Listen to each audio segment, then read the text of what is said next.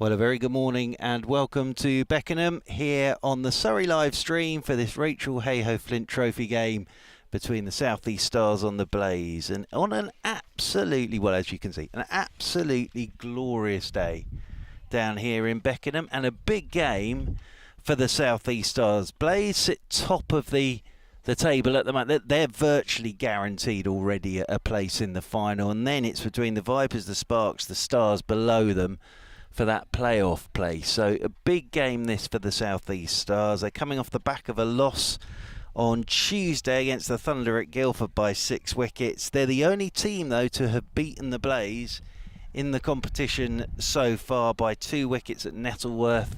Seems like months ago now they were doing that. But the first bit of news for you is the South East Stars have won the toss and they have decided to bat first. So South East Stars win the toss, decided to bat first. Bryony Smith and Jemima Spencer making their way out to the middle. Cameron Ponsonby is alongside. Good morning to you, Cam. Lovely to have you here as always. And as I said, it's Jamie Reid, who you were with on Tuesday, starts booming across the ground. As I say, from a South East Stars, look, the Blaze are virtually there anyway.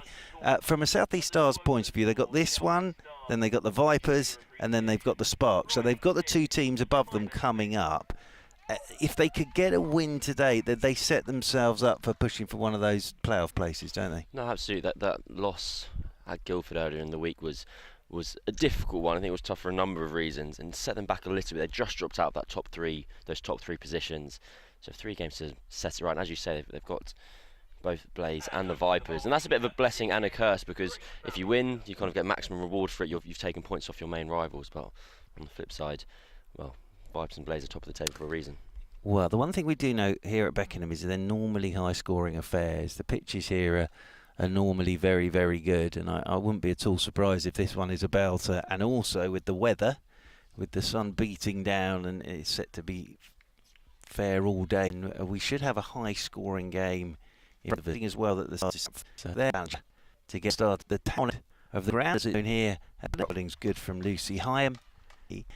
It wasn't a great performance from the Stars, was it? And they've said that as well. No, absolutely. I think they're well aware. It was one of those games where they kind of just about got themselves to 150, and they went, "Oh, the pitch was a bit tricky. They might be under."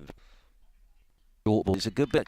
Hyam will go back and collect the ball, and it's the first run of the afternoon, and that was cut firmly by Bryony Smith. Sophie Munro, though, good diving stop in the covers.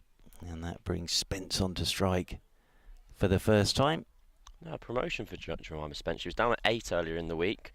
She's not had the most productive season with the bat in this competition, but kind of an opportunity at the top of the order presented to her today. Yeah, nice opportunity as well. 50 overs to bat. First ball, shout for LBW. Oh, given. And Jemima Spence has played all around that. And it hit the pad, and the finger goes up straight away. And third ball of this South East Stars innings, Jemima Spence has gone. First ball, LBW, just playing round that one from Ballinger. And it's the worst possible start for the South East Stars, and they are 1 for 1. That's kind of an archetypal Grace Ballinger wicket there. I was talking to some of the coaching staff of the Blaze, and it's been a very kind of conscious effort from her on this season to try and really pitch and attack the stumps in the power. But I don't know if that's a case of a personal pride, and it had a disappointment that she might have hit the ball, or it might have been missing. I think it's probably just disappointment. Yeah, I would you're have never thought. Going to be too pleased against the first baller. Absolutely not. And I think as well, the other thing with that is if Ballinger's getting that ball to swing back in off a goodish length, playing around that front pad, you're always in a bit of danger, aren't you? So out comes Kira Chatley at number 3. So Lizelle Lee with the gloves on will be delighted with that. And stood next to her Georgie Boyce in there at slip, down in front of us. We've got a good view. We're basically at third for this one. So we're basically at third as first ball for Chatley, just back of a length, and Chatley's pushing that one off the back foot, out into the offside. And that rolls out there towards cover point, and there's no run. Few spectators in. There's that massive stand here at Beckenham, over on the far side of the ground with green seats. And I always remember doing a game here where it rained all day, and one gentleman just sat at the back of that stand all on his own under his umbrella. Chatley's ball, middle stump out the ground. Wowee!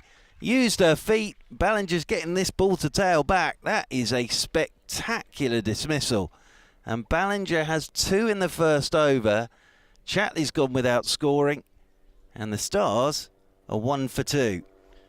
What a start for the Blaze here. And, well, the strategy's working. Pitch it up, swing it back in, and hit the stumps. And Stars 1 for 2. It's a fairly disastrous start on their own behalf. And having elected to bat, well, the Blaze will be very, very pleased with their current settings. Well, what they'll also be pleased is that Ballinger's getting that ball to swing. Absolutely. Just seeing it again on the replay. Chatley's come down the pitch, it just ducked back in and hit the top of the middle stump. It was a spectacular dismissal. And out comes the experience of Alice Davison-Richards. So they need this experience now. They've got Bryony Smith and Alice Davison-Richards. They're going to have to take a little bit of time about this now. 1 for 2 in the first over. I think you also see from Chatley skipping down the wicket there, that is an attempt to kind of nullify that movement that Ballinger's been getting. And unfortunately for her, the process might have been the right way of thinking, but the result didn't kind of follow suit. And all of a sudden... Sounds like my life, to be honest with you. That the process is always there, but the result is an absolute disaster. So, Davison-Richards, as I say, hugely experienced, and he's going to need a bit of that. Ballinger bowling beautifully in this first over. And she's up on the toes, and Davison-Richards turns this one away out towards deep backward square to get her first run. But what a first over that is from Grace Ballinger. 1 gone here on the Surrey live stream. South East Stars winning the toss, batting first. They're 2 for 2. Jemima Spence LBW to Ballinger, first ball without scoring. Then Kira Chatley bowled by Ballinger, second ball without scoring. So a huge amount of work to do here for the South East Stars. Actually, in these conditions, Cam, it's warm. Obviously, it's warm enough and humid enough that this ball, and it's 10:30, and strange things can happen at a 10:30 start with conditions. I don't think I've ever played cricket at 10:30. I don't think I've been up at 10:30. But yeah, you do find with these 10:30 starts that the ball can do an awful lot early on. So an interesting decision to have a bat first. So it's going to be Cassidy McCarthy to start our second over. On the flip side, as you've mentioned, the pitch is often very flat here. It's kind of a bit of a run fest, and kind of the old Christian cliches of scoreboard pressure and the rest of it. You can absolutely imagine why the Stars, especially coming off the back of Tuesday, would say, right, let's get out there, let's get some runs on the board, and kind of control the game. Unfortunately, it's not quite how it's playing out at the moment. Well, as I said, they've got 2 experienced pros out there in Bryony Smith and Alice Davison-Richards, who's on strike, and this first ball's very short, and it's pulled away by Davison-Richards. Couple of bounces out towards deep backward square, and they'll just get the single. I thought for a second she'd pulled that straight to Teresa Graves, who's out there at deep backward square, but just the single. I think full of length is the key on here as well. First ball there from McCarthy was short, but I think we've seen in that first over from Ballinger that if there is some swing, get that ball up to the bat. Bryony Smith, 1 to her name, and this is just turned away into the leg side. This will bring Graves round from deep backward square. Should get a couple. They will get a couple as back comes Davison-Richards. So 2 more to the total. We can see the electronic scoreboard, just to let you know, but it is absolutely miles away. And with my eyes these days, I'm really going to have to peer through to see what that says. As Smith waits once more. This is full of length. That's nicely bowled by McCarthy and pushed down the ground by by Bryony Smith. Until you alerted me to its presence, I was none the wiser there. Yes. When you said we can see the electric scoreboard, I was scanning everywhere. It's on as we're sat at the pavilion end, and the electronic scoreboard is on the other side of the ground, but it is absolutely miles away down there. And the other scoreboard, we're actually behind it, so we can see the back of it. Driven firmly by Bryony Smith. That's a lovely shot, and that'll be our first boundary of the morning. Got it up there, McCarthy, but driven away very nicely by Bryony Smith. Her first boundary, the first boundary of this South East Stars innings. And I do hope Bryony Smith gets going, because I do like watching Bryony Smith bat. No, she's such an important player for this team, just kind of in all facets, almost comically so, in the kind of bats, bowls, captains. She's had a very quiet 50-over competition. I remember seeing her play against Central Sparks down at Canterbury earlier this year, and she was quite clearly kind of on the day a cut above everyone. This one's down the leg side. I think this will be signal wide. Yes, it will. Taken by Lizelle Lee down to her left-hand side. She can be so destructive as well, especially in a power play. If she gets going in a power play, then you're well ahead of the game, aren't you? No, it's always the kind of the hope, and that's how the kind of 50-over game changed over the last 8 years, where the power play stopped being a chance to defend and see off the newborn, and started being the opportunity of, well, there's only two fielders out, let's just whack it. It's a simple way to look at it. You've got to be talented to do it. That's too short, and that is pulled away by Bryony Smith. One bounce for 4. So McCarthy just struggling to find her length in her first over. And Bryony Smith, again, just jumps all over that. Powerfully put away by Bryony Smith. Second boundary of the over. Much better over this for the South East Stars. But as I say, McCarthy just struggling to find a length at the moment. No, absolutely. It's kind of always the worry for bowlers if you're going for boundaries in two different directions, as it were. One you can kind of account for, and you know, right, I'm missing in this direction. So if I've been too full and too short. This is too short as well. This will be 4 more. And Bryony Smith's just waiting for that, really, and just not really settling into that first over. Cassidy McCarthy. Difficult for the skipper, as Cam was saying, to set a field if you're getting driven and pulled. But a much better over that for South East Stars. But now they have Ballinger to contend with. And getting together there in the middle for a bit of a natter are Messrs Davison, Richards and Smith. Even with wickets falling, though, that's the way Bryony Smith will still go about this. If it's there, she's going to try and put it away. Absolutely. I was just thinking, I can't remember seeing two such contrasting opening overs to a match. You've got the complete dominance from Ballinger at one end, and South East Stars responding with 3 boundaries of their own. 18 for 2. Third over, Ballinger is in to Davison Richards. Again, just coming back at Davison Richards. A touch, hits the thigh guard, just rolls away into the leg side. We're still in this heat wave. It's rather lovely, isn't it? I'm really glad you said that, because I'm always kind of... I'm of this mindset that I'll never complain about the sun Neither in would the UK. If I could do it, Cam, I've always said I would follow the sun. I would follow the sun. Ballinger is in, and forward goes Davison Richards. Plays that as late as she can to try and negate any swing, and pushes that out towards cover point. But yeah, especially with some of the weather that we've had this summer, to actually have a bit of unbroken sunshine, absolutely glorious. And fingers crossed it hangs around. There is talk of sort of thunderstorms, but even if the temperature drops, as long as it's dry and bright, fantastic. There's still a lot of cricket to be played this summer, as that does swing a touch from Ballinger, driven by Davison Richards up to mid-on. No, you'd have been down there at the Oval over the last week when Surrey were playing Warwickshire. And it was almost comically beautiful. It's gorgeous, absolutely gorgeous. And well, there's so much cricket still to be played. Obviously, there's still 3 games in the group stage of this. The playoff, the final on the 24th. There's all the one-day internationals going on at the moment. 3 rounds of the men's county championship still to be played. Driven in the air through backward point by Davison Richards, and she pick up a boundary. Just a little gasp of breath there from Cam, because for a second it looked as if it could be going straight to Lucy Hyam. It was an outside edge, but it's whistled away for 4 runs.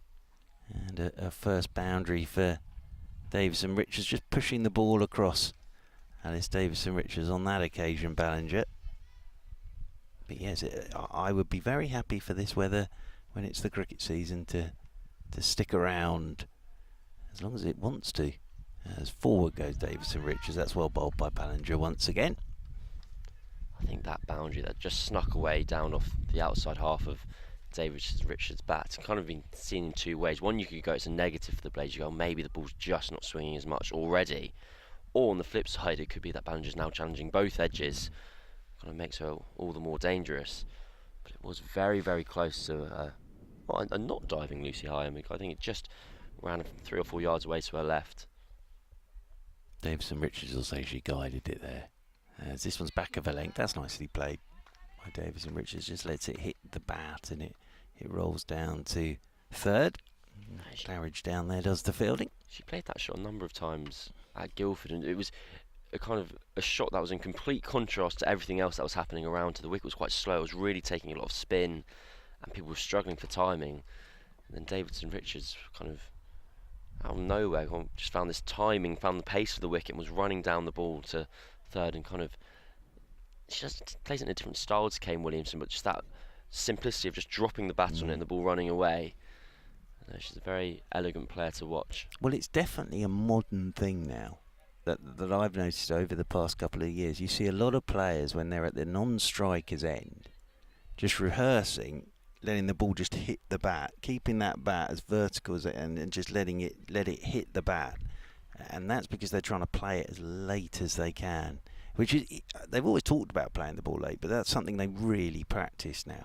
Start of the 4th, and Davison Richards just turns this off her hip down towards deep backward square. Will pick up a single.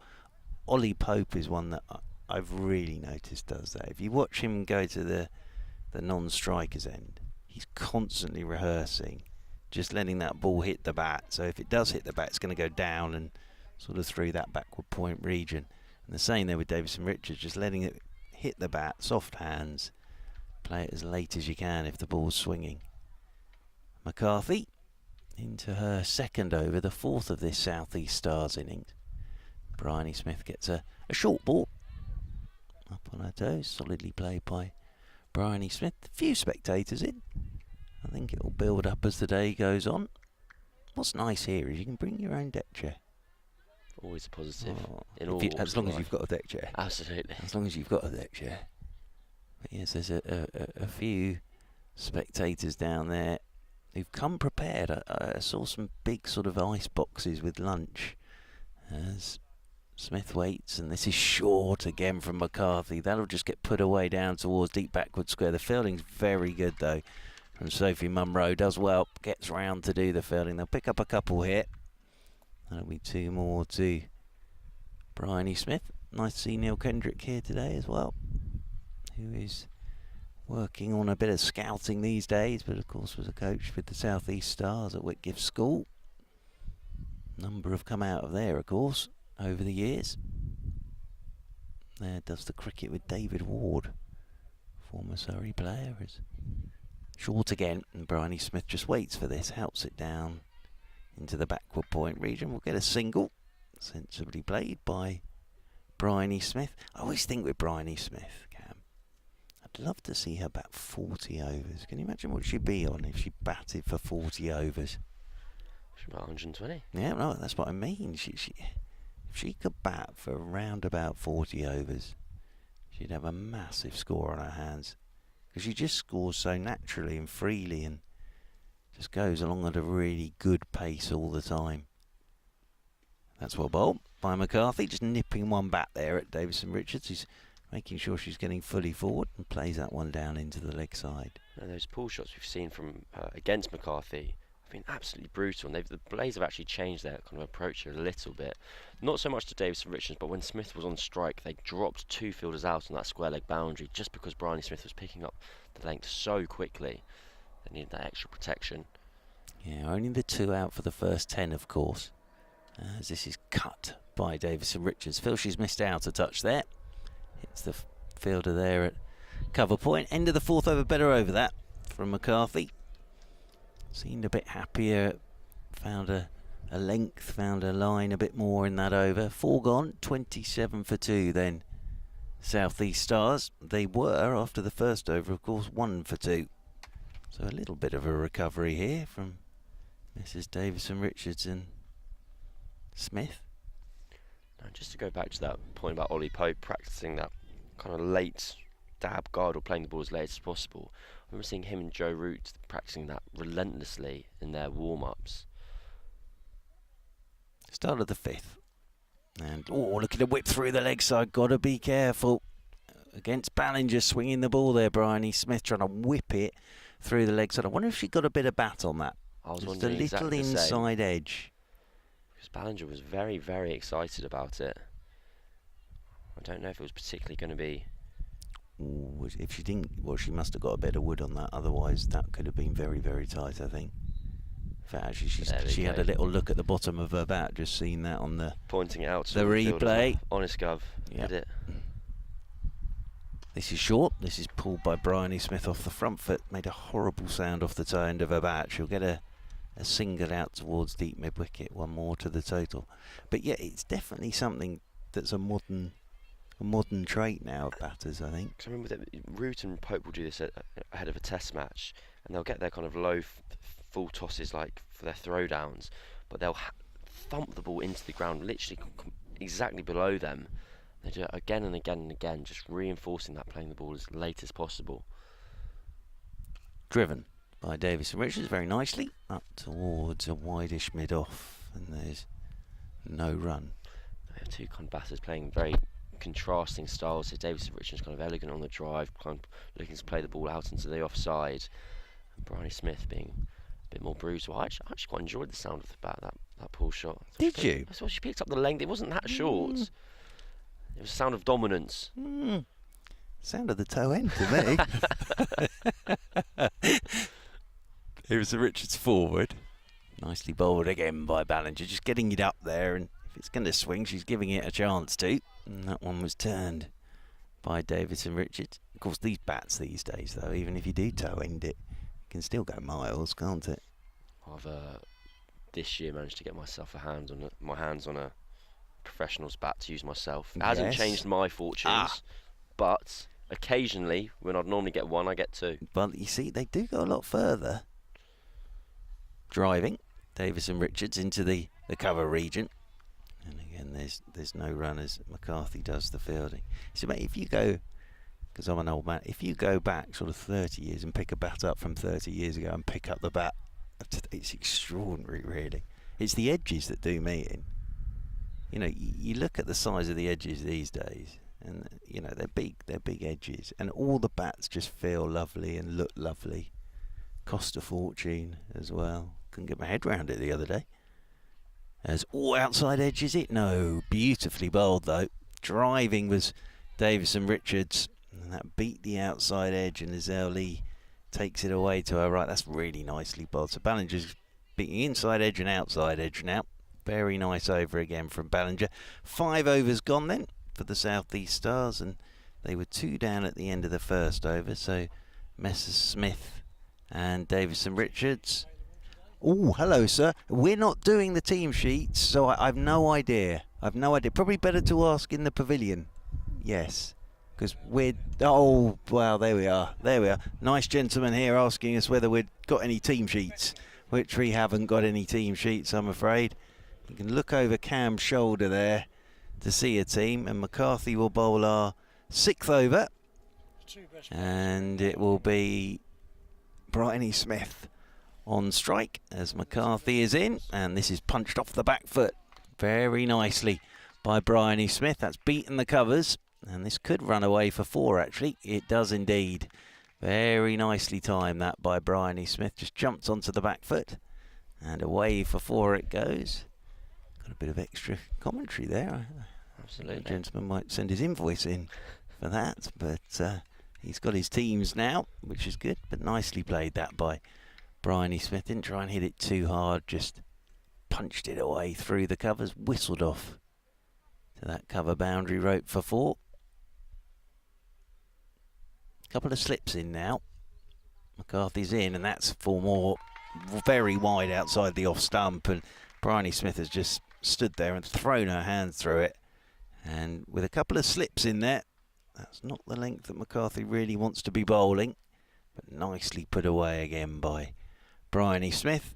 So even with those 2 wickets going down early, I think that's her 5th boundary already, Bryony Smith. She's on 27 or 14. We mentioned earlier if she batted 40 overs.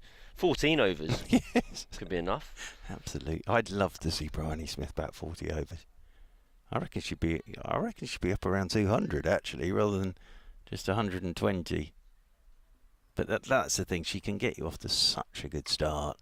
And even with those 2 wickets falling, they've lost a slip now, trying to sort of protect that cover area. 36 for 2 then. We're in the 6th over of this South East Stars innings. Just joining us on the live stream, Stars won the toss, decided to have a bat first. At the end of the first over, found themselves 1 for 2. Ballinger picking up both wickets as this is smashed off the front foot by Bryony Smith. And the fielding's done there by Claridge, moving around to her left-hand side. She's striking the ball so cleanly at the moment, Bryony Smith. That second boundary of the over in particular flew away. Always one of the quirks of playing in kind of outgrounds, as it were, is often there's nothing to stop the ball once it keeps going. Well, there was one lady who made a valiant effort to stop that shot, but couldn't quite get there in time. She might do a bit of cover fielding over there, as that's better from McCarthy. Gets it right up there to Bryony Smith. Sort of played over the top of that, trying to angle it down towards third. And now comes down to do a touch of guarding. Yes, but one lady sat there sort of on a picnic blanket. If McCarthy doesn't quite get her line right, she might be in the game. Sort of out at deep extra cover beyond the boundary rope. There's a few more spectators in. Darren Stevens there, who of course is working with the South East Stars. Was pushed off the back foot by Bryony Smith. And there is no run. Of course, Mr. Stevens knows this place very, very well. Exploits and deeds of daring do from him over the years here at Beckenham and all around the country. And doing some coaching now with the South East Stars, as I say.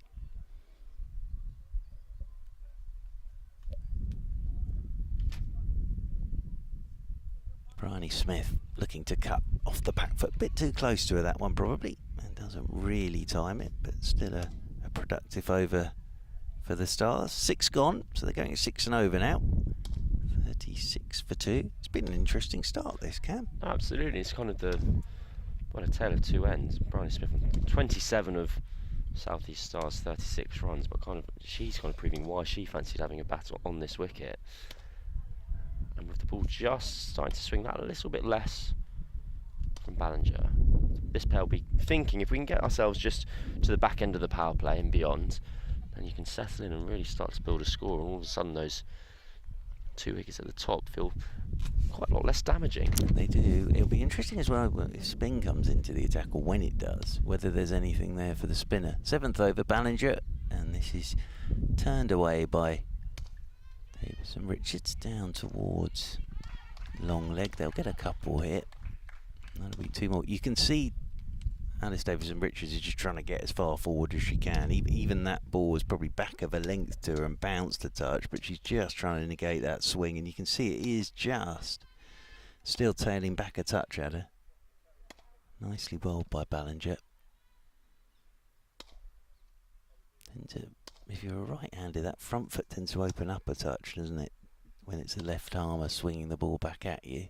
As this one's driven, but not timed by Davis and Richards out there towards cover point.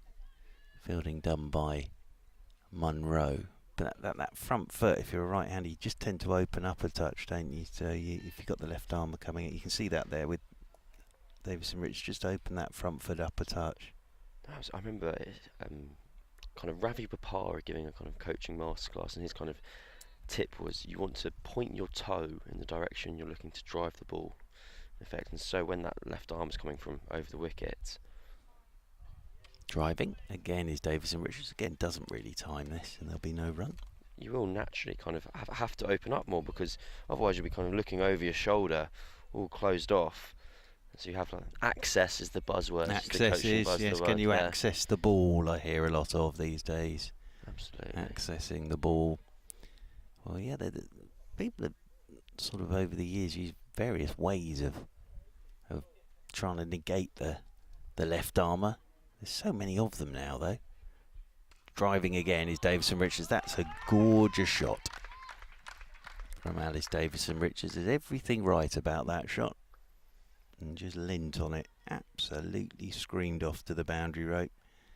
She'll move on to 14, 42 for 2. Probably the shot of the day so far, I would say. I'd say the most aesthetically pleasing shot of the day. I think this pair is kind of quickly forgetting that Stars are 2 down now. But the right that the Blaze have earned really here is you only have one mistake and they're once again back on top. But at the moment, Davison-Richards and Bryony Smith are absolutely cruising. That was a gorgeous cricket shot.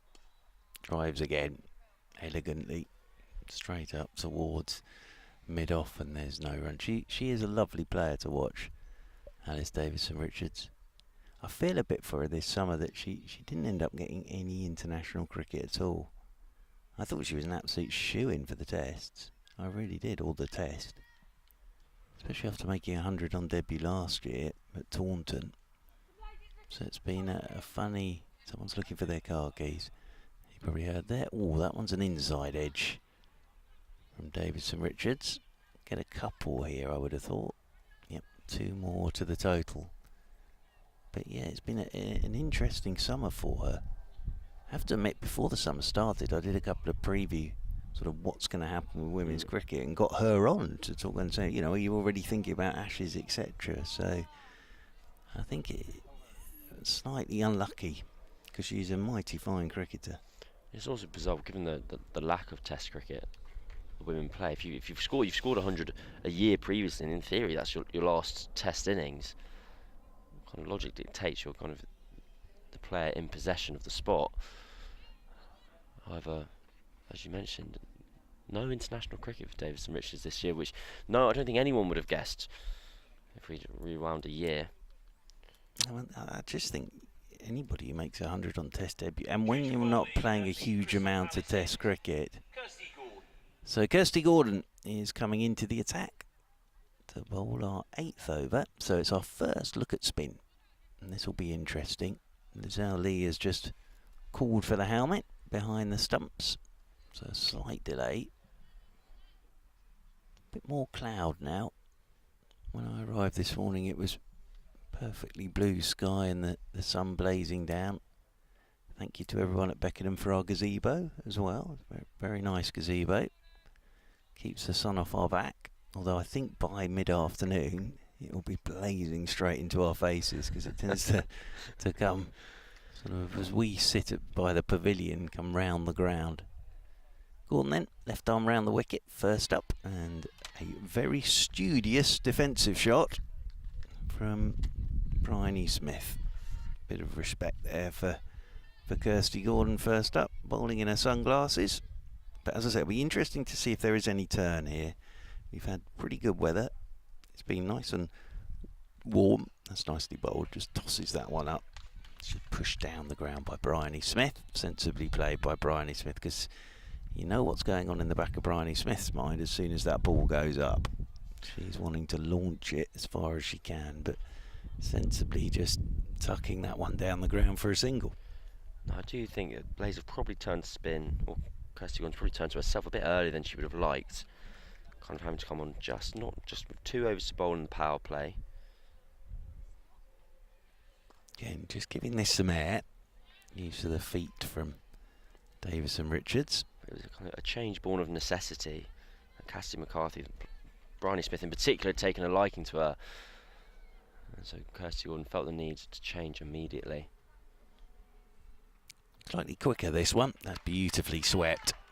That's a lovely shot from Davison-Richards. Just from round the wicket on that angle. Just a little flatter. Straight down on one knee and swept away behind square for 4. Looks in good touch here. And it's Davison-Richards, 49 for 2 now. The Stars in the 8th over. Waits on the back foot this time. Cuts this away. Late through backward point. That'll go away for 4 more.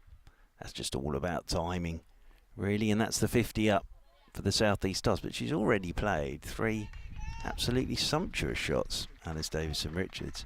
And there's an example of Kirsty Gordon just overcorrecting. She's got a little bit too straight and was swept. She goes, right, we can't do that again. And she's just lost her line on the other side. Davison-Richards so effective on that cut shot. It also brought up the 50 partnership, of course. That's a full toss, which Davison-Richards will feel she's missed out a touch on there. Just clip that straight up to Claridge, stood at mid-on. But a 50 partnership that was much needed, but has been a very, very attractive 50 partnership to watch, full of gorgeous shots, and they just ticked along very, very nicely. It's been really... I still can't quite get my head around the fact that the Stars were 1 for 2. I think it's an absolute bonus of a beginning for the Blaze. My favourite Kirsty Gordon anecdote for you. So she grew up in a very small Scottish village called Huntly, which actually isn't too far from where my mum grew up. But so she played her cricket for Huntly Cricket Club, which is the same club as Azhar Ali played for as an overseas. That is a great story. There you go. So they didn't quite overlap, because Kirsty Gordon did play for the men's teams growing up, and I think Azhar Ali had just gone back. Azhar Ali still goes back there regularly. He's still got a kind of family he's very close to in the area, and so when he does his county championship stints, he'll go back up to Huntly. That's nice. That's nice. His families. Ballinger to bowl the 9th over. Bryony Smith has thumped this one off the front foot into the covers, and it's half stopped in the cover region by Sophie Munro. They'll get a single. That was a real stand and deliver shot from Bryony Smith. Yeah, that's nice actually, because the likes of Azhar Ali, the amount of cricket they play, it's lovely that he still wants to go back. Absolutely. I remember I've spoken to him about it on a couple of occasions. He talks about how much he just loves the kind of smaller towns, but hence why he's done time at Somerset and Worcestershire. But I think he went back. He might have played a game either in the immediate lead-up or the immediate aftermath of making his Pakistan debut. Going from Test cricket to Scotland Div 3 or whatever it is. Imagine a slight change in standard. Well, yes, but I think imagine if he turns up and plays and you're bowling at him. You can pick that one up. The pros always say, don't they, it's horrible going back and playing any sort of club cricket, because you're sort of just on a hiding to nothing. If you don't take wickets if you're a bowler, then, well, what's going on? If you get out early as a batter, then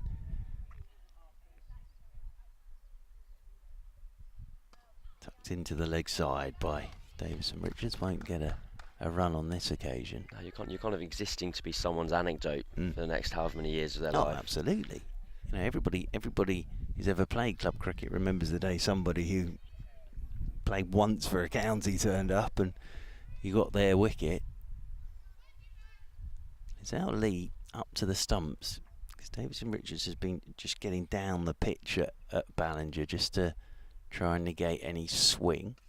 Driven again, nice looking shot by Davison-Richards. Deserves a run but won't get one. That sounded nice off the bat. Did sound beautiful. Did sound beautiful. Well, actually, you have to say everything off the bat of Davison-Richards today sounded pretty good, hasn't it? Just wanders off towards square leg, twiddling that bat in her hands. I went into I was at Taunton and went into the sort of club shop there and looked at the bats, and I couldn't get over how expensive they are as well.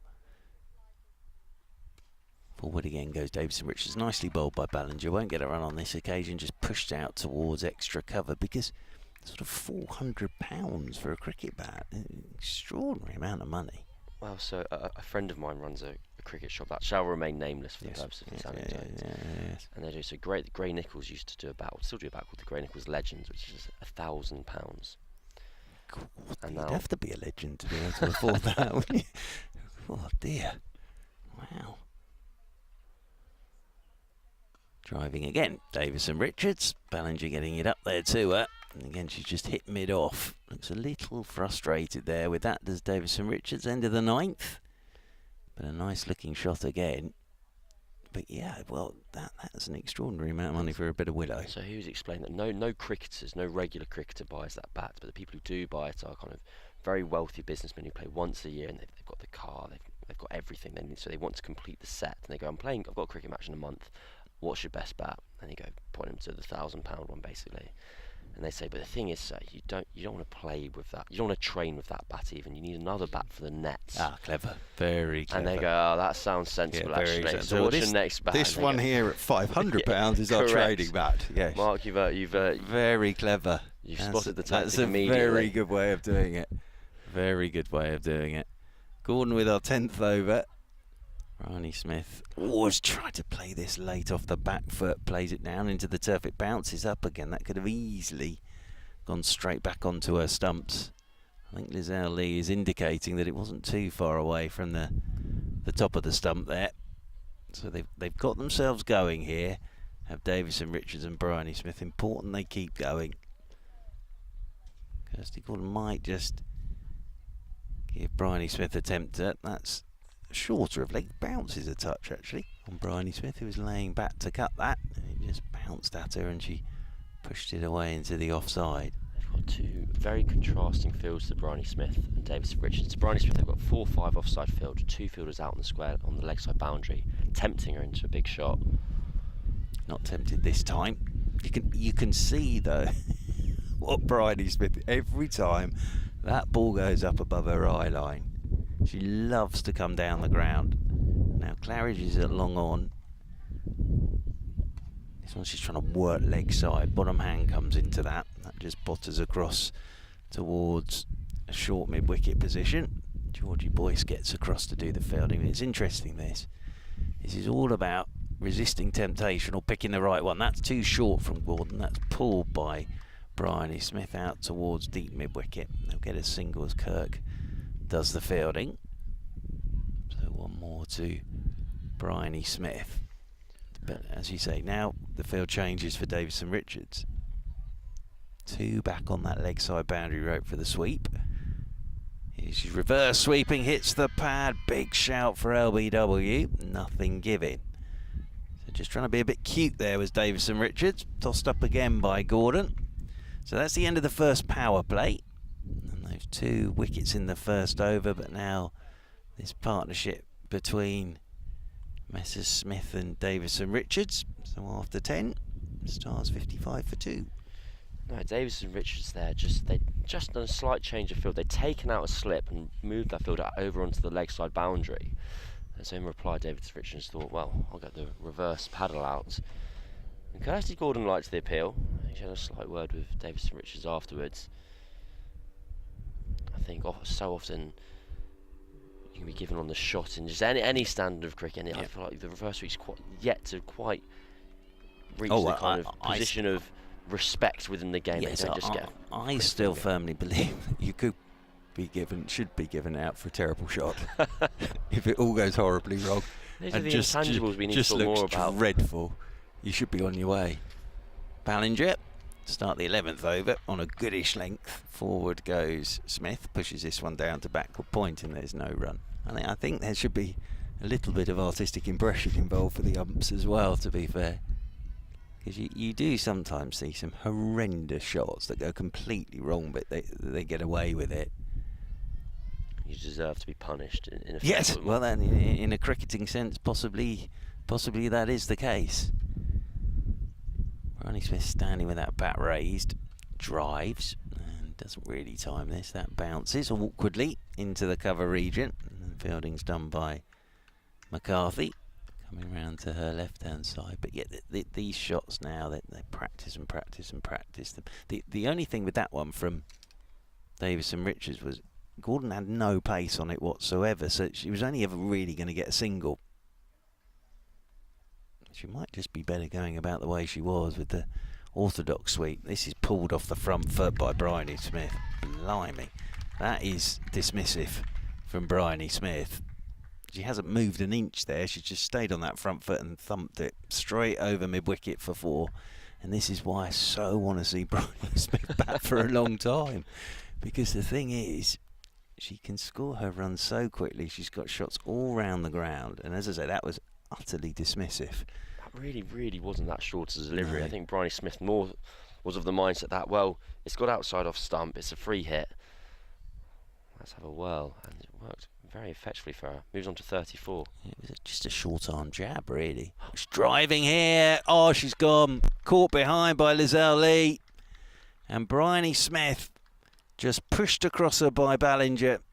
And Bryony Smith driving. Good catch from Lizelle Lee behind the stumps. But a thin outside edge, but that's disappointing for Bryony Smith. Goes for 34. My dream of seeing her back for 40 overs isn't going to happen today. But the reason I say that is just the way she plays. But that breaks the partnership. It was worth 58. Good bowling from Ballinger, her third. And the Stars are 59 for 3. No, as a spectator of this match today, I can't pretend to be anything other than very disappointed at the departure of Bryony Smith. She was batting with such kind of authority. It feels like such a... Well, there's no necessarily untamed way to be dismissed, but I'd envisaged her being caught kind of dramatically on the long on boundary. But as it was, she's just got a slight edge through to Lizelle Lee. I couldn't quite tell from the replay whether it was an inside or an outside edge. But a very sharp piece of work from the wicketkeeper standing up to stumps. Eilish Cranstone comes in, who batted very smartly at Guildford earlier. Good player. Really good player, Eilish. I've always liked Eilish Cranstone as a cricketer. Added a bit of power to her game. Had a terrible time with injury last season. But just that cement in the middle. Well, she had... didn't she have 2 operations, I believe it was, on her wrist? She had a terrible time, and it's so good to see her back. But really clever cricket brain. And as I say, she is that cement that sort of holds the whole thing together, and everybody else can bat around her. But she's just very sensible in the way she goes about things. Left-hander, of course. Brilliant fielder as well. But I always enjoy watching her build an innings, because she'll immediately be looking for singles, gaps, just knocking the ball into the areas she likes to play the ball into. 59 for 3 then. Ballinger all 3. Oh, and the first one goes past the edge. That looks a good one. To Cranston. She's bowled beautifully here, Ballinger. I suppose for the skipper, it's how long do you keep her going for? I think there might be a temptation just to keep going all the way through, given if she's still getting this movement with the ball now, this is the kind of where you're getting the most reward out of her kind of skill set. Kind of why change? If you feel you've got the bowling to cover the 40 overs without her, carry on. Well, she's into her 6th now. This one's left alone by Cranston. Again, just going away a touch. The previous delivery, seeing it again on the live stream, was an absolute perler. Just from left arm over, came in and then held its line on her and beat the outside edge. So another very good over that from Ballinger. Big wicket of Bryony Smith, who looked so good for her 34. Davison Richards still there, of course, and Eilish Cranston. Sort of the brains out there now, I think. This is the sort of brains partnership out there now. Perfect. I always sort of that sort of manoeuvre their way through. The thinkers are out there at the moment in Davison Richards and Cranston. Oh, just something I just noticed there of Ballinger bowling to the left-handed Cranstone is the ball's probably swinging less at this stage of the game, but when you get a left-hander back on strike for Ballinger, it's a less extreme angle to try and make the ball swing. If you're bowling to a right hand, you're starting it off stump and having to shove it across the right hander and come back. Whereas with the left hander, that angle's a little bit less extreme, so you're able to get a bit more movement. Well, Grace Ballinger's just gone off and doesn't look like she's actually moving terribly well, which is a bit of a concern for the Blaze. She's just sort of making her way up to the dressing room with the physio, so fingers crossed that's nothing bad, because she's bowled so beautifully. Gordon start this over from the Crystal Palace training ground end, and I think it's officially known. Rolls off the tongue. Well, it does, that one. And this one's pushed firmly back up the pitch by Davison Richards.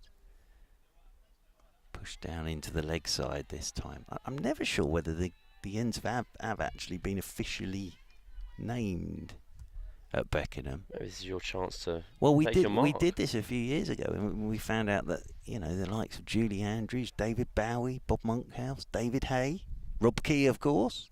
We did think there should be a key end. This is a lovely shot from Davison Richards. That 6 straight down the ground. It was what we were talking about with Bryony Smith, but She's in complete control of that. Davison Richards hasn't overhit this, and that has soared away into the hedge. And a gentleman on his bike's going to have to go into the hedge with his helmet on, because that skipped straight over the top. That could be in the training ground, actually, where Crystal Palace do their stuff, because it may have gone through the hedge. But what a lovely shot that was from Davison Richards again, Cam. Well, you referred to it at the end of the last over, where she went for that attempted kind of reverse paddle sweep. Kind of thought maybe just kind of pat yourself in the power you've shown earlier with your sweep shot. But even that, we haven't really seen Davison Richards until that moment, kind of beautifully. But Kirsty Gordon just tossed one up to kind of tease Davison Richards, and kind of the joke was on her in the end. Yeah, but and as I say, she didn't overhit it. She just eased it straight over the top for 6. Gordon in again. Down the pitch comes Davison Richards, using her feet on this occasion, playing it straight back up the pitch. But yes, the Crystal Palace training ground is right behind us, and then I thought they were building a sort of garden centre a few years ago. As forward goes Davison Richards and pushes this one into the offside. But that is an indoor training ground over the other side of the ground now. Got you. So we can have the indoor training centre end and the outdoor training centre end if you really wanted to. Very romantic. It is. I quite like the Bowie and Julie Andrews end. So that was my next question. Why does David Bowie and well, Julie Andrews went to school okay in Beckenham. Bowie lived in Beckenham for a while, I believe, as did Bob Monkhouse. David Hay, the boxer, hails from Beckenham. Got you. Of course, Rob Key is a man of Beckenham. So we did think the Key end probably should be one of the ends. If we're being restricted by the bounds of cricket, which I guess we yes, to a certain extent you we are.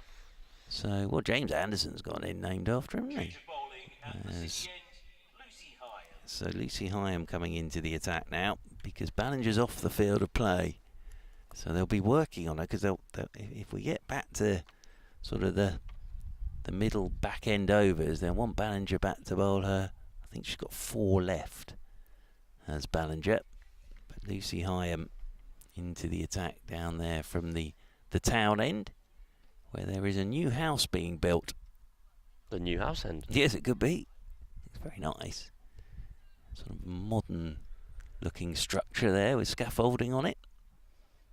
But South East Stars, well, we've had wickets and we've had runs, so it's been an interesting watch so far, as Hyam will come into Ailish Cranston. Round the wicket she comes, and Cranston, now that does just turn a touch. From the way that Cranston plays that, she was laying back to push that away through the offside, and it just turned a touch on her, I think. I think Lucy Hyam is known for being able to give the ball a really big rip. Yeah, that has gone. Really been working on it over the winter, bowling a little bit slower. Oh, that's nicely bowled. That bounces as well. This is a really good start from Hyam. That bounces and turns. This will be interesting. Did wonder whether there would be some turnout there today. Mainly because we're in September. This one really is tossed up, but Cranston doesn't time it at all. Looking to drive that through the offside, actually squirts up towards mid-on.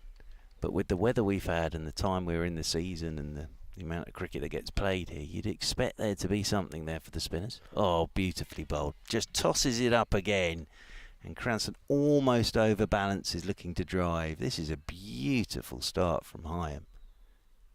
13th over. Gone past the edge twice.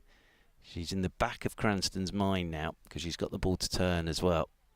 That's short, and Cranston's looking to pull that, just skips onto her, just rolls straight back up the pitch. I'll tell you what, if you're Lucy Hyam, you're thinking, this is great, thank you. I think Cranston, that's the correct one. I know she didn't connect with the pull shot there, but I think potentially playing off the back foot will be the way to go. Lucy Hyam's giving it so much time and the chance to spin, because she's bowling pretty slowly, actually. This one's too short, and that'll be cut by Cranston, and will get herself off the mark. Out there to the sweeper on the cover boundary rope, but that is a very encouraging first over from Hyam. It really is. 13 gone. Cranston's off the mark with that single, and Davison Richards has 30. But if any off-spinner bowls that first over, you're sitting there, if you're the next batter in, thinking, yeah, this will be interesting. No, I think that when I'm just to caveat my own kind of thought process there in terms of talking about her bowling slowly. I think it strikes me as quite an old-fashioned kind of spin bowling style. You've got Kirsty Gordon at this end bowling quite quick into the wicket, kind of a very traditional white ball method of bowling. Lucy Hyam at the other end is kind of giving me kind of Amal Verdi feels like, really looking to bowl the best possible off break as a wicket-taking option. And on the flip side, a couple were a bit full, a couple a bit short, and she got away with it given how much spin she was getting out of the wicket. They're almost a wrist spinning off spinners. Yeah, I think about absolutely. Well, I'm always fascinated with spin bowling, and I always like it when someone, whatever the conditions, goes out there and gives it a right old rip. Gordon, start of the 14th, first time she's bowled to Cranston, who's pushing off the back foot this time, and there's no run. Give it a good old rip and see what happens, and that's exactly what Gordon did there. Just very, very much looking forward to seeing her next over now. Gordon's over the wicket, and this is driven nicely by Cranston. Won't get a single. It's also the absolute dream of an off-spinner to come on bowling against a left-hander. You always kind of wonder, you think, oh, this is a bit easier, this one. Kind of look at well, my dream, I'm still dreaming, because I'm sad, as this is pulled by Cranston and beats the dive at square leg, and that's going to run away for 4. So as Cam was saying, try and play it off the back foot, and Cranston on that occasion just waited on that back foot and then just helped it round the corner. Really, it's nicely played.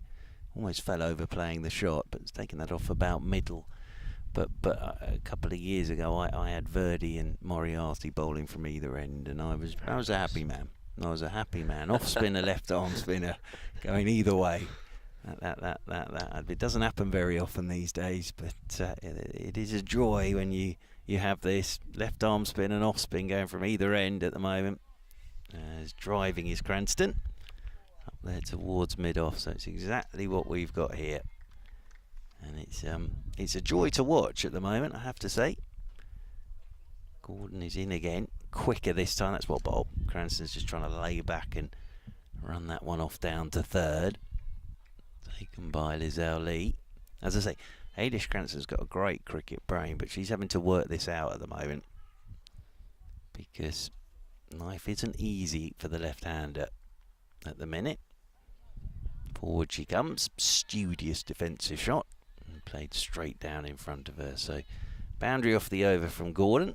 End of it. Cranston's just rehearsing getting that bottom hand into the shot. But as I say, this doesn't happen very often, that you get the off spinner and the left arm spinner going from either end bowling in tandem. Who have been the kind of premier or your favourite Surrey spinners to watch over the years? Well, I have to say, when it was Sack Lane and Salisbury, was always quite fun. It's quite a good pair.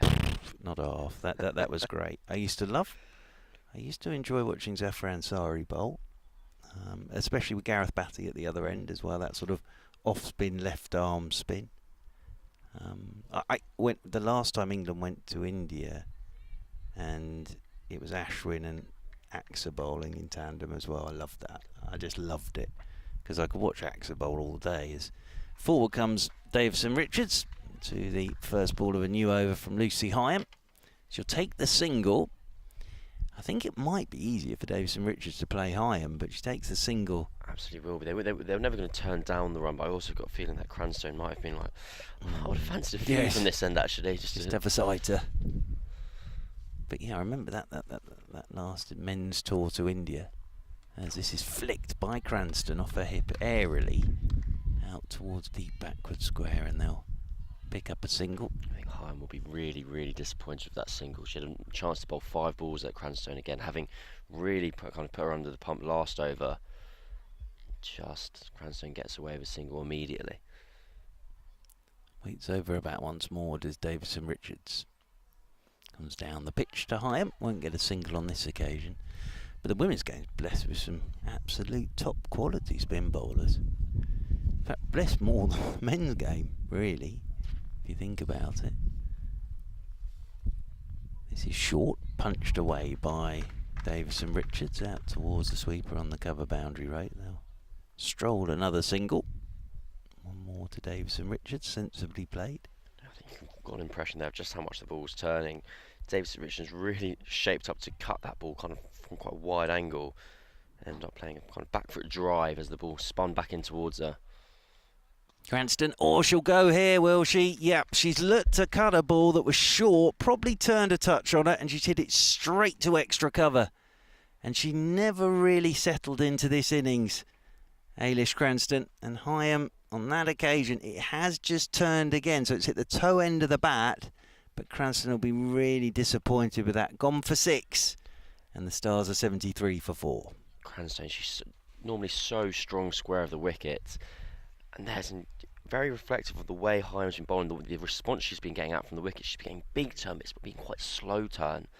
And there, Cranston's been through her shots. She's looked to cut the ball away just at the sweep for 1 run. It wasn't necessarily a shot in anger at all. Instead, the ball's just held on that wicket, that slight bit. She's ended up getting through the rest of her shot and kind of chipping it to cover. And all of a sudden, without wishing to state the obvious, kind of as the more you progress in the innings, the more you realise how valuable and fantastic that opening over was for the Blaze. Because we've watched 14.5 overs of cricket, and for 14.3 of them at least, the South East Stars feel like they've been on top. That partnership between Davison Richards and Bryony Smith was so dominant. But the fact of the matter is they're now 4 down and we're only 15 overs into the innings. Anybody who's ever played cricket, they've had that horrible moment that Ailish Cranston's just had there, where you see it and you think, perfect, and I'll cut this, and then it's gone slow and turned on you, and you can't pull out the shot you're trying to play, and it just hits the toe end of your bat and goes straight to extra cover. But you see, I think again what's happened there is because she's getting the ball to turn, Cranston in the back of her head has probably, it's been a build up to that as much as anything. So Paige Schofield's out there, and her first ball is down the leg side. Bit quicker that one from Heyhoe. And Lizelle Lee got something in the way of it, but wide is the signal. So there's a bit of work here for the Stars to do now. Davison Richards is still there, looking very comfy at the non-striker's end. I suppose the one bit of encouragement is there is some turn. Sort of Bryony Smith, Danny Gregory in the ranks, of course, as this is pushed away off the back foot by Schofield. Out towards cover. And there is no run. End of the over. Sort of a premature round of applause there for the end of that over, but it was a very good one from Lucy Heyhoe, the wicket of Ailish Cranston. And in a way here, South East Stars have to start again. No, they've got 2 of the kind of best batters they could hope to have for this scenario out there. Alison Davis Richards, obviously batting beautifully as it is, and Paige. I'm a big Paige Schofield fan.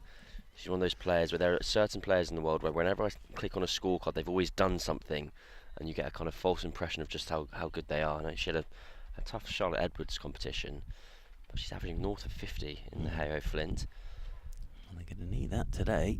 Kirsty Gordon is in to Davison Richards. Blaze will be all over Davison Richards here, because they know if they could pick up Davison Richards now, they are in the box seat. Just a reminder that Blaze have only lost 1 game in the comp this season, and that was against the South East Stars. It's down the pitch comes Davison Richards.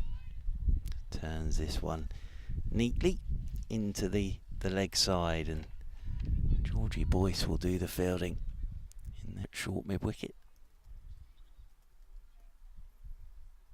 Short. Dropped off her own bowling by Kirsty Gordon, because Alice Davison Richards shaped up to pull that first of all, and then decided to go with a straighter bat and hit it straight back at Gordon and got both hands to it. Now, how costly could that be? Because if she'd gone there, it's exactly what we were saying. They would be desperately keen to pick up Davison Richards now, but she has a life. She moves on to 31. Kirsty Gordon will be a bit disappointed with that. Got both hands to it. Always tough off your own bowling. And Paige Schofield comes on to strike. A slip comes in straight away. Gordon's in and Schofield's sweeping. Got something on this. It goes fine towards the boundary rope. I think this will get over the rope and away. 4-4. Just a thinnish bottom edge on that as much as anything. But Schofield's off the mark with a boundary. Nice sweep shot from her. But that Kirsty Gordon, as I say, it's never easy off your own bowling, but got both hands to it. But the chance went begging.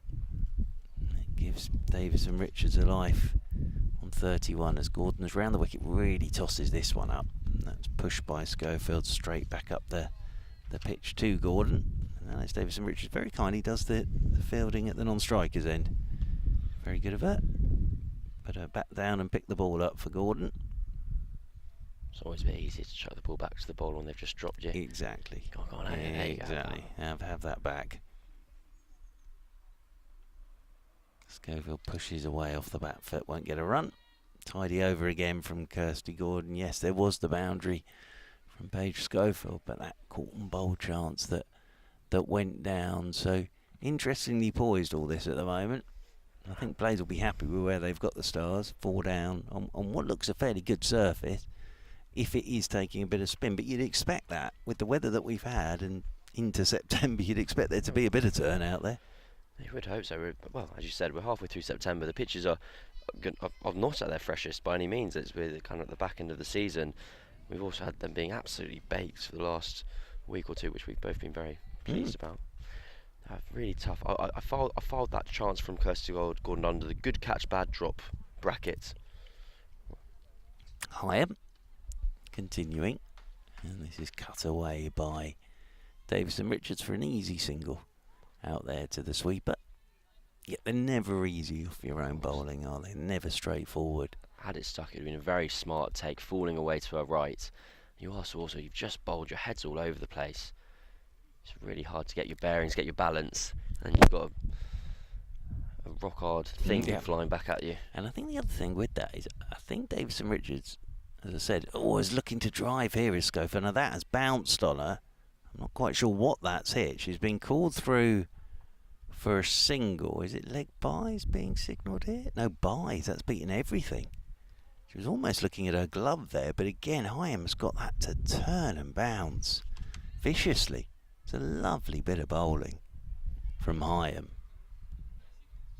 So Heyhoe here casting a little bit of a web as this one's chipped in the air by Davison-Richards. It's not a chance, I don't think, in there to short mid-wicket. I think it was bump ball anyway. There's no great histrionics by anybody, but it was lobbed up there again by Heyhoe. And that, in Davison-Richards, if this ball wasn't turning, she would have tried to smash that out of the ground, but she's so aware of this ball bouncing and turning now. Heyhoe's in again. That's well played. Just lets it spin into her and then pushes it down into the leg side and takes a single. But this is the thing, Heyhoe's got into the sort of the minds of the batters now.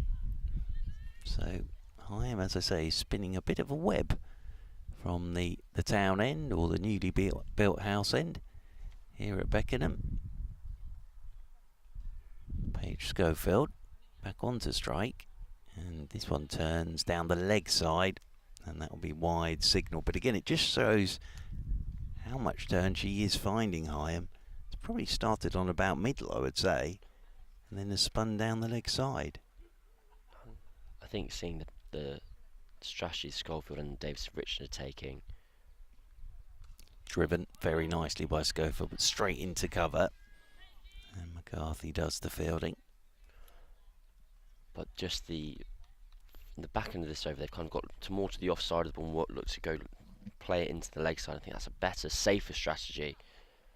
This one's short from Heyhoe, and Schofield had to wait and wait and wait for it, and then just pushes it out to McCarthy. But it's another interesting over from Heyhoe.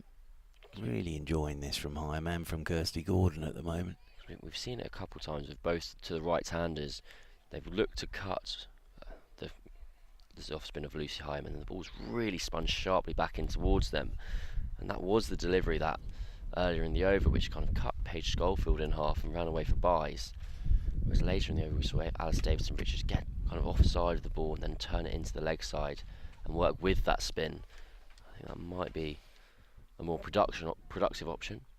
That being said, many of the kind of great Indian players of spin always talk about how that's what we've always got wrong in England, is that we've always tried to hit with the spin, and actually you want to hit against the spin. And say, I think the analogy used is if you're playing tennis and you kind of have a powerful forehand or backhand hit back to you, the best way and the safest way to hit the ball is to hit it right back in the direction it's come from, as in kind of with against the spin in effect. If the ball's spinning into you, you want to align yourself as perfectly as possible and whack that ball straight back where it's come from. Yeah, I was lucky enough to sort of hear Kevin Peterson talk about that, and he was saying that he picked it all up off Dravid, Royal Dravid. He was saying to him, just as exactly what you were saying. Go against it. Go. If you're bowling offies, try and drive it through the covers. Yeah. Don't try and whip it over the leg side. Go through the covers with it.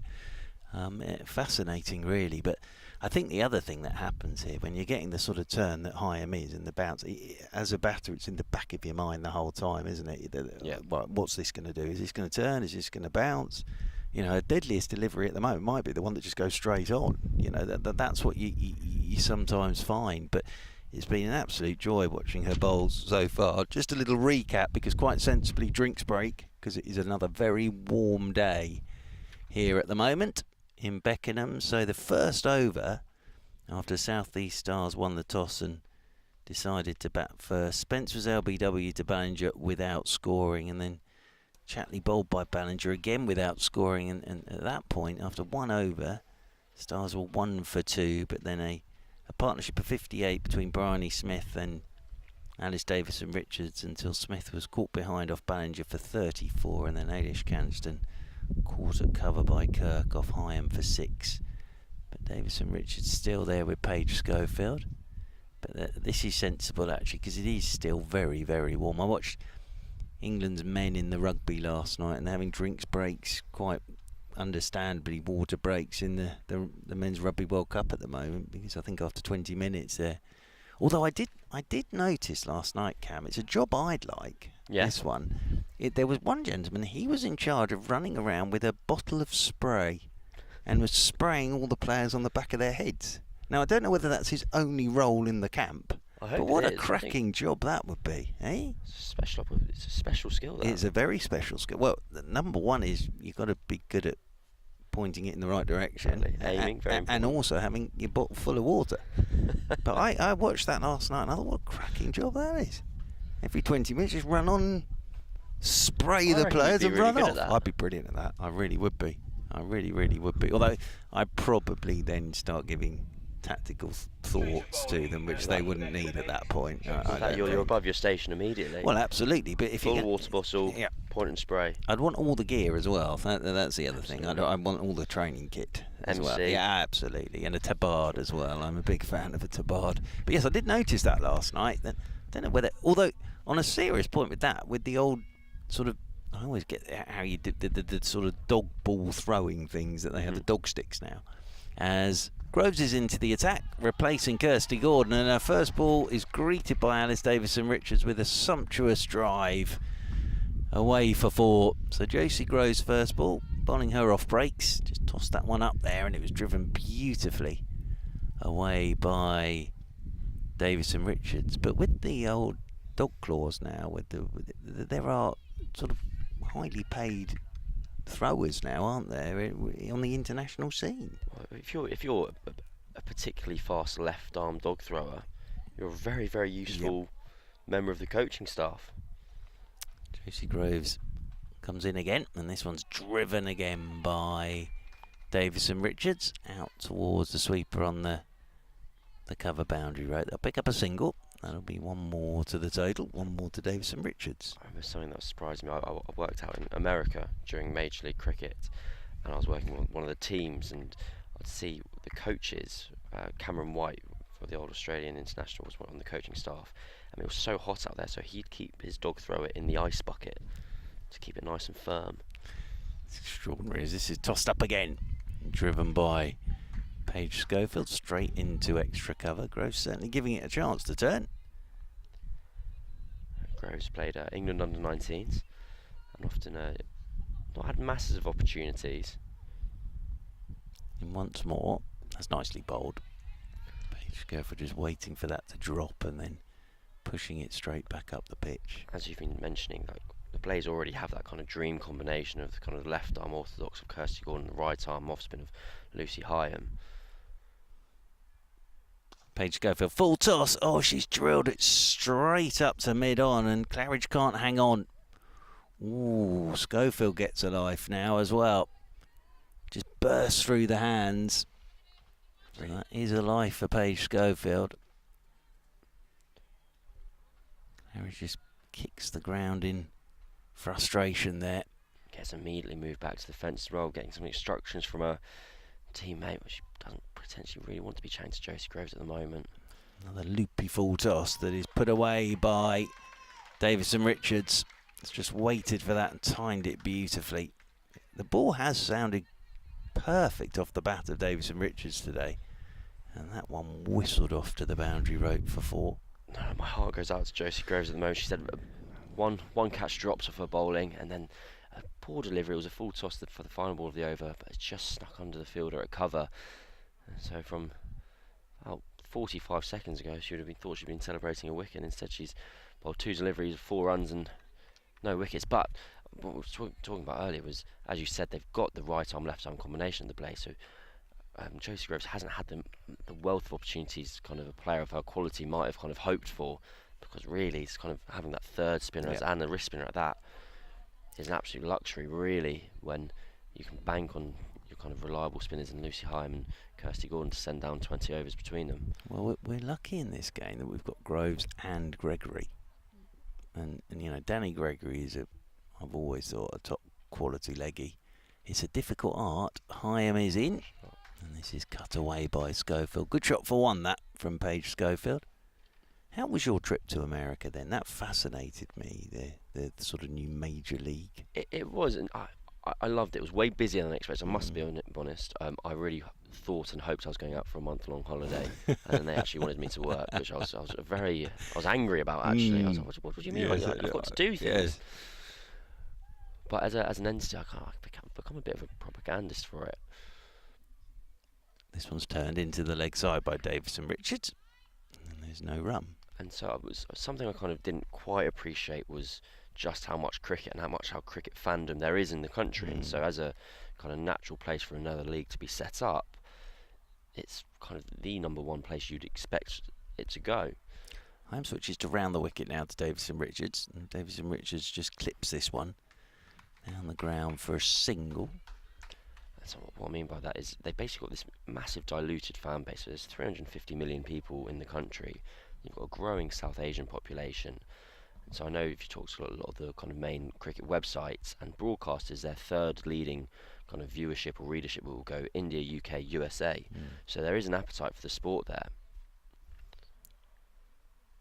Schofield gets a short ball, pulls this in the air, will get away with this. Oh, it's a horrible bounce, and that'll go away for 4.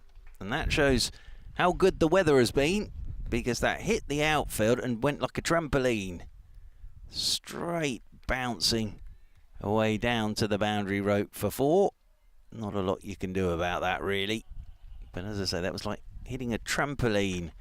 And Schofield picks up a boundary. It was in the air a while, but hit the very, very rock-hard ground here in Beckenham. Bounced straight over the fielder. Sweeping this time is Schofield, straight down to short fine leg. And there is no run. Yeah, that's always fascinated me about cricket in America. I always have been under the impression 2 ways of making it work out there is throw a ton of money at it, a ton of money, or make it an Olympic sport. As driving is Schofield out towards extra cover and there's no run. So I think the first point is on the nose, but I also think it's correct. And my kind of assessment was they have the money to look after the short term, to make it work in the short term. So the league had some of the best players in the world because they could afford to play them, and there's not going to be a necessarily like a cap on that spending that's possible in that league, because you've got billionaire owners there. But you've also got the genuine grassroots interest to look after the long term. So one of the players of the teams I worked for is a guy called Usman Rafiq, and he's played a handful of matches for the USA. He moved from Pakistan when he was 14, 15, and he took us down to the local Dallas Youth Premier League. And we spoke to the guys who were kind of running that competition. They said, well, we've got 1,500 juniors in the area now, which is a lot, but it's also not in the kind of grand scheme of a country masses. But they were just kind of saying this sport is growing here. You've got, let Josie Groves get to work. Yeah, but here she comes, and Davison Richards just pokes this one down into the leg side. You've basically got kind of first and second generation kind of immigrants who are now, they moved there and went, well, we all love this sport, and now we want our kids to be able to play this sport. So now the kind of youth leagues are starting up, and so the kind of fudge will be short ball pushed away by Davison Richards, and we'll get a single. And that'll bring up the 100 for South East Stars. So the 100 comes up for the Stars. There we are, Jamie Reid telling everybody, booming across the ground. Yeah, the fudge will be the kind of medium term with how do you pad it out so you get to then use these kids that are playing, where there are lots of them and there are going to be more of them playing. As this is whipped up the ground by Schofield. And kind of get to 10, 15 years in the future, whereas the next 5 years will look up. The next 5 years will look up itself. The actual league itself looked and sounded and was proper. And sweeping is Schofield. Round comes the fielder, diving away down there at long leg was Sophie Munro, but again it's a lovely sweep shot from Paige Schofield. She's sweeping beautifully since she's made her way out to the middle, and that's away for 4 more. I've said it all the time, great player Paige Schofield. Anytime I've seen her play, she's been phenomenal. Yeah. And I'm sure there's been times where she hasn't been phenomenal. But you haven't been there. I didn't see it. Yeah, exactly. You should tell her that. Maybe she'll tell you to come to all of her games. As she waits once again. This one's short, looking to pull it, skidded on. That's nicely bowled, because Schofield saw that and thought, right, I'll pull this straight over mid-wicket. Just skidded onto her. It's very nicely bowled, that, by Josie Groves. I think it's probably height as much as anything, because it is bouncing on this surface. But that was a nice bit of deception from Groves. In she comes again. This is driven beautifully by Paige Schofield. That's a gorgeous looking cricket shot again. And Paige Schofield, a little punch of gloves there with Davison Richards. So a couple of lovely shots in that over from Paige Schofield. Just seeing that LBW shout again. Tight, I think it's fair to say, but then followed up with a sumptuous drive away through the covers for 4. And that is the difficulty of bowling leg spin, isn't it? Absolutely. Josie Groves will be feeling like the world's against her at the moment. She had a very good LBW call, a dropped catch. And at the end of it all, figures are not the most flattering after 2 overs. She'll feel she hasn't bowled. She'll feel she hasn't done too much wrong, really. Yep, she's bowled all right so far. Should have a wicket. That was a lovely bit of deception. Probably should have an LBW there as well, I think. But Paige Schofield getting the benefit of the doubt. And I suppose the other thing with the American League and sort of America cricket is sort of viewing figures as much as anything as well. And I've always thought it's a difficult one, because round the wicket goes Heyhoe. Using her feet is Davison Richards, gets a leading edge. It almost went straight back to Heyhoe. Nicely bowled again. She will get a single on this occasion. But I've always got it wrong in that. I've always thought with sort of baseball and the numbers, and they love their stats out there, don't they? But that cricket is a different thing, and as you say, you've got to sort of almost have been brought up on it to really want to do that. But I'm fascinated by it. I really am. As Heyhoe round the wicket, and forward goes Schofield. And the other thing I think with America is they do the old razzmatazz rather well, don't they? They do all of that stuff very, very well. I was hoping you could buy a Roy burger or something like that, with some Finch fries. But I don't know if there's any of that started yet. This is a short ball from Heyhoe, and that's pulled away by Schofield. Jumped all over that. First really poor ball that Heyhoe's bowled, actually. Absolutely. And nicely put away by Schofield. Schofield continues her very pleasing start to the innings. She's on 22 off 19, 20 deliveries now.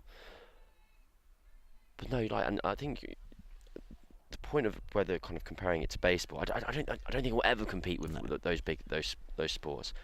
But the question I'm kind of quite interested into is whether it needs. Waits again, does Schofield cuts away out towards the sweeper, will pick up a single. But it's whether it needs to kind of get that kind of mainstream traction to be considered a success. Because I think there's America is the immigrant nation. That's kind of its kind of ethos, and has been forever. And so if you have populations from South Asia or the Caribbean or England who are playing it. Down the pitch goes Davison Richards. Doesn't quite get to the pitcher, this one. Just turns it into the mid-wicket region. Oh, playing it, is that not kind of a success in itself? Is that not kind of all that's needed? Absolutely. Forward goes Davison Richards. That's nicely bowled by Heim. And as you say, if you can throw a ton of cash at it for 5 years and get the best players playing in your league, then that's going to be attractive. What will also interest me with that, of course, is we've seen sort of the IPL, the women's IPL, whether we see a bit, maybe branching into that as well. So that I remember speaking to a player, and this wasn't a rumour he'd heard or anything. This was just his kind of gut feel as someone who kind of plays in those leagues. He said his guess was that the MLC, the Major League Cricket, will be the first league and potentially only league that India lets their players play in, because it's the next kind of main market. If you can crack that, then you kind of it's the gold rush. Yeah, and whatever, that's the golden major ticket, market. basically. The golden ticket. As Groves is in, and our first ball is pushed very neatly back down the pitch by Paige Schofield. But yes, if you can entice the Indian players, and the board are happy for them to do it, then that's your golden ticket, isn't it? And there's already four of the 6 teams already have IPL associations, and 3 of them share the same name, as it were. So you have the Texas Super Kings rather than Chennai Super Kings, and so on. I see you're wearing your Washington Freedom hat. One of my favourite name teams. This is beautifully driven again by Schofield for 4. Groves tossing that one up. Schofield, footwork's perfect. And then just driving it away through the covers for another boundary. This is doing nothing for my confirmation bias, Mark. Just a player I see do very well every time I see them, they keep doing it. You said as soon as she walked out there that every time you've seen her play, she's made runs. She's averaging over 50 in the competition this season, as you said, and she started beautifully here. She really has. She's playing elegant shots, sweep shots, drives. Had a life when she was dropped off Groves by Claridge at mid-on. But then Davison Richards has also had a life when she was dropped off her own bowling by Kirsty Gordon. But a nice little partnership building here after that wicket of Ailish Cranston. And the Stars will be hoping they continue for a bit longer, as this is a full toss which is swung into the leg side. It was fairly close to mid-wicket, but Schofield gets a single. One more to the total. I guess you see too much cricket to necessarily have these players, but for me it's Paige Schofield, Saud Shakil from Pakistan, and Daniel Bell Drummond are my 3. This one looking to cut on this occasion is Davison Richards. Nicely bowled by Groves. That goes past the edge and nicely taken by Lizelle Lee. Of players that just, as far as I'm aware, the best 3 players in the world. Yeah, well, I'll have them 1, 2, 3 absolutely. Every team. Well, there are those players, as this one's tucked away down the ground by Davison Richards, and they will pick up a single that, when it seems to be whenever you go and commentate on them or watch them, they either take wickets or score runs. A number of times I've gone, they got so many runs against whoever it is, and then you find out that they may have done against them, but they haven't scored another run since. But yeah, there are a lot of those players about that.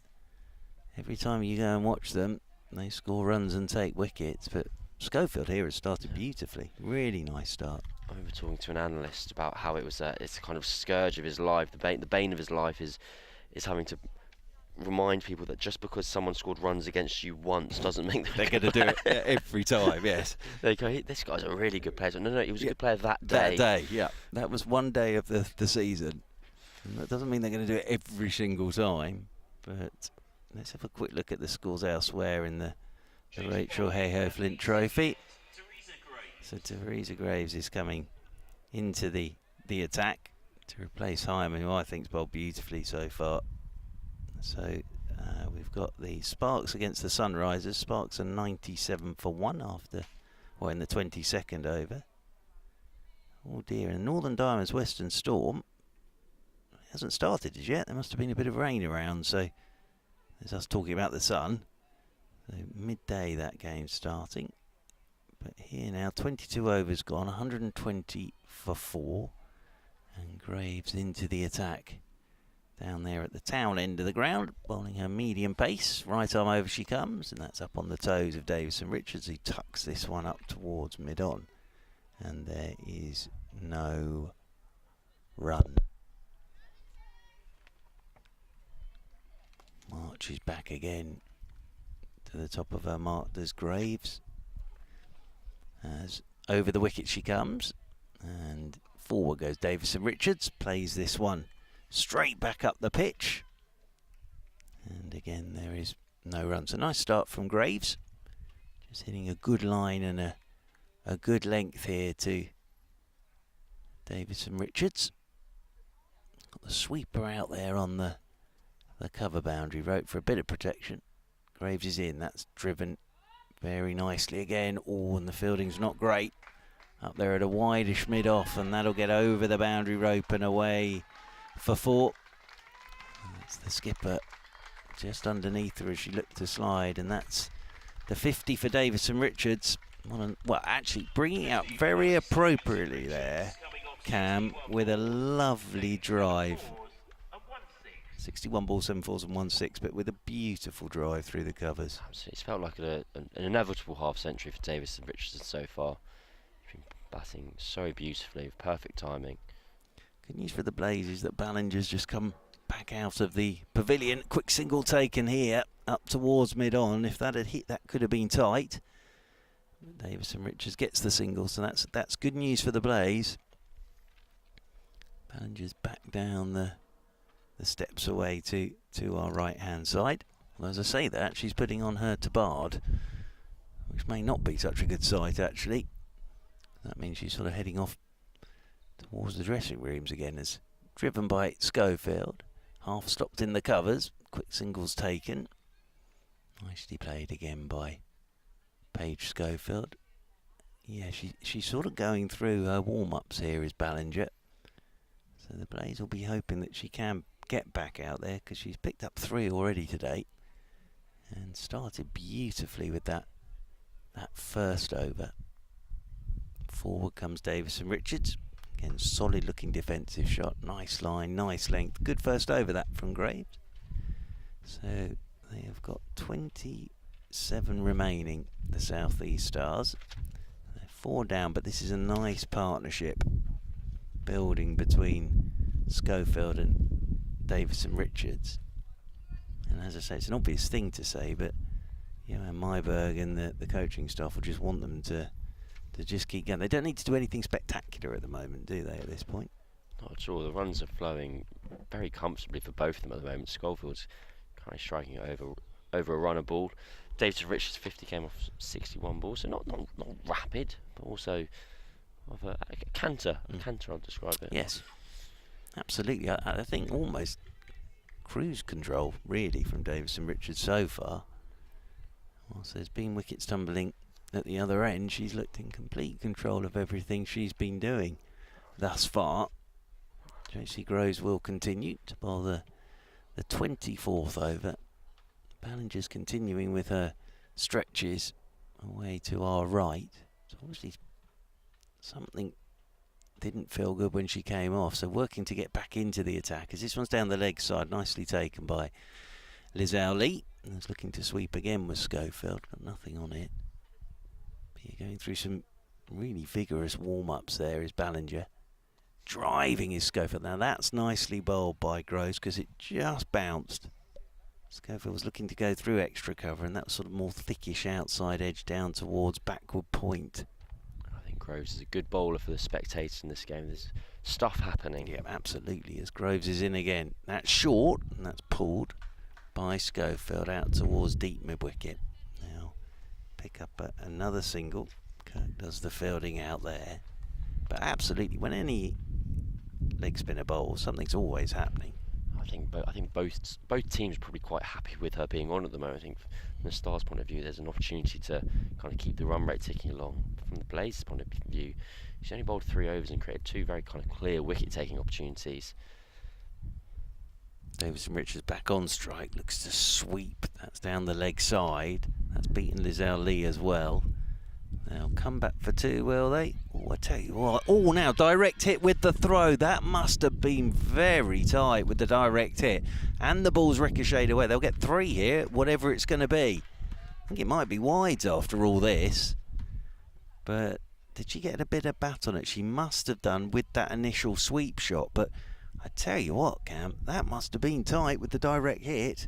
I think the direct hit took everyone by surprise. Lizelle Lee kind of appealed in as much shock as celebration. We'll have a little look on the replay here. You'll see on the stream. Ooh, tight, I would have thought. Goodness me. Davis Richardson shakes his head, goes, no problem, all fine. Yeah, It's not often you get run out. Direct hit, coming back for 2, and scamper through for an overthrow as well. Nicely bowled again. Forward goes Schofield, just pushes this one straight back up the pitch. And there is no run. I think it's one of those decisions that's so close, it'd be tough to give it as an umpire. Absolutely, I think benefit of the doubt, definitely. Driven again by Schofield.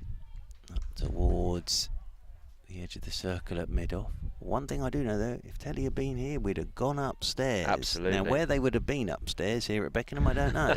Possibly on top of the porter cabins where the grounds, or the new house. Yes, they could be over there, I suppose. But we would have definitely been going up to a third umpire. Schofield backs away and cuts, and we'll get a single out there to the sweeper on the cover boundary rope. But another interesting over that.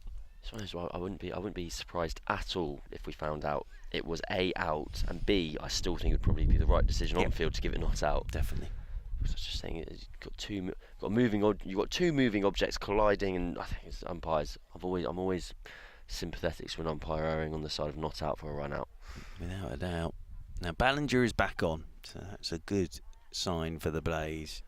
So Ballinger went through all those stretches and warm-ups, and he's back out there, so they'll be delighted with that.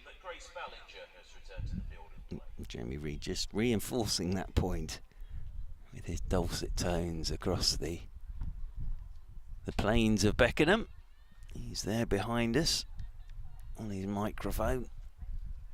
They had a very strange music playing when I arrived this morning. It was a bit like if you ever go to a supermarket or one of those big shopping precincts or you were stuck in an elevator. It was that sort of music, but it was booming around Beckenham when I arrived this morning. I arrived at Christina Aguilera. Did you? Well, by the time you arrived, being a modern man, they'd changed the playlist. But when I arrived, as I say, it was all this very strange sort of plinkety-plonkety music that was being played. Graves continues. 25th over, so we're nearly at halfway, and Schofield hit the pad, just trying to work it into the leg side. Is this leg buys, or is there a bit of bat on that? Just watching leg buys, so that'll be one more to the total. Yeah, with leg spin is such a difficult art. As I say, I'm looking forward to watching Danny Gregory bowl. Always enjoy watching Danny Gregory bowl, but I don't think Graves has bowled badly here at all. You don't mind getting driven a touch as a leggy. This one's an outside edge, driving Davis and Richards. It's running down towards third. It'll just be a couple of runs. As back comes Claridge to do the fielding. It's such a quick outfield here today, just because the outfield's cut so short. We saw earlier when the ball bounced kind of aggressively for one bounce forward, kind of ballooning up in the air. That ball there just took off the outside edge, and we kind of saw it keep on racing towards us. It kept on travelling. I kind of expected it to stop about half a dozen times. Forward goes, Davison Richards, that beats the edge. It wasn't taken cleanly by Lizelle Lee. That's nicely bowled again by Graves. There's no sort of hands on head, so I don't think there was any bat on that, but it was nicely bowled. I always tell this story when I come to Beckenham, but they're normally really good pitches here, and they used to be really quick as well, the pitches. Really quick. They probably still are, as forward goes Davison Richards. But I did honestly see Mornay Morkel bowling for Kent with Geraint Jones stood probably 5 yards inside the boundary rope. and Surrey were running almost 2 byes to him, but it was so fast. And he was sort of taking balls on the full, probably 10, 15 yards inside the boundary rope. As forward goes Davison Richards, solidly played again, out into the offside, and that rolls out there towards extra cover, and there's no run. But yeah, Surrey were almost running 2 byes to Geraint Jones because these pitches were so quick and flat as well. That was the other thing. Didn't really do a great deal. As Graves is in, and this is driven by Davis and Richards out towards a sweeper on the cover boundary rope. I think we might be getting a bit of a drinks break after this over, because that'll be think the 25th, so I think we're halfway through proceedings.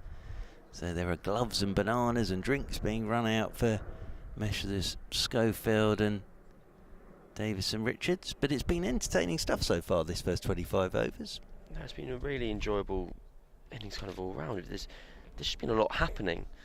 Kind of the run rate, what are we at? Five and a half and over bet for the most part, but we had Bryony Smith at the start of the innings going on way better than the runner ball with a kind of very brutal start to the innings.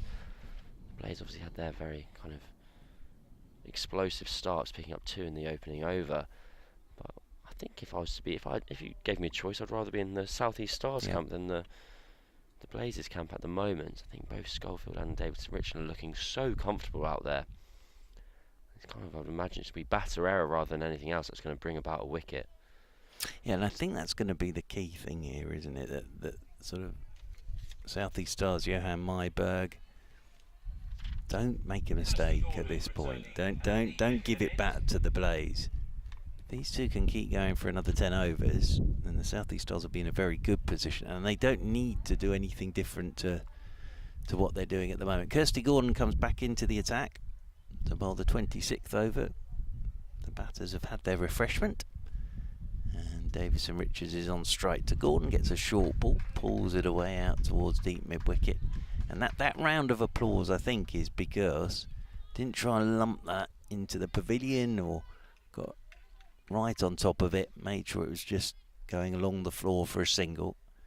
And that is as much to not give the Blaze any opportunity here as driving his Schofield up towards mid-off. Gentleman there with a very good safari hat on, an excellent safari hat, listening away to something as he wanders along, as Gordon's trying to whip this one into the leg side. Doesn't time it at all. The nice thing here at Beckenham as well is you can go for a bit of a stroll if you want to. Quite a long way from any shops, as forward goes Gordon, as you found out, Cam. Absolutely. Upon arrival. Well, I arrived at Beckenham Hill Station, not Beckenham train station. So the local supermarkets were not to be seen. As a result, you've got one very hungry commentator. Yes, well, half time will be an opportunity as this is pulled by Schofield. Again, just not trying to go fully through with that shot, just happy to help it out into the leg side for a single. Yes, I know at the main Beckenham station there is a supermarket next door to that Place one. of plenty. Well, it is. There's Sainsbury's, Waitrose. Yeah, there's all sorts down there. Cafes, restaurant or two. This is pushed by Davison Richards down to backward point, and there is no run. So tidy first over from Kirsty Gordon back into the attack. 24 to go then for the South East Stars. Nicely poised at the moment, this one. But yes, I think, as you say, Cam, I'd rather be the South East Stars at the moment than the Blaze. And I think probably the South East Stars are also saying to themselves, with the turn we've seen Heyhoe getting, that actually if we can get something up around 250, then our spinners will really be in the game now. That's something I was going to ask you. We talk about Beckenham kind of historically being incredibly quick and maybe kind of a run-scoring kind of haven. Hasn't it taken quite a lot of spin in recent years? Yes, it has. It has changed, definitely. Start of the 27th, and this is a ball on the pads of Schofield, who just works it into the leg side for a single. Because it used to be an absolute run feast here. Yeah. This is where Sean Dixon got his 300 and whatever it was for Kent, and you almost used to sit here at 2020 games and expect it to be, 220s playing 221. Absolutely. But that has changed over the years. Yeah, it's a great ground, I think. Now looking to work this leg side is Davison Richards. Actually played straight over the top of that. I think it's hit her back leg going down the leg side, and there's no run. So I remember, to slightly contradict myself, it was a Surrey game down here where they got 600 and a million or whatever, or 700, and Will Jacks talks about that game as the game he realised he could actually bowl spin. Yes. Because everyone was having a go for some spin, and Sam Curran bowled it. Will Jacks said it was so bad it made him realise that he was actually quite good at it. Yeah, well, yes, as this is turned by Davison Richards into the leg side, and they will pick up a single. I do remember that, actually. I do remember Sam Curran bowling 2 or 3 overs of left arm spin. I do remember that. I unfortunately got the great joy of seeing Ollie Pope bowl 1 over of leg spin this year. As I said, I'm hoping that that's the only time I ever see him bowl an over of leg spin. Yeah, I do remember last year Wheeljack's bowling really well here. As driving is Schofield. That's a gorgeous shot again. I'm not sure it'll beat the sweeper. Oh, great effort to get to it, but it's over the rope and away for 4. Sophie Munro sprinted round. I thought she got there actually, but just ran out of room. But again, Schofield's timed that beautifully. And Cam, she continues to bat well in front of you. Absolutely. We've got 2 players who are kind of masters of the cover drive, and makes for a very aesthetically pleasing day. It does. We've seen some gorgeous shots so far today.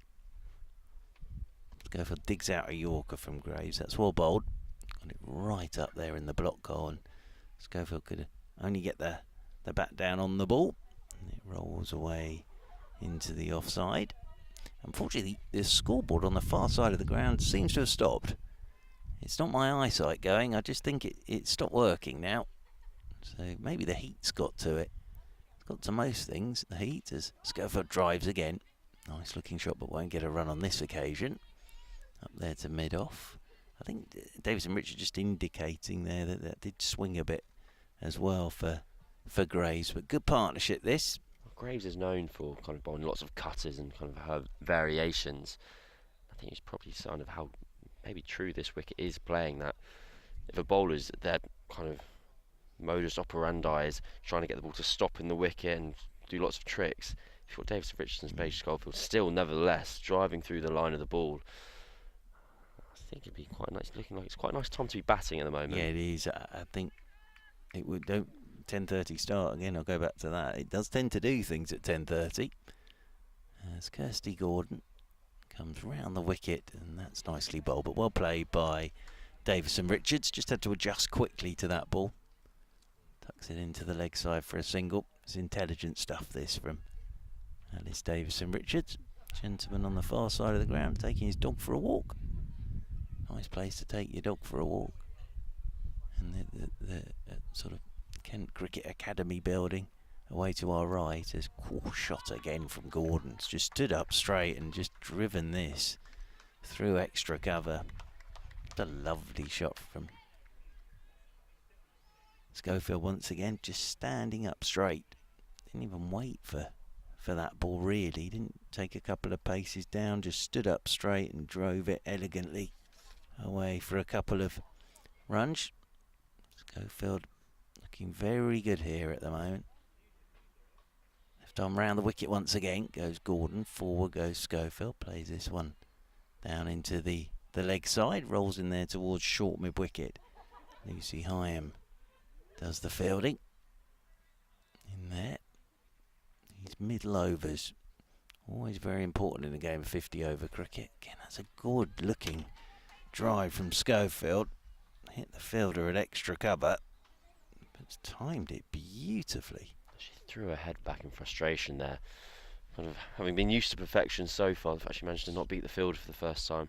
Gordon's in again. Very well played by Schofield. Just gets forward. Pushes it straight back up the pitch. But I think that's the point here. I think if the South East Stars could work their way up to something like 250, and all of a sudden with the ball spinning, it's not going to be an easy chase for the Blaze. As that's again a nice looking shot from Schofield. Straight back up the pitch. Gordon does the fielding off her own bowling. End of another over. But it's not going to be straightforward by any stretch of the imagination this afternoon.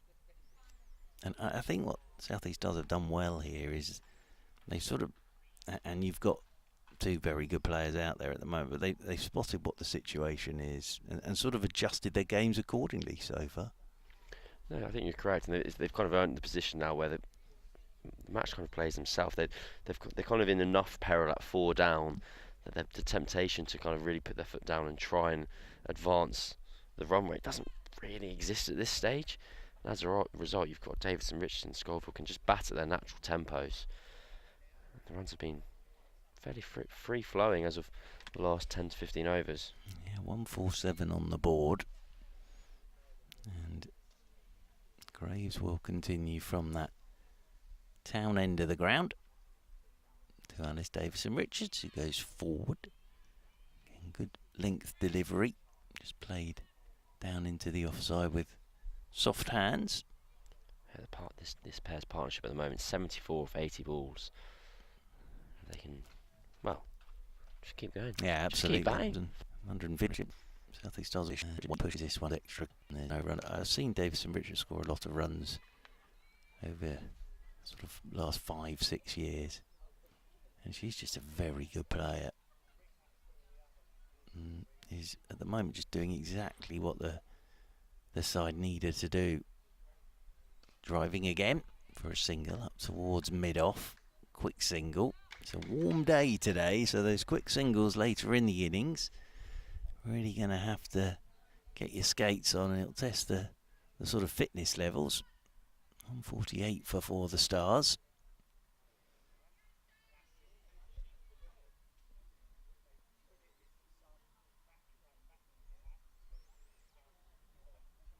Schofield again looks for one of those expansive drives. This time through it a little bit early, actually. That rolls away into the leg side. Always been a very big fan of the South East Stars sort of yellow kit. It's a very fine kit, but I like the blaze as well. It does actually blaze, that orange, doesn't it? Especially on a day like today. There's driving again. Is Schofield. That's a super shot down the ground for 4. Probably heard a cry of shot from behind us, and that was from the South East Stars balcony, but that was a great shot from Schofield again down the ground. 150 for the South East Stars. Now Jamie Reid telling everybody the 150's come up. I feel like Schofield's batting, like, you see when someone has a net on a bowling machine, they can I just have kind of half volleys to make myself feel really good, please? Yep. And they look incredible. They do. It's just the difference is Schofield's doing that actually out in the middle at the moment. That's the thing, isn't it? And she's played a number of them so far. Very elegant player to watch. That's a ball on her pads that she's trying to work leg side. Doesn't get anything on it. She almost threw that a bit early, I think. Schofield hits the pads, rolls away, but cracking partnership this between Messrs Davison-Richards and Schofield. After they did find themselves 73 for 4, the Stars, when Hamish Cranstone was caught off the bowling of Hyam for 6. But ever since then, it's just been about Schofield and Davison-Richards. And actually, if you want to see a way to build a partnership, this is perfect. I don't think there's any talk of thunderstorms this way today, is there? This afternoon? I just saw that the England men's game has been delayed by rain. They haven't got on yet, and apparently it's very rainy down in Southampton, but we're a bit safer up this way. This way, well, as long as it doesn't sort of come up the M3, we should be absolutely fine. So Cassidy McCarthy comes back into the attack. Ballinger's still got some overs to bowl. I wonder whether actually with a partnership building that Ballinger might be worth just a couple of overs now. Try and break this partnership perhaps. I think McCarthy was quite expensive in her first spell. This could be a little opportunity for the Stars.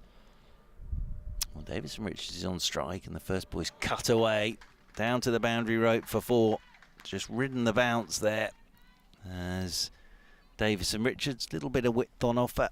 Nicely put away by Alice Davison-Richards. I've got good news, Mark. Excellent. I've been offered a sandwich. Oh, well played. That is excellent. A friend, well, I think I can reveal this on the radio. Yes. It's the mother of one of the South East Stars squad listening in. Liz, who's always looks after me. Liz, well done, Liz, because exactly. Cam could be wilting, I think, by the halfway point. So we need him on his toes for the second half. Isn't that lovely, eh? It shows the power of live it broadcasting. Does. I'm not sure it's there for that, but it's down the leg side. And this will be 4 wides, I think, from McCarthy. Yep, 4 wides, not taken cleanly by Lizelle Lee. So this is not the start they wanted from McCarthy in this over. I'm just wondering what other kind of favours I can call. Yes, absolutely. I was just thinking that myself. Do you need a good book at the moment or anything along those lines? Got any washing that needs doing? Anything you can make a request?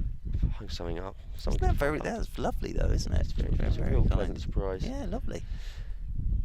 As they're bringing in the deep mid wicket now, up to the edge of the circle, so they can get a long leg in for McCarthy, just to try and give her a little bit more protection. I think your order's probably been taken on board there as McCarthy's in, and this one's pushed back up the pitch by Davis and Richards. McCarthy does the fielding off her own bowling, and there's no run. No, I think the greatest source of my own frustration with myself, Mark, is I had time at Victoria this morning. I went into places and I went, you know what, I don't really know what I want right now, so I'll get something at the other end. Yeah, that is frustrating actually, when you've had the facilities there, but you haven't decided to use them, and then you arrive and can't find any facilities to use. Davis and Richards cuts again down towards backward point. We'll get a single. My grandma would have been very disappointed. That was the whole thing. She'll just go to loo when you can. Whenever you can, just go. You never know when your next opportunity is going to arise. Very wise words indeed. She sat under a gazebo in the middle of a field as Paige Schofield comes back on to strike. McCarthy over the wicket, short ball. That nips back a touch, nicely bowled. And Schofield just pushes it away out into the offside. But yeah, I think all the spectators, as I say, I saw people arriving. They almost look ready for come for a week with food. Big sort of picnic baskets and everything. But what a nice way to do it today. Lady there with one of those sort of parasol umbrellas, watching away, because it is very warm again today. McCarthy's in, short ball, cracked away by Schofield. I feel she's missed out there, short and wide, and actually she does look to the heavens after hitting the fielder at extra cover, Paige Schofield.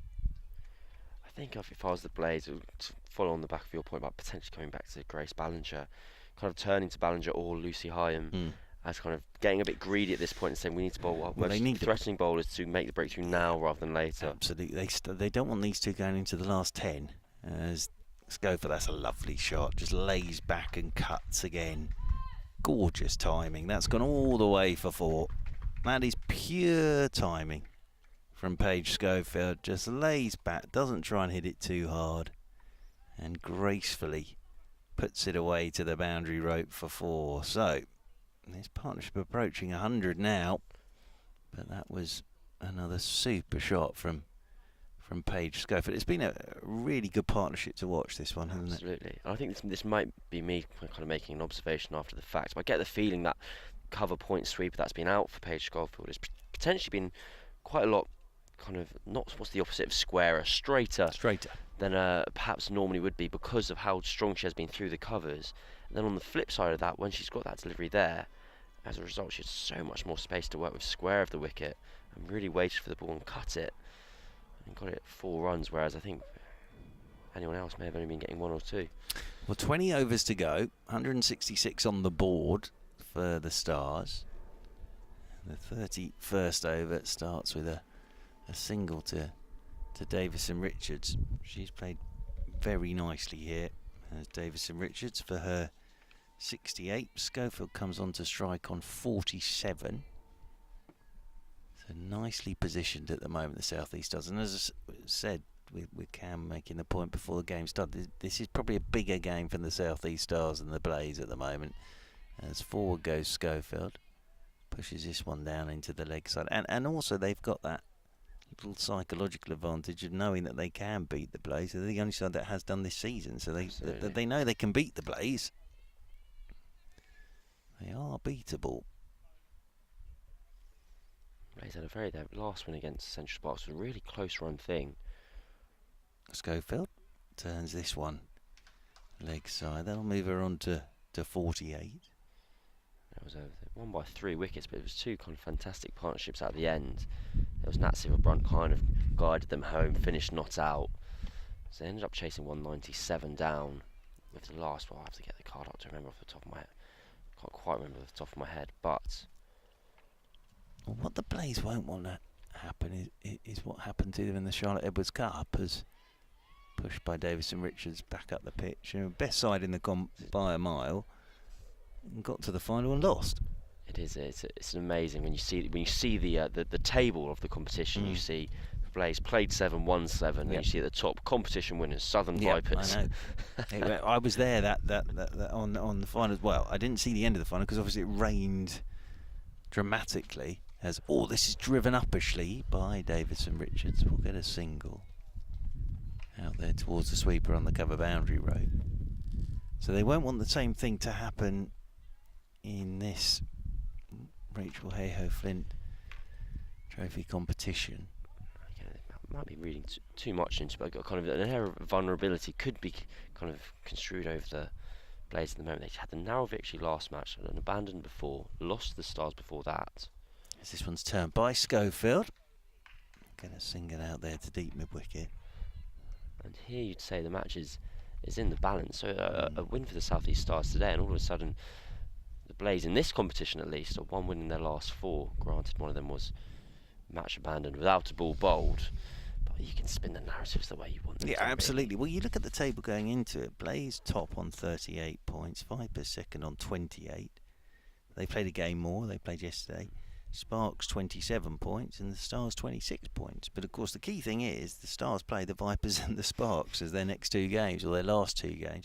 And just a reminder of how it works, whoever wins the table is top of the table, goes straight to the final, and then there's a playoff game between second and third. That second and third playoff is the 21st of September, and then the finals on the 24th at Wantage Road in Northampton. So that'll be a good day. The back end of September. I remember last year the final was the day after England and India had played that ODI, and Charlie Dean had been run out at the non-strikers end. Oh yes, of course. Cassidy McCarthy continues, and Scofer just helps this one off her hip down towards long leg, and we'll pick up another single. I remember Charlie Dean came on to bowl the day after the whole drama had unfolded, and of course playing her role to perfection. Yeah, there's the confirmation of the 50 for Paige Schofield. I think the crowd are struggling a bit to see the scoreboard as well, away there, miles away in the distance. But it's been a lovely innings this from Paige Schofield. Brings up that 50 with that single down towards long leg. Brings Davison Richards back onto strike, and Davison Richards gets tucked up a touch for room here and plays this one into the leg. So it was the day after the incident. It was the day after the incident. Charlie Dean has ball in hand and first ball, of course. She does a run up, stops mid run up, and goes to kind of take the bails off. Well done. Had to be done. Yep. Everyone got a laugh and everyone continued to kind of nips it all in the bud. Yeah, remember, gosh, that's nearly a year ago now. Absolutely.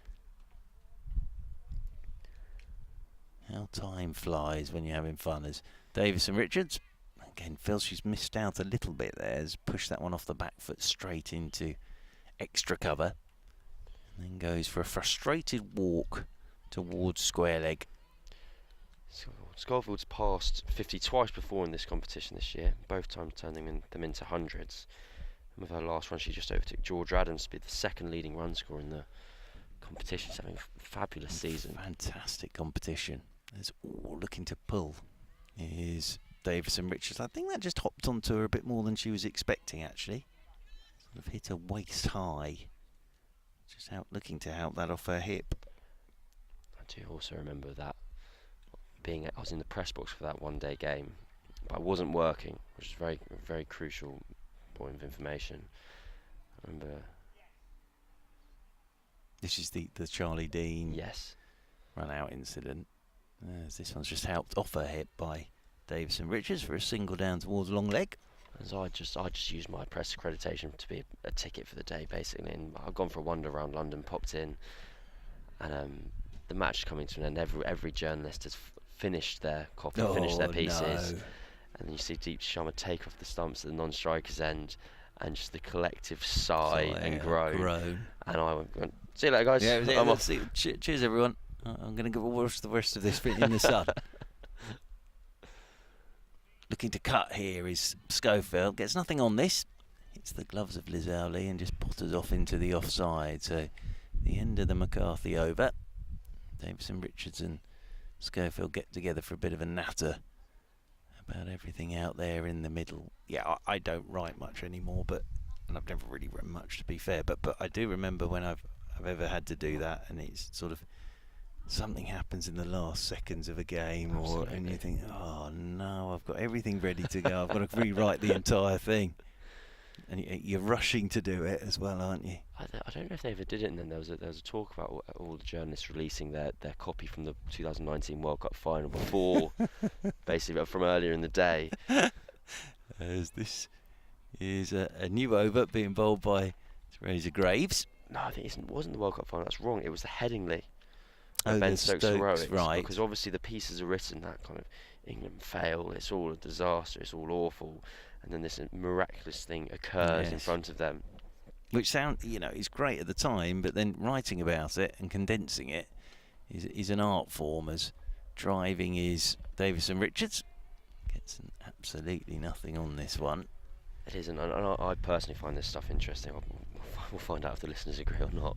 But we're talking to what journalists who work for the Press Association, and they have to file on the whistle. So the match will finish, and within 2 minutes they need something up on the website. And for the most part, they almost every time will have that complete report up. Driving, Davison Richards nicely bowled again. This by Graves, bowled very tidily so far. Davison Richards won't get a single as that rolls up towards mid-on. I remember talking to a colleague about both Headingley and I think in this instance particularly the World Cup final, and just basically him sending it and just being like, look, this is all I can give you now. It's just changing non-stop. I can't give you everything, just having to write live and send it all out. Yeah, the ones I can never believe as forward to a slower ball goes Davison Richards are the sort of those that commentate and also write, and how they manage to fit everything in, and they can't get a break in the day really, because the times they're not commentating they must be writing, and the times they're not writing they're commentating. It is a glorious art form if you can do it. As this one is in the air from Davison Richards. Has taken a ball off a length. I think has decided now through the offside isn't the way to go. So she's put in the bottom hand, and that runs away down to the long on boundary rope. And that is the 100 partnership between Schofield and Davison Richards. It's worth 103. It's been a terrific partnership, this. It really has. And they'll be very keen to keep it going, Cam. Absolutely. Davison Richards moves on to 75 now.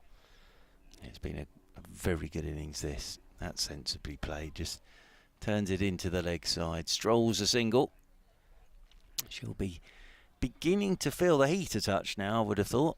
Alice Davison Richards. End of the over, but yeah, partnership worth 104. Came together when Ailish Cranston was caught off the bowling of Hyam for 6. And at that point in the 14th over, 73 for 4. Of course, reminder at the end of the first over, Stars were 1 for 2. So this is an important partnership, and it's been constructed very, very nicely so far by these two. And Josie Groves is coming back into the attack from the football training ground end. I say as it's officially known. I don't know if it is officially known as that, but across the hedge there. I think if you've assigned it as such.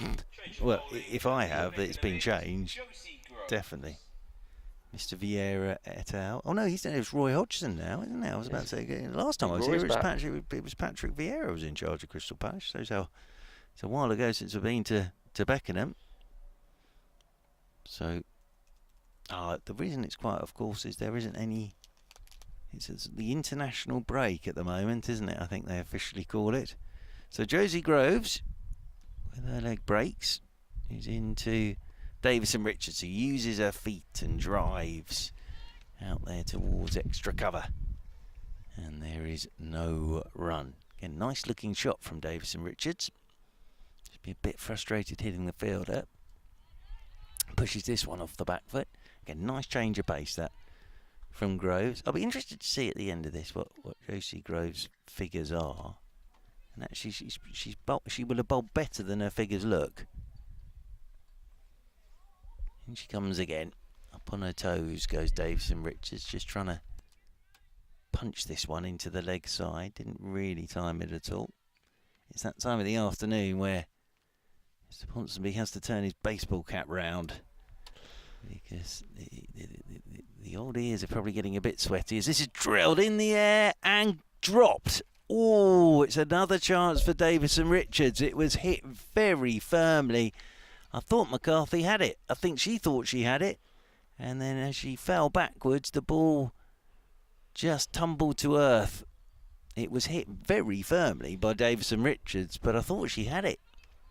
But it is another chance put down by the Blaze. And Groves must be wondering what she has to do today to get a wicket. As Schofield works this one leg side, will get a single on this occasion. It's a very good bit of work that from Clary, diving away to her right hand side. But just as I was saying, I wonder what Josie Groves will end up with. She must be thinking, am I going to get a wicket today? That's 3 opportunities now off her bowling. And she comes again. That's nicely bowled, but just pushed down the ground by Davison Richards using her feet. That would have been a very smart catch from McCarthy. It was driven so powerfully. And I always think they're very unusual catches to take there. You're a long way. McCarthy was right back on the ring, about 30 yards away. It's been drilled out, I reckon, about kind of chest height, maybe a bit lower actually. An uncomfortable position for the hands. They're very difficult to practice. I think it's kind of a catch you probably take and go, I don't actually know if I've really caught that type of catch many times. I think it was one of those where she probably had it, hit the ground, and then it just bobbled out of her hands. Now, we're having a drinks break. I think Cam and I will have a little 2-minute drinks break as well at this point, and then we'll be back with you, because it is a warm day even in the gazebo, but we'll be back with you in a moment as the players are having a drinks break.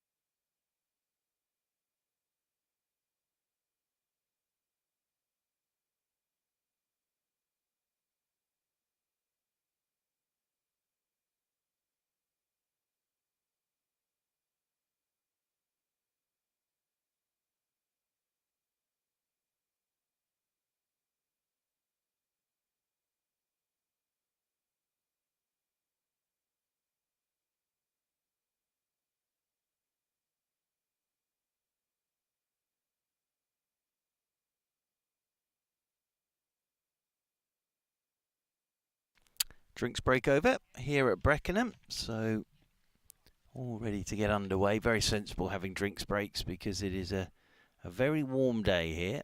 34 overs gone, 16 remaining, 180 for 4 then. The South East Stars. And there's Davison Richards, 78 not out, and Paige Schofield, 51 not out. Thank you to Hypocaust who has let us know that this is the South East Stars' first century partnership for the 5th wicket in the Rachael Heyhoe Flint Trophy. So thank you for that. And a very good one it's been between Messrs Davis and Richards and Paige Schofield. Terrific partnership really, but they've had a bit of a breather now with 16 overs to go, and they'll just be hoping to continue as Teresa Graves bowls our 35th over, and that's turned into the leg side by Davis and Richards. We'll move her on to 79 now. Still struggling to see the scoreboard away there in the distance. Should have bought some binoculars really, or a telescope. It's so far away, that scoreboard. Mr. Ponsonby's gone off to try and find some water. Schofield drives straight back down the ground. That's a lovely way to get started after the drinks break. And again, it's a typical shot from Paige Schofield today. Just leant on that, drilled it straight down the ground for 4 runs. Very nicely timed by Paige Schofield. And the South East Stars are going to put what could be a very healthy total on the board to defend this afternoon here on the Surrey live stream. Rizal Lee still up to the stumps for Teresa Graves, but Schofield not using her feet to get down the pitch, just getting to the pitch with that front foot. And then the perfect straight drive down the ground for 4. We've seen a few of those today from her. This one's short, and that's just helped out towards deep backward square by Schofield. They'll stroll another single. Grace Ballinger's still got 4 overs to bowl. She has 3 for 21 off her first 6, including 2 in the first over today at 10:30 this morning. Seems a while ago that now. And it's Davis and Richards, a studious forward defensive. Straight back down the pitch. Graves doing the fielding off her own bowling. So near the ground staff's workshop. Away to our left, big mower and a roller. Ground staff watching away at the moment. Now have jobs to do at the interval, of course.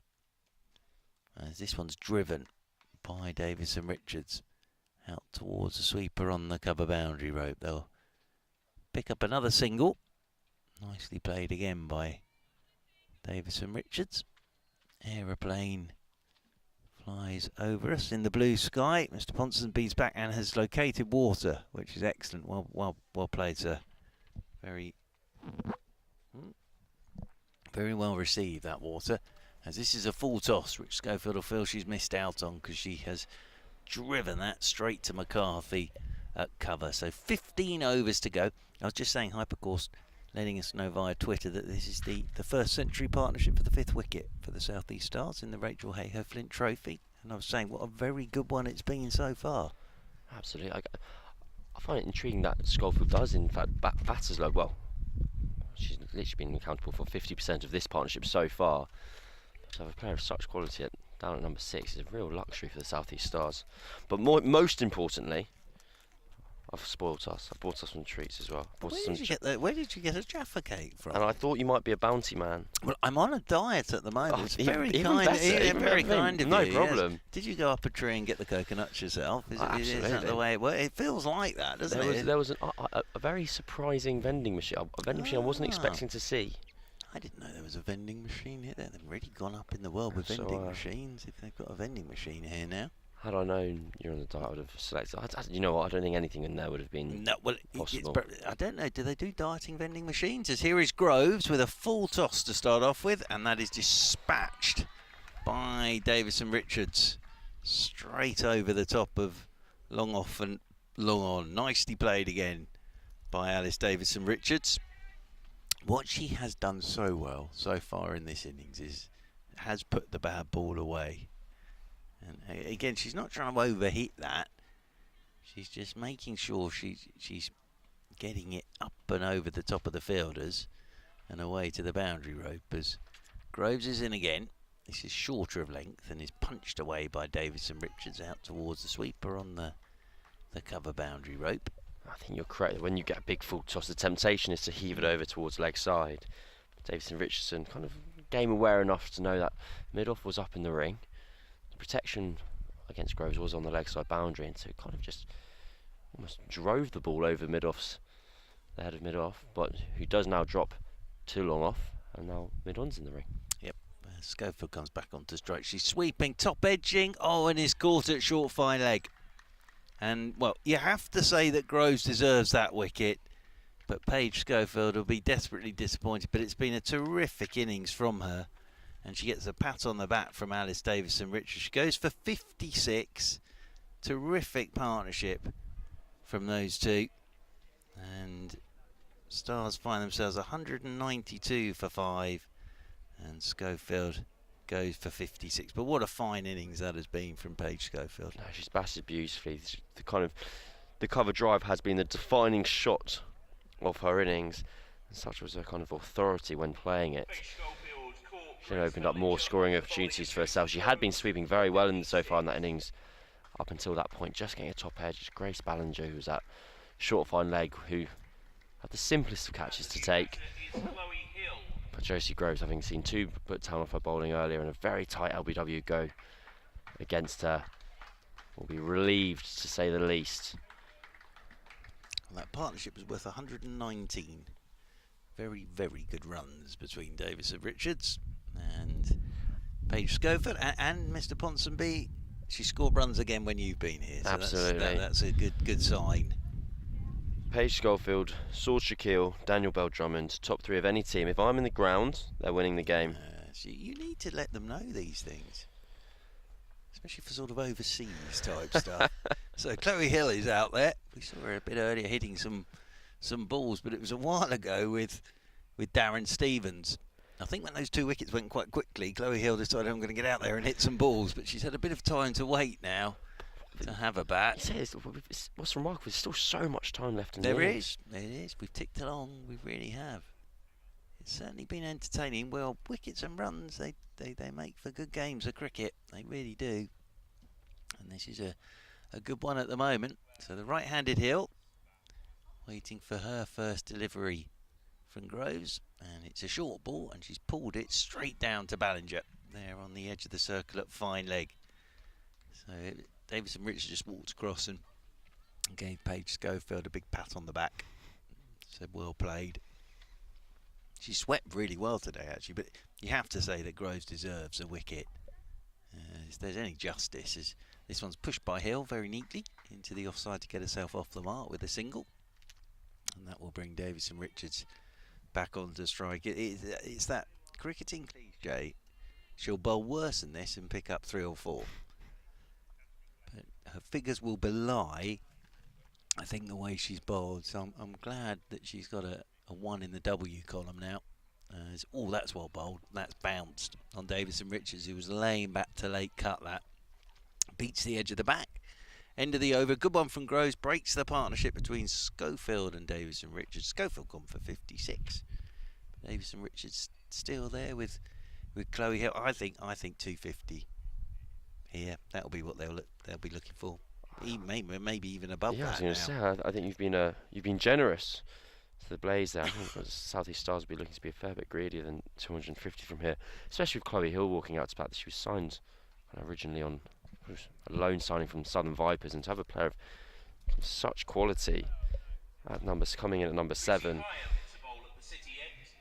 This will be interesting though. Lucy Hyam comes back into the attack. I think this is a good move from Southern Vipers. Southern Vipers, the Blaze, an opportunity. They've opened up one end. Really, sometimes cricket does kind of play itself. It's kind of the oldest kind of captaincy trick, but we've got the wicket. We're now going to bring on a kind of most attacking bowler of the day and really try and make the most of this opportunity. Hyam then, with her off breaks. Her first spell was lovely to watch, and here we'll just push this one out towards backward point. We'll bring Davison Richards back onto strike. Cam's very sensibly going in for a Jaffa Cake, which I think at this time of the day is very, very sensible indeed. Davison Richards comes back onto strike. Hyam with a quicker delivery that spins down the leg side and did everybody there apart from Lizelle Lee, who takes it away to her left, but wide is the signal. But again, that's the turn that Heyhoe finds. The problem is when you are giving it a good old rip, if you don't quite get the line right, that can happen. Heyhoe's round the wicket once again. Oh, a bowled. Just laying back again to cut. I think that's the one that just went straight on and bounced. That's very nicely bowled by Lucy Heyhoe. She's been terrific today, hasn't she? Lucy Heyhoe's bowled wonderfully well, and it's been really interesting to see, having been spoken about her.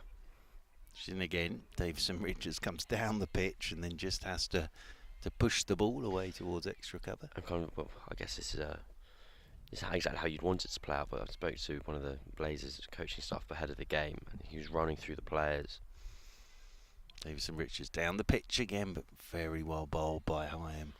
Davison Richards not quite to the pitch of that. And the two kind of bits of technical analysis he told me about was Grace Ballinger talking about how she'd been working on really getting that ball full in the power play and swing it back in. We arrived and straight away.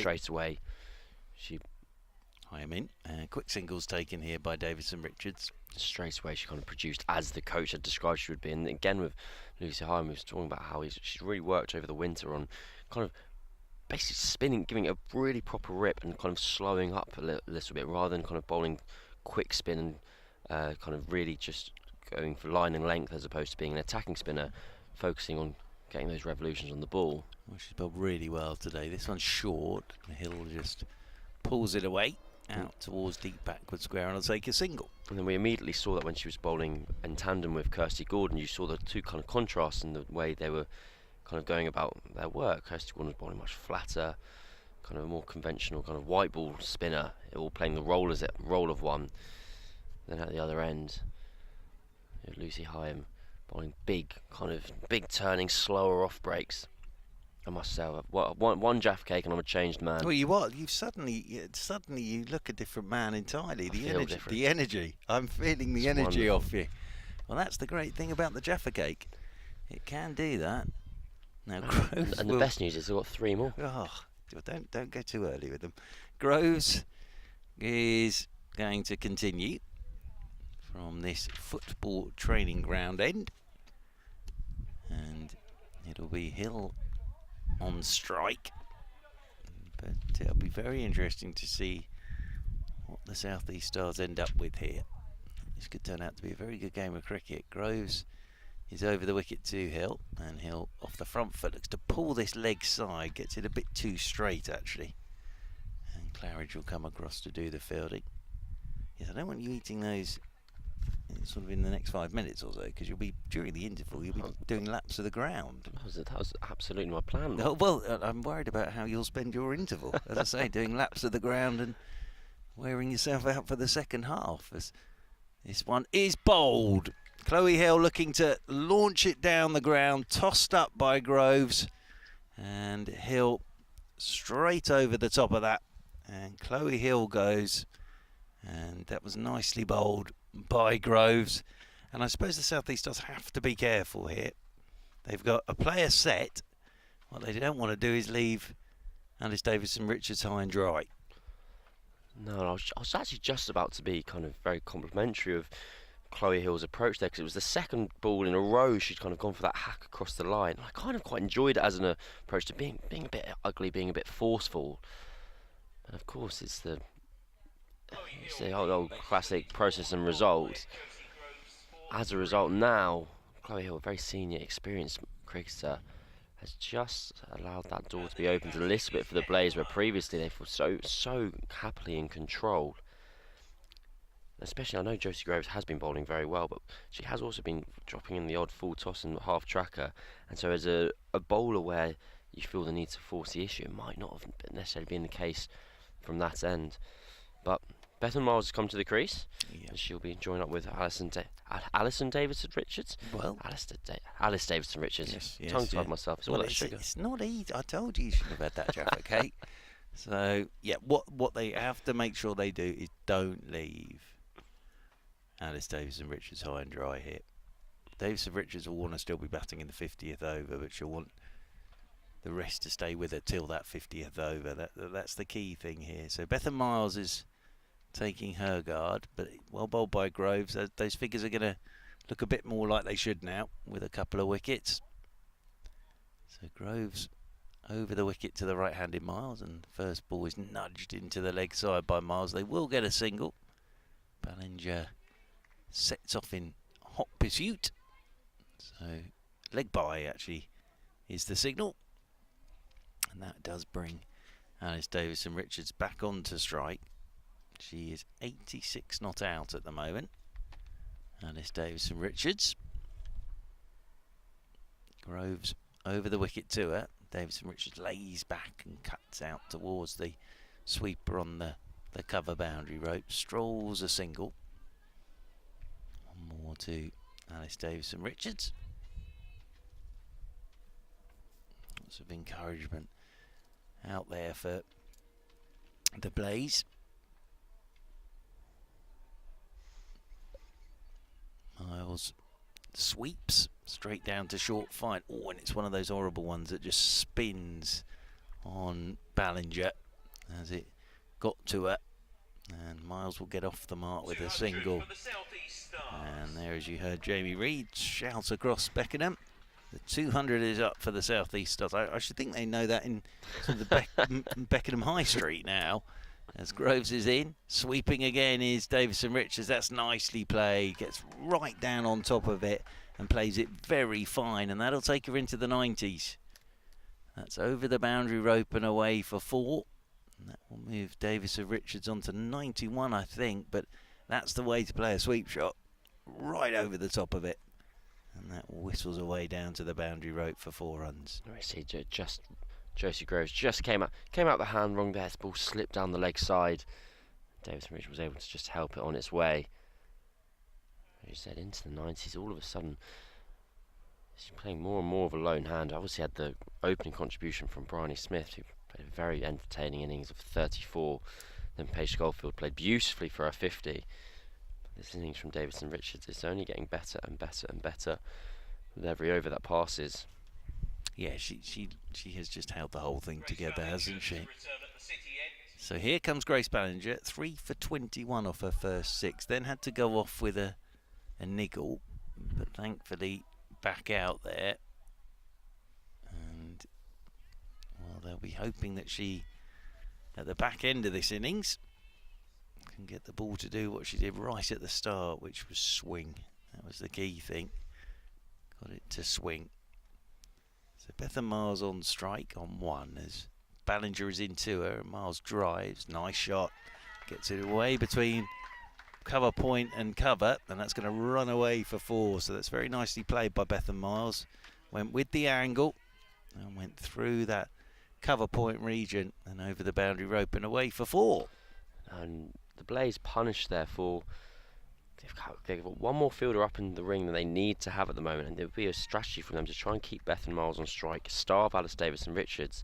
But that 4th fielder that would have been out would have been on the cover point fence. Ballinger is in, and that's hitting the pads as Miles is looking to work this leg side. Leg by will be the signal, and that will bring Davison-Richards back onto strike on 91. Gentleman here also in a very good looking safari hat, having a stroll around the boundary. He looks like he's maybe just arrived from a walk across the desert, doesn't he? And has arrived at Beckenham to watch a bit of cricket. So Alice Davison-Richards 91 not out. Ballinger to bowl to Davison-Richards. And Davison-Richards works this one into the leg side. Now look at this, still sprinting the first on a very warm day is Davison-Richards, but that will move her on to 92, that single. They had a very clear plan to Davison-Richards there. They brought 3rd up into the ring, dropped another fielder out on the boundary on the leg side, and they had no one in at mid-wicket, so I think they're very happy to bowl straight at Davison-Richards, let her drop one into the leg side, and bowl at Bethan Miles at the other end. Yeah, it makes sense. Although Miles has driven one lovely boundary in this over. Ballinger in, and she's driven that one firmly, but straight to extra cover. And McCarthy does the fielding. Just to tell everybody, Cam's had his 2nd Jaffa Cake now, so Right. slightly concerned what's going to happen after Jaffa Cake number 3.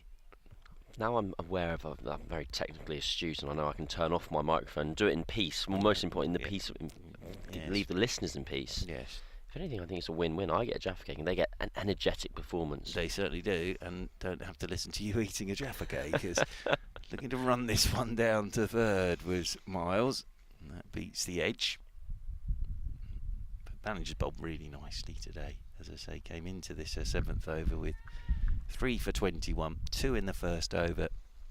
You have to say, actually, the dismissal of Kira Jatley was spectacular. It was wonderful. Middle stump out the ground. Seems a while ago that now. As round the wicket she goes again, and this is pulled by Miles over the top of the short mid-wicket and away for 4. So it's good batting that by Miles, because they've got her on strike, but she's picked up a couple of boundaries in this over. It's a kind of heroic bonus runs from Beth and Miles here, in that the Blaze would have sensed their opportunity. They're kind of almost like bullying her as the kind of new batter. So we want to keep you on strike. We think you're the worst one out of these two. We want to bowl to you. Yes. And so this is meant to be the Blazers' chance to really tighten the screws and bring about some pressure. And so Beth and Miles scored 2 boundaries off that over, with Ballinger coming back as against the star bowler. This is an over that the South East Stars couldn't have hoped for a better an over than that. There we go. They're absolutely. And Cameron will be releasing that single in the coming weeks. So Alice Davison-Richards, 92 not out, and Lucy Himes coming to have a bowl from, as Jamie Reed's just announced it, the Beckenham end, which makes sense because Beckenham is behind us. So the Beckenham end rather than the football training ground end. I'd have always had Beckenham as all around us. Yes, well, we're actually in it, aren't we? As Davison-Richards, 92 not out then. Lucy Higham, who's bowled beautifully today, comes round the wicket to Davison-Richards, and Davison-Richards looking to cut. Again, just gets that ball to bounce. And it ends up in the gloves of Lizelle Lee. A few people watching from the balcony on the Kent Cricket Academy building, away to our right. Fantastic setup in there. As down the pitch comes Davison-Richards to Higham, but can only push the ball straight back to Higham. And there is no run, but I don't know if you managed to go in there, Cam, but it's a great facility. Just behind us to our right. Fantastic indoor facility. As cutting here is Davison-Richards.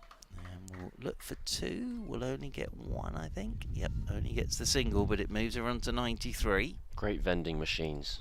Is that where you? That yeah, was where that's your really, vending really, machine.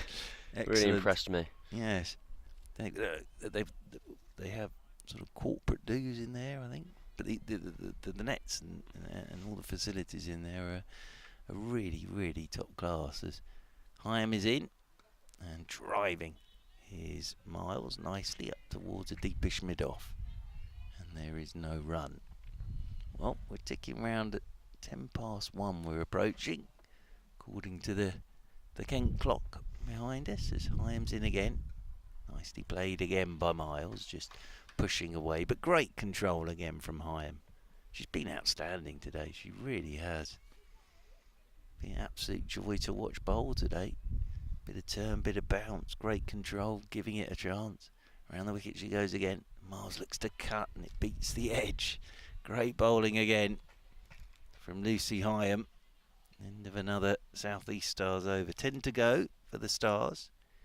But all eyes really on Alice Davison-Richards at the moment. 93 not out.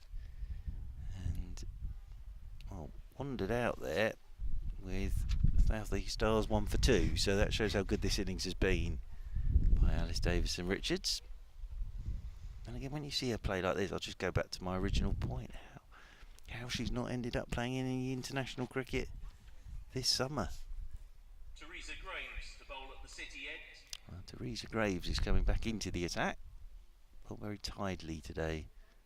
Teresa Graves from the City end, you see now. That's Yeah. But my only point being, is that the City of London at that end? I'm not quite sure which city we're talking about. I sort of get the Beckenham end. Which city is down that end? As Graves is in then to Davison-Richards with a slower ball, just worked into the leg side by Davison-Richards. Might think about 2, will think about 2, and will get back for 2. And that moves Alice Davison-Richards on to 95. Of course, does have a test 100 under about Alice Davison-Richards.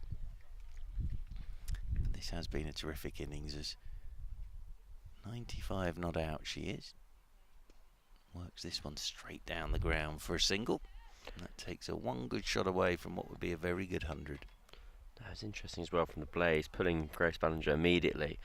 I don't know if that might be just solely tactics related, or whether it might be Ballinger went off with a bit of an injury earlier, and whether she's had one over and gone, actually, you know what, I think I might be saving myself.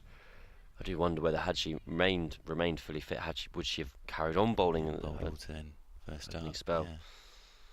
Miles is on strike and gets forward and plays this one back up the pitch. What the other thing the Blaze have to be aware of course, is they've still got a couple of games to go, and they are going to be there or thereabouts come either playoff or the final, which looks like more likely that they'll secure that final spot.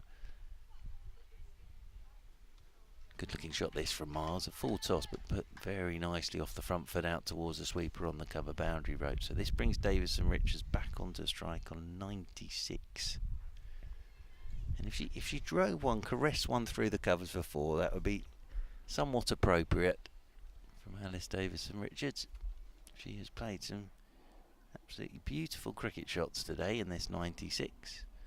As Graves is into her and she's forward. Solid looking defensive shot that from Alice Davison-Richards.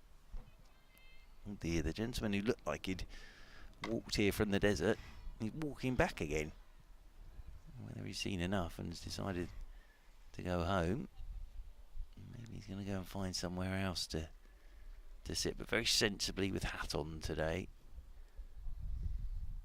Graves is into Davison-Richards. Short ball punch by Davison-Richards into the covers will get a single.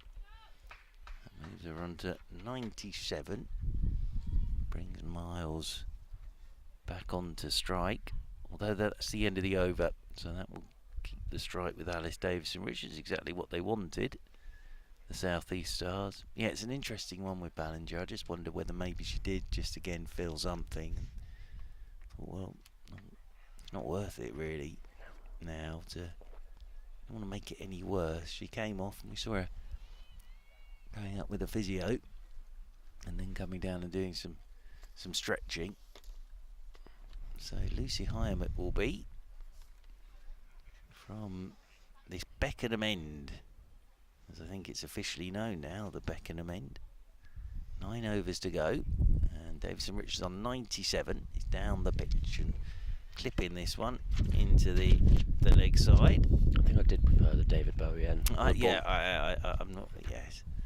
I think you have to go to sort of deep hole for that. As round the wicket goes high and down the pitch goes Davison-Richards. Just a single, nicely played. Just works it up towards long on. So it moves on to 98. But Miles comes back onto strike. He's made some very good runs here for the South East Stars since she came to the wicket. In fact, it's taken a bit of the pressure off Davison-Richards to do the scoring, so she's been able just to knock the ball around as Miles forward. She goes to Hyam. No, it's been a bit of a gem from Miles so far. She's only on 10, but the tempo which she's scored them has really kind of re-injected some energy into an innings where the players are probably thinking they were getting back on top. Hyam in once more, tosses this one up, driven back down the pitch. A bit of work off her own bowling by Hyam. I think she's felt that, because that was struck pretty firmly. Tell you what, Alice Davison-Richards was getting that bat down very, very quickly there. It's the worst way to go. Backing up at the non-striker's end. Although how far you're actually going to be moving forward off the spinner is another question, really. Well, Hyam has obviously felt that, because she's gone for a bit of a walk here. She could always get the physio out there, but I think she's just checking that her left thumb is still on the end of her hand here, which it is. And she's in now to Miles, who's pulling in the air up and over the top of short mid-wicket. Couple of bounces out towards deep mid-wicket, and they will take the single. So this will bring Alice Davison-Richards on to strike on 98. Very, very good runs, these, from Alice Davison-Richards. That one life in the 30s off Kirsty Gordon, but other than that, it's been pretty chanceless as round the wicket goes Heyhoe, and Davison-Richards will push this into the leg side. Miles will sprint the first, won't come back for the second, and that means that Alice Davison-Richards is on 99 and keeps the strike. So that's worked out pretty well. 8 overs to go. I think Davison-Richards thought there might have been 2 there. Yes. Had a little shuffle down the track and kind of, in a very, I think with a smile on her face, kind of had a laugh and a chuckle and going, "Come on, Beth, you could have made that one back for me." Well, she That's might fine. just be delighted that she could just stroll the single at this point, because she must be exhausted, because it is pretty warm out there today. And she was out there in the second over. Well, she's out there in the first over. So she's been out there basically since the start of play, but she's 99 not out here. Davison-Richards. Graves it will be. To bowl to her from the city end on 99. Alice Davison-Richards. And still on 99, as that's a good length delivery. Just pushing forward. Here's Davison-Richards. She's just played it very sensibly as well, hasn't she? No, she hasn't really. She's kind of almost been in the same gear throughout, actually. It's not been a case of massive accelerations or decelerations at any point. It's just been a very calm innings. And she's forward again, pushing this one back down the pitch. Graves does the fielding once more off her own bowling, and there is no run. Doesn't matter who it is, if there's someone on 99, it always adds a little bit of tension to proceedings. But she's a very experienced player. Davison-Richards, of course. As she tries once more, there's the 100, and it's been a wonderful ton, this. It really has, and she brings it up with a single, but it came up with a drive, which is somewhat appropriate. Well batted, Alice Davison-Richards. Oh, she's getting a hug from Miles. But very well played, Alice Davison-Richards. So 124 balls, 11 fours and 1 6, and just a very, very good innings. It's been one of those occasions where she came in kind of as pressurised a situation as you can do, 1 for 2 in the first over. It almost seemed to lift the pressure from her. She went, I'm just going to bat. Well, she's certainly done that, as Mars is pulling a ball straight back up the ground, and will get a single. Didn't really time that, actually, Miles. But yeah, it's top class innings, this, really. And incredibly well received, both as a kind of from a sporting viewpoint of doing for the team, and also she's kind of widely known to be an incredibly popular figure in any dressing room she's in. She is. She's just a very solid, down-to-earth cricketer. She's looking to work this ball from Graves into the leg side, but it hits the pad and rolls away, and there's no run. But yeah, she was out there in the first over. So that shows what a good innings this has been. Came out 1 for 2. And it's now 100 not out. Has held this South East Stars innings together. There's Alice Davison-Richards.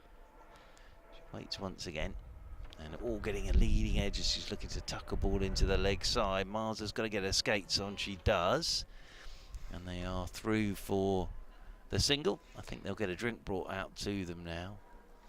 We also have the patron saints of women's cricket. Hyper Course has been back in touch. Oh, excellent. Yes. This is Alice Davison-Richards' first list A century. She's beaten her previous highest list A score of 92. That came Very a couple good. of years ago. Thank you very much indeed. To add to her Test 100, of course, which is no bad thing. 7 overs to go then for the South East Stars. Yeah, Hyper Course knows everything. I sometimes think knows everything before it even happens. So there you go. But thank you very much indeed for letting us know that. You could have had I'll have a little look on cricket. I've had to pack away my laptop. Getting a bit hot. It was getting too hot. Yes. It was actually hurting to type on it. I was burning myself. Well, that is never a great sign. No. I'm not of technological sort of chap when it comes to laptops, but I know if the keys are actually burning up, that's never a great sign. So I bought that laptop 4 or 5 months ago, and It's quite expensive. They are expensive, yes. And then for an extra £100, I could buy. Basically, I could insure it for 3 years to protect it against any accidental damage. Yes, yes. And I thought, I'm not going to break it on purpose. No, that's yes, you say that though. You see, my daughter rang me a few years ago now to say I've had a bit of a problem with my laptop, Daddy. And I said, what's that? She said the keys have fallen off. And I said, what do you mean the keys have fallen off? Oh, they just fell off. All right. Yeah, that old chestnut, is it? Any chance she may have pulled a couple off? No, nothing like that. As Heyhoe starting this 44th over, and Davison Richards using her feet and turning this one into the leg side, and there's no run. So yes, I think that accidental damage is is for things along those lines. It's gone stumped, has she? Yeah, Davison Richards' brilliant innings comes to an end. Heyhoe tossing that one up, coming down the pitch, looking to go over the leg side. She's frustrated with herself, and Liz Ali does the rest. But that has been a wonderful innings from Alice Davison Richards, and she goes for 101. No, so I'm naturally frustrated there, just because Davison Richards has been batting so beautifully. And I thought the script for the rest of the innings might have been that she was the one who actually just batted throughout, and it was left to kind of the minions at the other end to have a swing and try and strike the odd boundary. But as it happens, she's out, forcing the issue against Lucy Heyhoe, who in herself, from a bowling perspective, has bowled so beautifully, and it's probably for the best and probably fitting on her behalf that she claims the important wicket of Davison Richards. Well, Alexa Stonehouse makes her way out into the middle. She's annoyed, isn't she? You can see that as she marches off. She's very annoyed with herself there. But it's been a terrific innings from her. It really has. But she's crossed to go at that stage.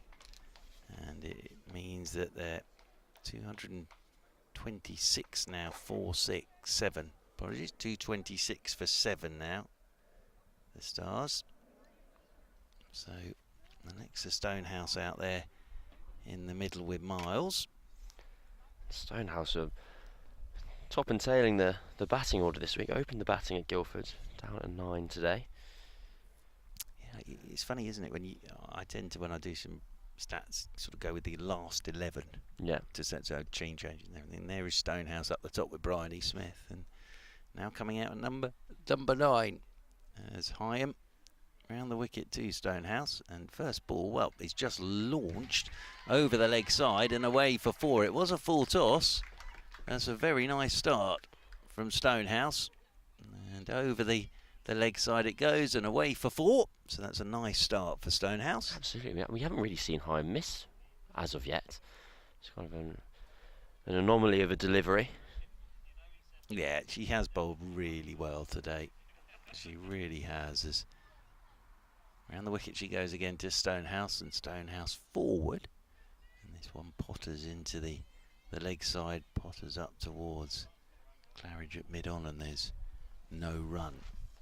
Yeah, that 250 still sort of on the cards at the moment from a South East Stars point of view, having lost Alice Davison Richards. Stonehouse forward, that's a nice looking shot, just punch drives this up towards mid-off, and there's no run. It's always a bit disconcerting where we are when you see people sort of emerge from behind the workman's shed. It looks like they've walked out the hedge. As round the wicket goes Heyhoe once again, and Stonehouse has looked a slog sweep here. That could have been too far away from bowling her actually, but it's the end of another very good over from Heyhoe. She has bowled really well today. It's been, as I say, it's been an absolute joy to watch her bowl today. So 230 for 7, the Stars. So 20 away from that 250. So Miles and Stonehouse still have a bit of work to do here to get them up to that 250 and beyond. There's the answer to our question, because Grace Ballinger is returning to the action from the City end of the ground. I think Bethan Miles would be quite happy with this. So I think she seems happier with pace on the ball, not having to force the issue too much herself, and just being able to kind of cut and pull square of the wicket. Well, there are 6 overs left for the South East Stars. Miles is just waiting for Ballinger to set her field. Miles has 12 to her name. Just the final Davis and Richards stats: 101 from 128 balls with 11 fours and 1 6. So terrific stuff from her. Hyam's got 1 to go, 2 for 32. Ballinger's 3 for 30 with 3 left to bowl as well. Graves has been tidy today with a number 44 off 9. So Kirsty Gordon's taking her time over all of this with Ballinger. I think we're probably way ahead of where we need to be in terms of cut-offs, and of course we've had a couple of drinks breaks as well. It has just clouded up a touch. There are a few more clouds about. So Ballinger starts the 45th over to Miles, bringing that one back in on the angle from round the wicket. Hits the thigh guard of Miles and rolls away into the offside, and there's no run. I'm surprised that Kirsty Gordon's going to finish this innings having not bowled out. She's bowled 7 overs so far. She could, in theory, bowl out from the other end if she so wished to, but I'd be amazed if she took off Lucy Hyam.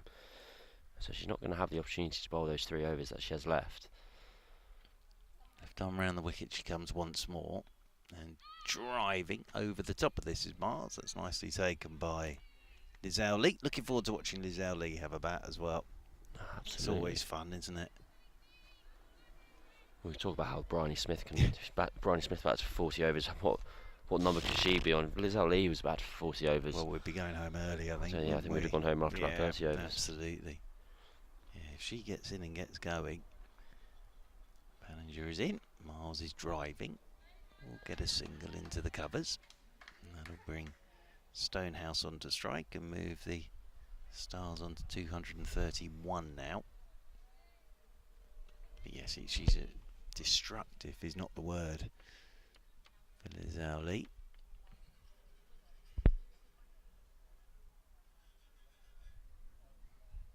Stonehouse, that boundary to get off the mark first ball. Be looking for a few more here in these last 5 overs. That's a full toss. She's driving his Stonehouse towards the sweeper on the cover boundary row. One of the ground staff is polishing the roller. Sure, I've seen that before. Polishing the roller. Just get a bit of a way swing. Might be that, yes. I suppose it might make it roll better. Not that I know about these things. Waits once again over a bat does Miles. She may be able to hear the sound of the groundsman polishing, as that's an outside edge from Miles, but it's very effective because it's running off down to the boundary rope for 4, just to our left. These are vital runs from Miles. Absolutely. I mean, they're just referencing back to that extra pace on the ball. And Miles, in no way, I'm not kind enough to give her credit for being in control of that shot.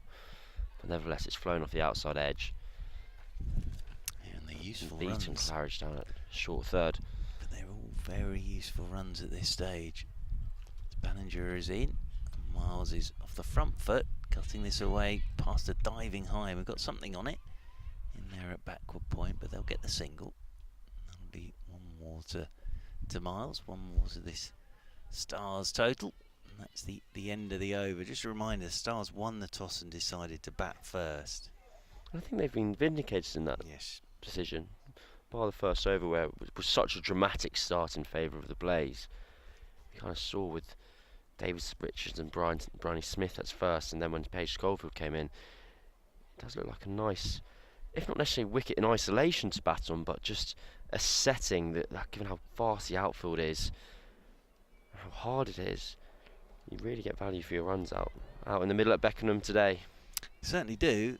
2, 3, 7 for 7 then, with 5 overs remaining. Wow. What do I know? The captain's bringing herself on. Well, she's got 3 overs left, and she can bowl 3 overs from this end. She can. So she's going to give it a go. Left arm round the wicket she comes, and Miles, in the air, just past the left hand of a diving fielder at mid-wicket, and they will pick up a single. That will bring Stonehouse on to strike. There is a family playing cricket. Mum's batting, Dad's bowling, and Daughter is at short extra cover at the moment. Wearing, I think, a Kent Championship shirt and taking a very fine catch there. In there at short extra cover. Practicing the high five as Gordon is in, and this is whipped down the ground by Stonehouse to Claridge for a single. I believe they're actually in almost a full-size Ollie Pope top. About the same size as Ollie Pope. In there at extra cover. Round the wicket once again. Gordon. Oh, Miles has slammed this one uppishly. Down the ground. Claridge is getting round. Does well. Gets it inside the rope. But again, a couple of runs here for Miles. All very useful. You're spot on there. That is an Thank Ollie you very Pope. much. It is. It's an Ollie Pope England shirt. So there we go. Wow, taking catches like Ollie Pope at the moment. Shoulder looks a bit fitter at the moment. But there you go, an Ollie Pope England shirt over there. As Gordon is in once more to Miles, and Miles looking to whip leg side. Beating at everything, I think, there. It's a really quick delivery from Gordon there. It's very well bowled, isn't it? Was there a little bit of inside edge on that? Yes, there was.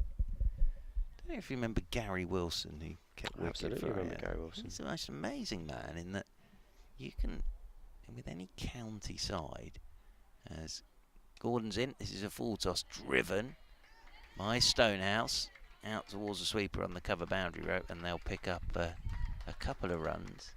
2 more to the total. Now, whether it's still the case now, but when he was playing, you could go 23 Gloucestershire and he'd name the player. Or you could give the player's name and he'd know what number they were. Absolutely. Of every county side. An extraordinary talent that he had. And I'm very impressed there, you spotting the Pope 80 there on the back of that shirt. If you did me, if I QPR around 2010, I could do that for you, no problem. That's come left arm round the wicket was Kirsty Gordon. But just aborted her run there. She comes round the wicket now.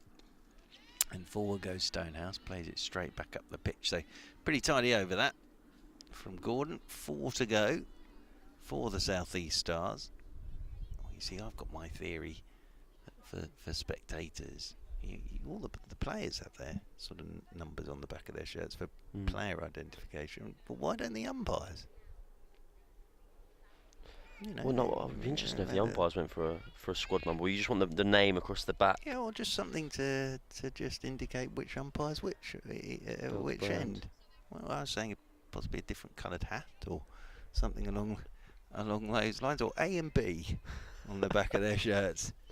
Because you know you do sometimes hear people saying, "Which umpire was that who gave that decision?" Or who's standing at that end? And everybody else has their numbers for identification in games. Ballinger, left arm round the wicket she comes, and that's hitting Miles on the pad as she looks to work it leg side. Leg buys will be the signal. No, I guess I think I might join your bandwagon here, Mark, because I've often written down the two umpires standing in the game, and then I go, I have no idea what they look like. Absolutely. I can recognise the back of their head very well. Yes, very much so. Maybe just a big picture of their face on the back of their shirts as this one swung down the ground by Stonehouse. How much of this has she got? Enough. It's gone all the way for 6. That is a very effective shot from Stonehouse. Bottom hand came into it, and there's the 250 coming up with that 6. But that was a very effective shot from Stonehouse, because it was up there a while, wasn't it? Yeah, it was a very calm swing of the bat. It wasn't like she had the fastest of hands, or it seemed like an incredibly powerful shot from once it left her bat.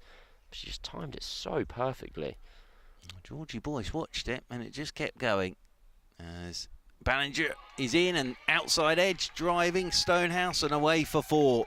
So these are very, very valuable runs. No, we're in hero run territory here. Yeah, absolutely. They're all bonus. You can hear just that edge down to the boundary for 4. Actually got a bigger cheer almost than the 6 beforehand. And as the batting team on the boundary, every time the ball goes off to the boundary, it goes for 4, but it feels like it's gone for about 8. And you can feel the momentum building, and everyone's finding it funnier and funnier as you kind of keep the scoreboard ticking along at the kind of expense of the opposition. Quite interesting that Liz Ali's still up to the stumps here after that edge. As Ballinger is in, slower ball. Oh, that's well taken by Liz Ali, is just driving over the top of that with Stonehouse. Yeah, I imagine the idea is just to lock the batter where they are. If the ball's not swinging too much, they don't necessarily think they're going to be nicking the batters off.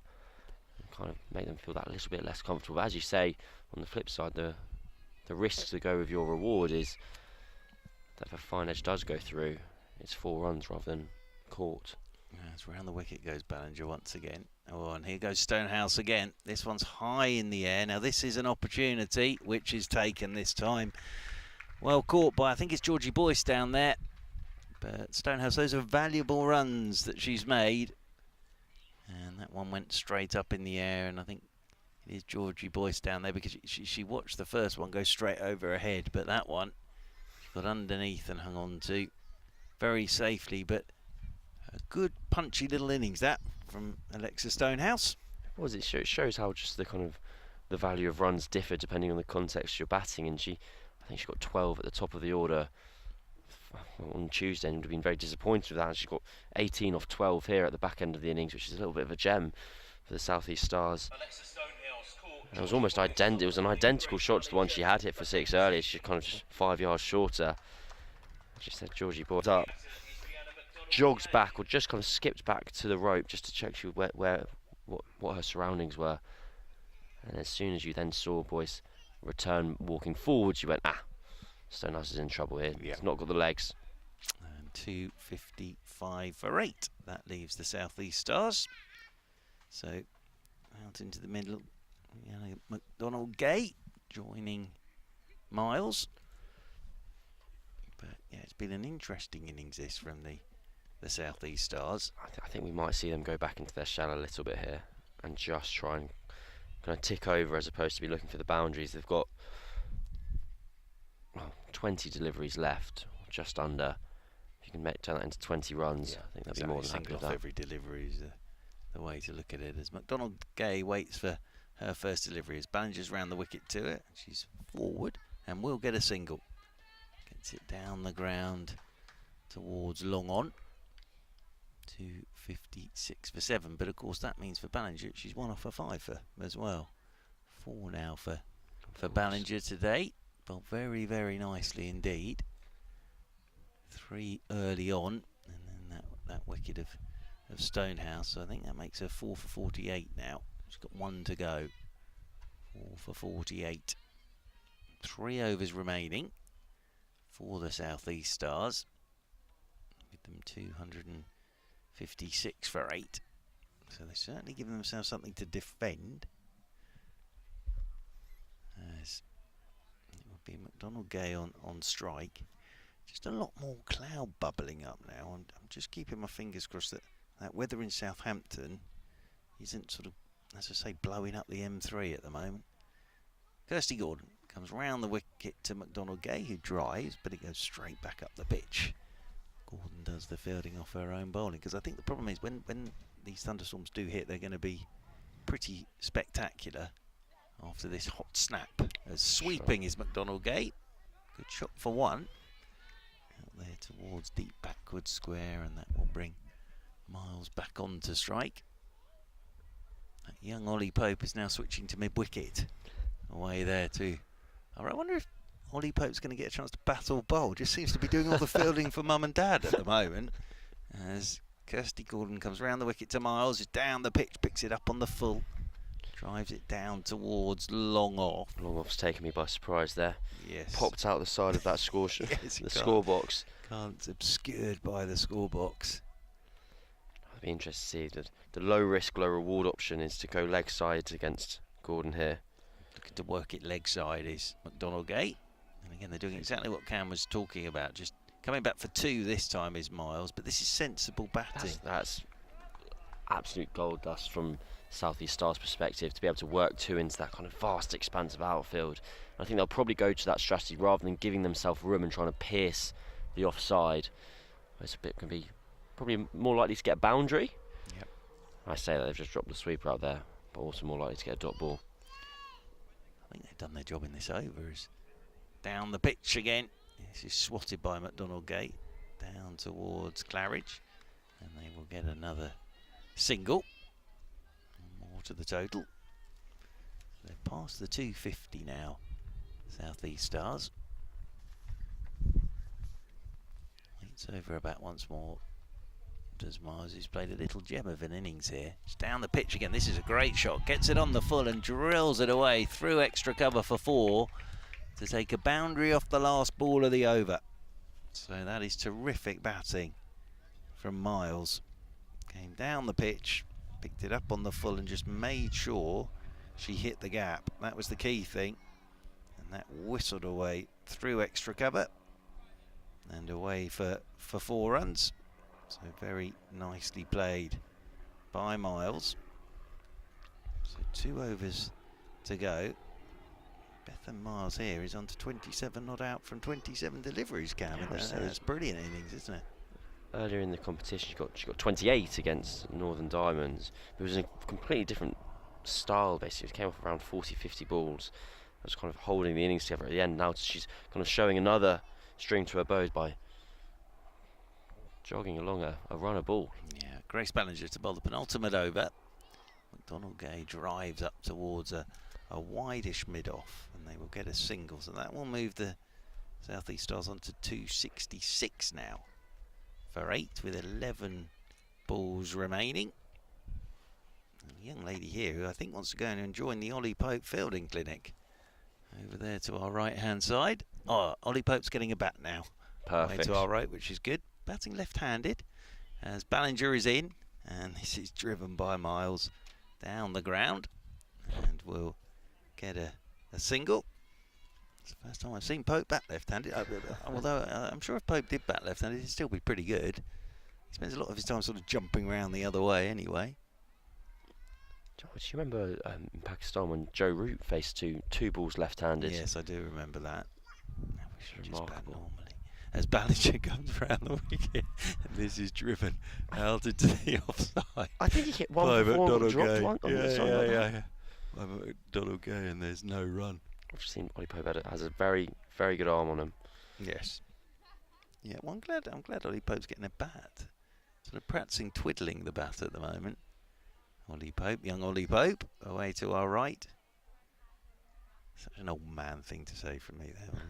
As Ballinger comes around the wicket, McDonald Gay just opens the face, guides this one down towards backward point, and there's no run. But I always think, watching Joe Root bat the way he does now with England, it's like just keeping in with the cool kids, isn't it? Just keeping in with the cool kids. It does work though, that It reverse does, ramp. yeah, it does. It He does. averages Fair a lot play of to it. him. Fair play to him. I always find it really interesting when he talks about when he decides to play it, basically, and the calculated reasonings of kind of like, well, I think they're trying to nick me off, so they have lots of slips in. I want them to have one fewer slip. There's driving. McDonald Gay straight over the top of this one, and Ali gets the pads in the way. It's good over this from Ballinger. Yeah, extraordinary really. How cricket, sort of all the different shots that have come in now, and I think I've always said with 2020 in the men and the women's game that the thing it's made the most difference to is fielding. It's just extraordinary now, isn't it? You know, there are balls being stopped or caught that 10 years ago no one would have thought about. As this is a gorgeous shot from McDonald Gay, just slightly over pitched by Ballinger, and that's drilled through extra cover for 4. She has absolutely thumped that. It's flown away to the boundary. There's a sweeper out on that fence and had absolutely no chance at all, despite it beating cover on their left-hand side. You kind of expect the sweeper, as a result, to have a chance at intercepting the ball. So there you go. Ballinger finishes with that boundary, but 4 for 54, and well started with that first over of the game with those 2 wickets. So magnificent start from her. So the last over, 271 for 8, and it's going to be Kirsty Gordon to bowl to Miles, who drives down the ground. They'll just get a single. Will they come back on the misfield? Yes, they will. That's great running from McDonald Gay. ran the first one very quickly and on the misfield managed to get back for 2. Miles, as I say, this has been a gem of an innings at the back end from her. Gordon's coming over the wicket to her, and this is swung into the leg side. 1 bounce out to deep mid wicket. We'll just get the single. 1 more to this total for the Stars. 4 balls of their innings to go. I think at 1 for 2, they'd have settled for 274 for 8 at this stage. As Kirsty Gordon comes over the wicket, and this is swung by McDonald Gay into the leg side. Get another single.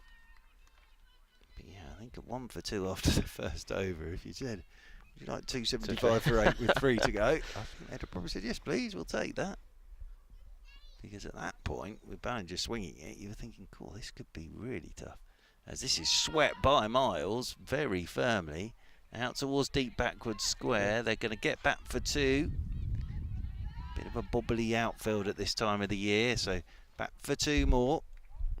It's good running from Miles and very good running from McDonald Gay. Every run absolutely crucial at this point. 2 balls to go of the innings. Miles is down the pitch, going up and over the top, and will be caught. He's come straight off the toe end of her bat and is caught at mid-off, but that's been a very, very good innings from Beckenham Miles. It really has. And I think that's 33 she's made there. Valuable runs, and it's 277 for 9. No, absolutely. Miles is really... I think putting the finishing touches on the innings is the correct assessment. There was a chance, a risk even, when Alice Davidson Richards went at 226 for 7 with kind of 6.5 overs to go. The innings kind of stutters to a halt. And as it happens, they've had another 51 runs in 6 overs. And that's largely down to Beckenham Miles. Kind of swinging the blade, running well. She took on the pace of Grace Ballinger fantastically well. And then kind of converted that into some sweep shots against Kirsty Gordon as well. But no, a wonderful little innings by Beckenham Miles. And a wonderful little shot from Ollie Pope over there, left-handed. Creamy ball over mid-wicket. Potentially caught with a mid-wicket in, but hey, you can't have everything. I'd like to see Ollie Pope with that hairdo as well. A top knot. Be magnificent. But, you know, playing some good shots, young Ollie Pope. Oh my lord, that's a great shot. Front foot just swung over mid-wicket for 6, this young lady wearing a Pope shirt. Brilliant shot that. So, Danny Gregory is out there for 1 ball. It's always fun for the number 11. You walk out there just with the 1 ball to face. Kirsty Gordon is into her. It's a quicker one, and it's whipped down the ground by Danny Gregory. 1 bounce. They'll come back for 2 because it's the last ball of the innings. The throw from Claridge. McDonald Gay is back for 2, and that means... Oh, run out, was it? Did the finger go up? Finger did go up. The finger went up, so run out off that last ball. So they'll get a single there. So that will mean 278 all out, which will mean 279 for the Blaze to win. And I think that sets up a very interesting run chase. Absolutely. Again, I still think I'd rather be in the South East Stars camp. I know it's been, the outfield wise, it's a really nice location to be batting today. But 280 does feel like a lot of runs, especially when we've been seeing, as evidenced by Ballinger at the top of the innings, the white ball has been swinging. You are able to attack with that new ball. But really the tail of the tape has to be Alice Davidson's Richards, superb 101, a career best list A score for her. And she was well supported by Bryony Smith at the top of the order, and then Paige Schofield, as ever, playing a mighty fine hand. Getting another half century In front of you. Exactly. In front of you. And did a disservice there to Ella Claridge. That was a brilliant throw off that last ball to hit the stumps at the bowler's end. How important could that single be? We will find out. So we'll take a break now. We'll be back for you with this 218. We resume. 279 to win for the Blaze. Sorry, South East Stars all out for 278. We'll be back with you in, what's that? Half an hour's time.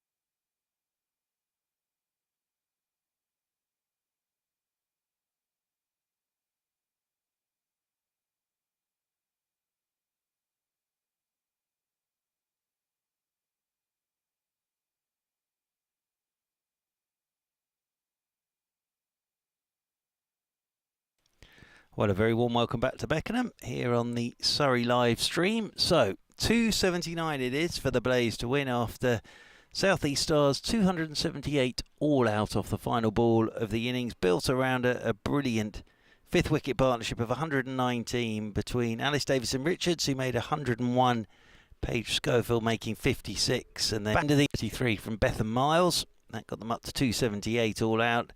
Grace Ballinger 4 for 54. Heyhoe taking 2 for 32, Lucy Heyhoe. So Lizelle Lee is out there in the middle with Teresa Gray. As you can hear, did not lose to get base, of course. We will wait to see hands out. It's a bit of a, as it will be to get the back and on strike.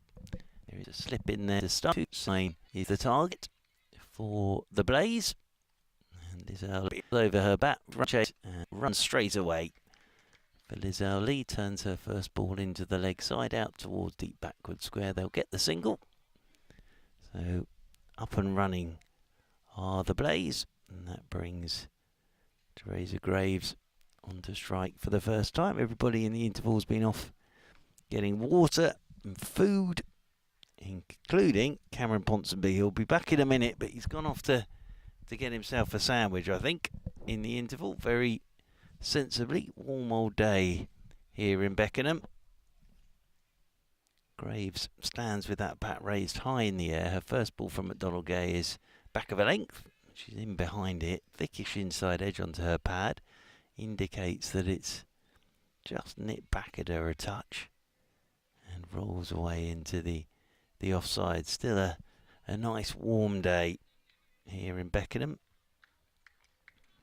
Alice Davison Richards stood up there at mid-on after her century in that South East Stars innings. Now this is down the leg side, taken by Chatley. Must have brushed the pad because no signal of wide. Kira Chatley taking that, moving to her left, so must have just brushed the pad of Graves. But as I say, from a South East Stars point of view, important game this for them. With what they've got to come, they're playing everybody around them, as this is Graves off the mark nicely, just tucking this off her toes out towards deep backward square. She'll get a single to get herself started, and that'll bring Lizelle Lee back onto strike in this first over. If you're just joining us again, 279 the target for the Blaze. We're in the first over in their 2 without loss. Of course, at the end of the South East Stars first over, as shout for LBW here from McDonald Gray, but going down, I would have thought, and nothing given. But at the end of the South East Stars first over, they found themselves 1 for 2 with Spence LBW to Ballinger without scoring first ball, and then Chatley bowled by Ballinger without scoring. So they recovered very well.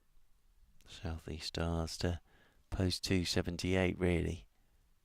As forward goes Lizelle Lee, just pushes this one gently back up the ground, and the fielding done by Alice Davison Richards. So first over gone for the Blaze. A couple of runs on the board in their pursuit of 279. Tell you what's happened elsewhere in the Rachael Heyhoe Flint Trophy. And in the game between Sunrisers and Central Sparks, Sparks posting 227 for 8 off their 50, and Northern Diamonds and Western Storm a late start to that one. I think it's 43 overs aside, and Northern Diamonds are 209, apologies, 209 for 3. Alexa Stonehouse it will be from the city end here at Beckenham to bowl the second over. Teresa Graves on strike. Stonehouse will come left arm over the wicket to her, and this was the end that Ballinger got the ball to swing early, and forward goes Graves to that first ball and just pushes it straight back up the pitch, and there's no run. Hoping Mr. Ponsonby gets back. He said he was off to find some lunch as Graves looks to force off the back foot this time. That goes past her outside edge. Bit of extra bounce there from Stonehouse. Taken low down to her right by Chatley. Just getting that ball to bounce. Touch Danny Gregory down in front of us at third. Very much looking forward to watching her have a bowl a bit later. There was turnout there for the Blaze.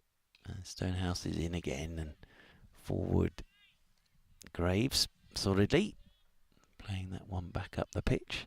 Did find one of the water dispensers down by the academy. Unfortunately though, it was producing hot water. It's not what you really need today.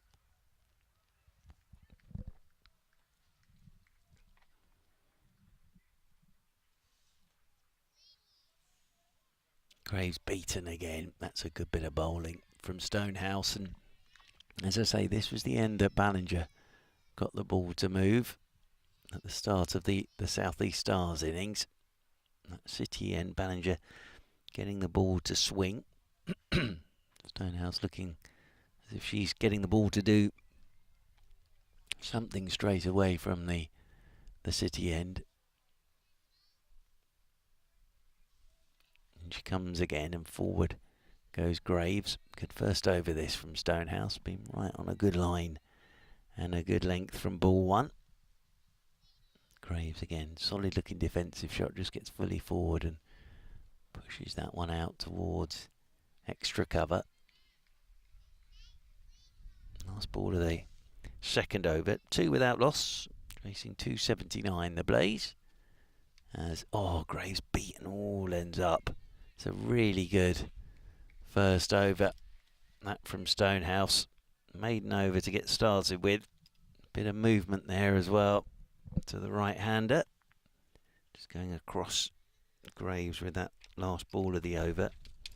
Beating the outside edge on a couple of occasions in that over Graves.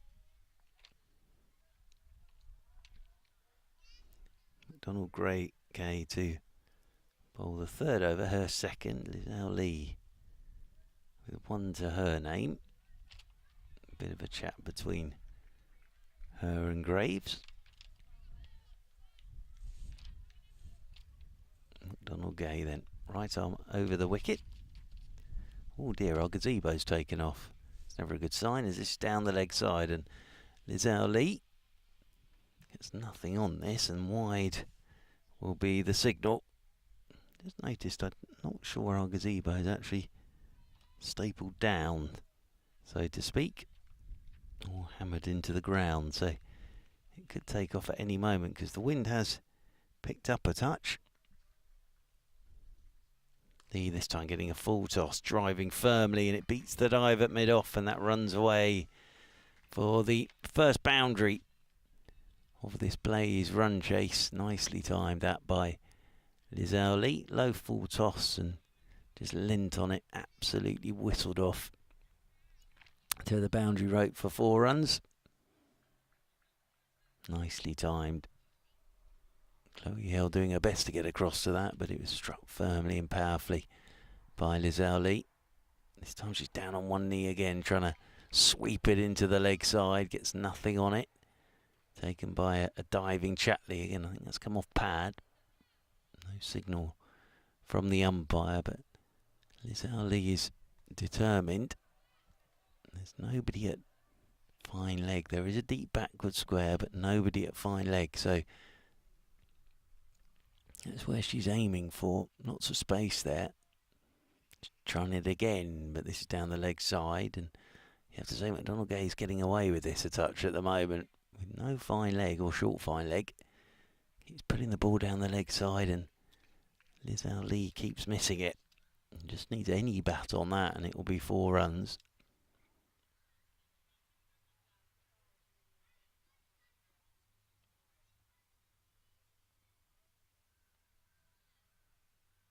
Lizelle Lee gets forward. That's a better line from McDonald Gay. Just pushing it away into the offside. Lizelle Lee. Be interesting to see how early Bryony Smith goes with any spin, especially from that city end, because we saw Lucy Hyam get quite a bit of turn and bounce from that city end. Lizelle Lee swinging a miss. It's a horrible looking shot really from Lizelle Lee. Trying to swing that one, I think, over the leg side. Head went up. Taken by Chatley. Moving away to her right hand side. Yeah, was looking to give that everything through kitchen sink at that one. Through the entire kitchen at that one did Lizelle Lee. Here she goes pulling, top edge. There's no one down there, and that's going to run away for 4. So not exactly where she intended, Lizelle Lee, but gets more top edge than anything on it. Just indicates there's a bit of bounce there for McDonald Gate. But that was always running away for 4 runs. Not sure if the ball's come back yet or not. Here we go. It went beyond the sight screen into the car park. So a couple of boundaries in this over from McDonald Gate for Lizelle Lee. First one a powerfully struck drive, and then that one top edge that flew over keeper Chatley. Down to the fine leg boundary rope for 4. McDonald Gate in again and runs here for Lizelle Lee. Just works it in front of square through the leg side. Should get a couple, will get a couple. 2 more to the total. Alexa Stonehouse coming round to do the fielding. So better over for the Blaze. 3 of their overs gone. 279 their target. Gentleman just arriving with his own deck chair and bag of kit. Essentially with a hat on. It's a warm old day again here in Beckenham. Stonehouse it will be. Maiden over her first over. To continue from that city end of the ground. Graves will be on strike, standing with that bat high in the air. Stonehouse left arm over the wicket to her. She's forward, and again Stonehouse hitting that really good line and length. And Graves just solidly pushing that one back up the pitch, and Stonehouse doing the fielding off her own bowling.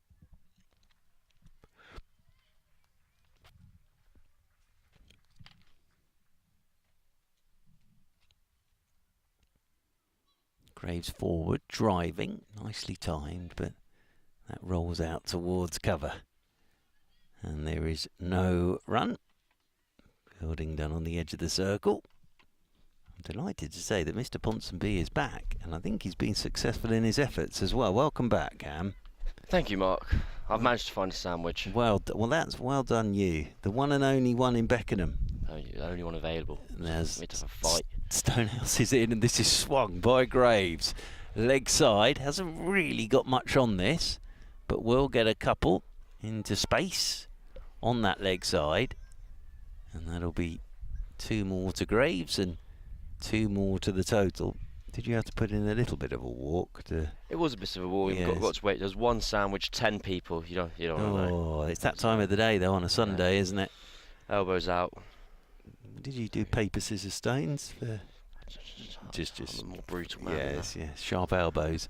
As forward goes Graves, pushes Stonehouse down into the leg side, and there's no run. Well, I'm glad to see you're replenished. That's the most important thing. I found the water fountain, which was pumping out hot water, Perfect. which was a little exactly disappointing. What you want on a day like I think today. it probably does pump out cold water, but I think the heat had got to it, and it was only pumping out piping hot water. As driving is Graves. Good looking shot up towards a wide-ish mid-off position. And there is no run. I was saying when we came back on air, that was a fine partnership from Schofield and Davison Richards. And I was also saying, I'd be very interested to see how early Bryony Smith goes with some spin. With what we saw in that South East Stars innings. Especially from that city end.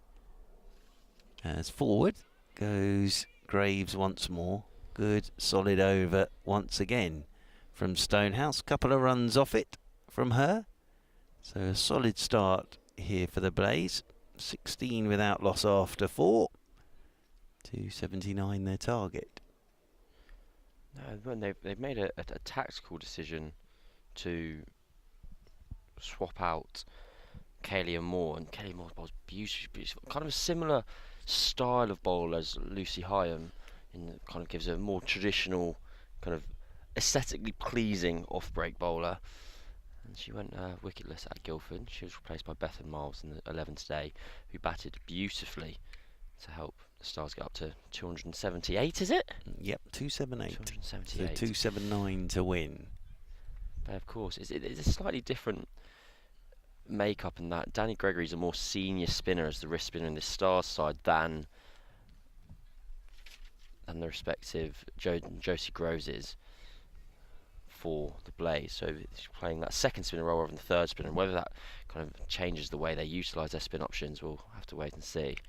Well, start of the 5th over. McDonald Gay is into Liz Lee, who's forward and just pushing this one out towards extra cover. They have got a long leg in now, but they went the whole of the last over without a fine leg or a long leg. And McDonald Gay did put 2 or 3 down the leg side, but Liz Lee missed out. So they have now got somebody down there as Liz Lee, there you go, sweeping. It's up a topish edge, but it's going to go all the way for 6. This is exactly what Liz Lee does. She missed 2 or 3 in the previous over, but that one, she's got enough on it. It soared over the top of Danny Gregory and away for 6. It did end up sailing, but I must admit, for quite a long time there, I thought she might have picked out Danny Gregory down at fine leg, because it wasn't. It was the speed of her hands that gave enough momentum on the ball for it to go for 6, but it wasn't a shot that was in control. It came off the top edge of her bat. 6 runs nevertheless. She's fascinating to watch, Liz Lee. It's driving here, thick edge, flies over the top of backward point, and that'll run away for 4 more. Down to the 3rd boundary. It's a pretty simple approach. It always has been from Liz Lee. But she is so destructive if she gets going, isn't she? It's such a wonderful signing for the Blaze to be able to make at the back end of the season, or being able to strengthen your team in such a dramatic manner. They did have Nadine de Klerk at the club early this year, and she made way out just before the 100 began. They just traded one excellent South African for another. They have indeed. Waits again, and forward she comes and pushes this one from McDonald Gay into the leg side. I met young Ollie Pope. Oh yeah? I said I enjoyed Ollie Pope as a left-hander. Yeah. And played some more lovely shots, but has had enough now, I think. But big Ollie Pope shirt. I think it was a full-sized That's what I Pope was guessing. shirt. I feel like there might have been an Ollie Pope connection there somewhere, that they've managed to get hands on a... Yeah, maybe, but yeah, it was a proper full-size shirt, as this is very good work from Cranston. She's brilliant in there at backward point, because that was well timed by Liz Lee cutting the ball. And Cranston dived to her left to do the fielding. McDonald Gay had a nightmarish start to her spell at Guildford. She bowled 0 legal deliveries for 9 runs. And I was feeling haunted. Yeah, that's a horrible start as McDonald Gay's in again. Forward goes Liz Lee. Turns this one into the leg side for a single. And that'll be the end of it. So a good target to be chasing for the Blaze. As we were saying, that they sit top of the table at the moment with a 10-point lead. But from a South East Stars point of view, got the Vipers and the Sparks above them, but just the 2 points between them and the Vipers and 1 point between them and the Sparks. And they play the Vipers on Wednesday at the Aegeus, and then the Sparks on Saturday. It's a blockbuster run-in. It is. It's great. Yeah, absolutely. Top 4 all playing each other. It's good when it works out like that. I was saying with the men's competition in the county championship, but the saddest thing in that is that Surrey and Essex aren't actually playing each other again. It's exactly the same as last year. That Surrey and Hampshire only played each other last year as well. Once last year as well. Yeah, that is disappointing, but sort of sitting out this week they are. As comes the kit, this one no run, but here, as I say, Blaze have got Sunrise and the Vipers on Saturday. So that'll be interesting. Playoff on the 21st of September, final on the 24th at Wantage Road. As Zhao trying to work this one leg side, that hits the pads again, runs away. And delivery earlier in the over, the line must have been just perfect enough to cramp up Zhao Li, because Stonehouse had dropped short, and I think Lee was quite intent on mullering it over towards that grandstand on the far side of the ground. As it happened, it was a dot ball. It was Well, tame. you missed Stonehouse's first over was beauty. Maiden went past the outside edge 3 times, and again that was the end that Ballinger got the ball to swing. Graves is driving out towards cover point. No run there as Jemima Spence does the fielding. Nicely timed. But of course it was that City end that Ballinger at 10:30 this morning got the ball to move in the air. So must be something about the city. I'm still trying to work out which city it is. It must be London. It's a bit of a way away. In comes Stonehouse, driven again by Spence, up towards mid-off. And there's no run. You used to be able to see, now with the big sort of garden centre for Crystal Palace, you can't see it, but you used to be able to see the top of Canary Wharf from here. So actually, from a sort of Surrey Kent perspective, this is sort of more London-y really. As forward goes Spence, plays this one back up the pitch, and there's no run. And I think sort of there's probably quite a lot of Surrey and Kent fans that live in this area anyway, so it's a pretty good place for the South East Stars to play some of their home games. I've been interested as well with what happened at Guildford on Tuesday, as that's right up on the toes of Spence, who gets bat on it, potters away into the offside.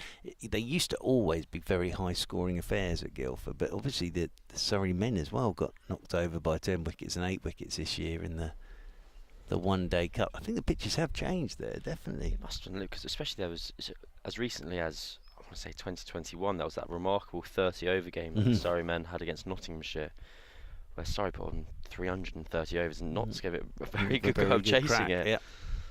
Well, that was the game that Surrey's Ryan Patel went into the pavilion in the rain breakers, Ryan Patel, and came out as Brian Lara and smashed 100, which was remarkable, really. But yeah, they haven't been high-scoring affairs. It was, the one caveat I'd put on that is they weren't high-scoring affairs from Surrey and South East Stars. In reply, Thunder and who was it, Hampshire? Yeah, they Hampshire and Lancashire cruised it. Yeah. So had the coin fallen the other way at the start of the day, maybe we'd have seen some more runs scored. McDonald Gate is in to Zhao Li, who's chipped this in the air and has gone. That's a big wicket. Has just chipped it in the air out towards extra cover. And that's a big wicket for the South East Stars. Zhao Li goes for 22, looking at the toe end of her bat. And that's a real blow for the Blaze.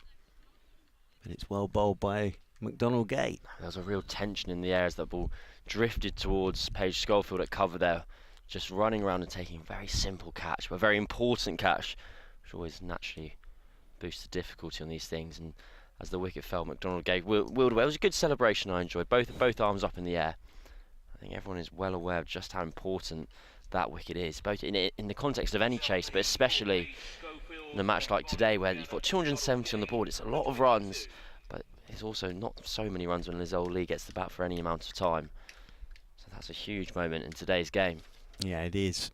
And it was one of those for Paige Schofield that was up there long enough just to have a think about doubt, wasn't it? Because especially when Zhao Li looks to drive, you're expecting that ball to absolutely whistle at you. But it came off the toe end of her bat. She was looking at the toe end of her bat as she walked off. So it did give Paige Schofield enough time to worry about it. It's also a smart take in that it was shoulder height, but Schofield turned her hands and kind of went fingers pointing up, but it's almost a conventional cup as opposed to fingers pointing up, reverse cup, the Australian one. I don't necessarily. I've never really understood why that is the Australian one. I know it was historically maybe that was the way it was done, but I feel like people from whichever country. Well, yeah, absolutely. I don't think they've got Have they got the copyright on it? I don't know. I think you're allowed to catch it that way if you want to. You don't have to just be Australian to be allowed to do that. So Georgie Boyce is out there in the middle. That would be a remarkable new rule if that was the case. That would, yes, yeah. Well, over the wicket is McDonald Gay, and Georgie Boyce just lays back and opens the face of the bat and runs her first ball down towards third for a single. Danny Gregory down there doing the fielding. She's putting in some miles, Danny Gregory. Sort of doing fine leg and third when the bowler's coming in from our Beckenham end, and then having to run all the way towards long off and long on and doing the same thing. So it's a lot of mileage as this one's turned by Graves down towards fine leg, and the dive goes in from Stonehouse, but has she got it inside the rope? Well, I think she has. It took her a while to get back to her feet again, but I think she's done really well there. I think they're asking the question. I think everyone on the ground thought that went for 4, apart from Stonehouse, who was dead set that it was absolutely fine. Both umpires stared at her for a very long time, and still staring at her. Yeah, well, they are still staring at her.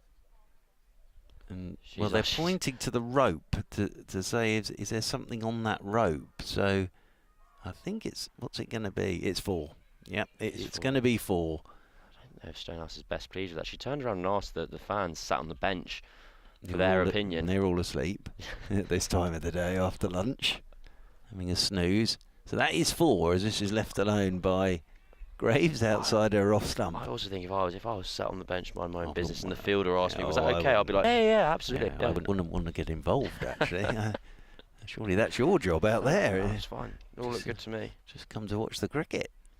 Depends who's asking you, I suppose. Sort of a slightly aggressive cricketer. You might not want to give the wrong answer. Graves standing with that bat high in the air again. And this one she's punching off the back foot straight down to Cranston. In there at backward point. And there's no run. It's always a difficult one, that, though, for the fielder. I think in the fact that you do know, if you've touched the rope, you know you've touched the rope. But I think in those occasions when you're diving full length and you've just got the ball, you're not sure at sometimes.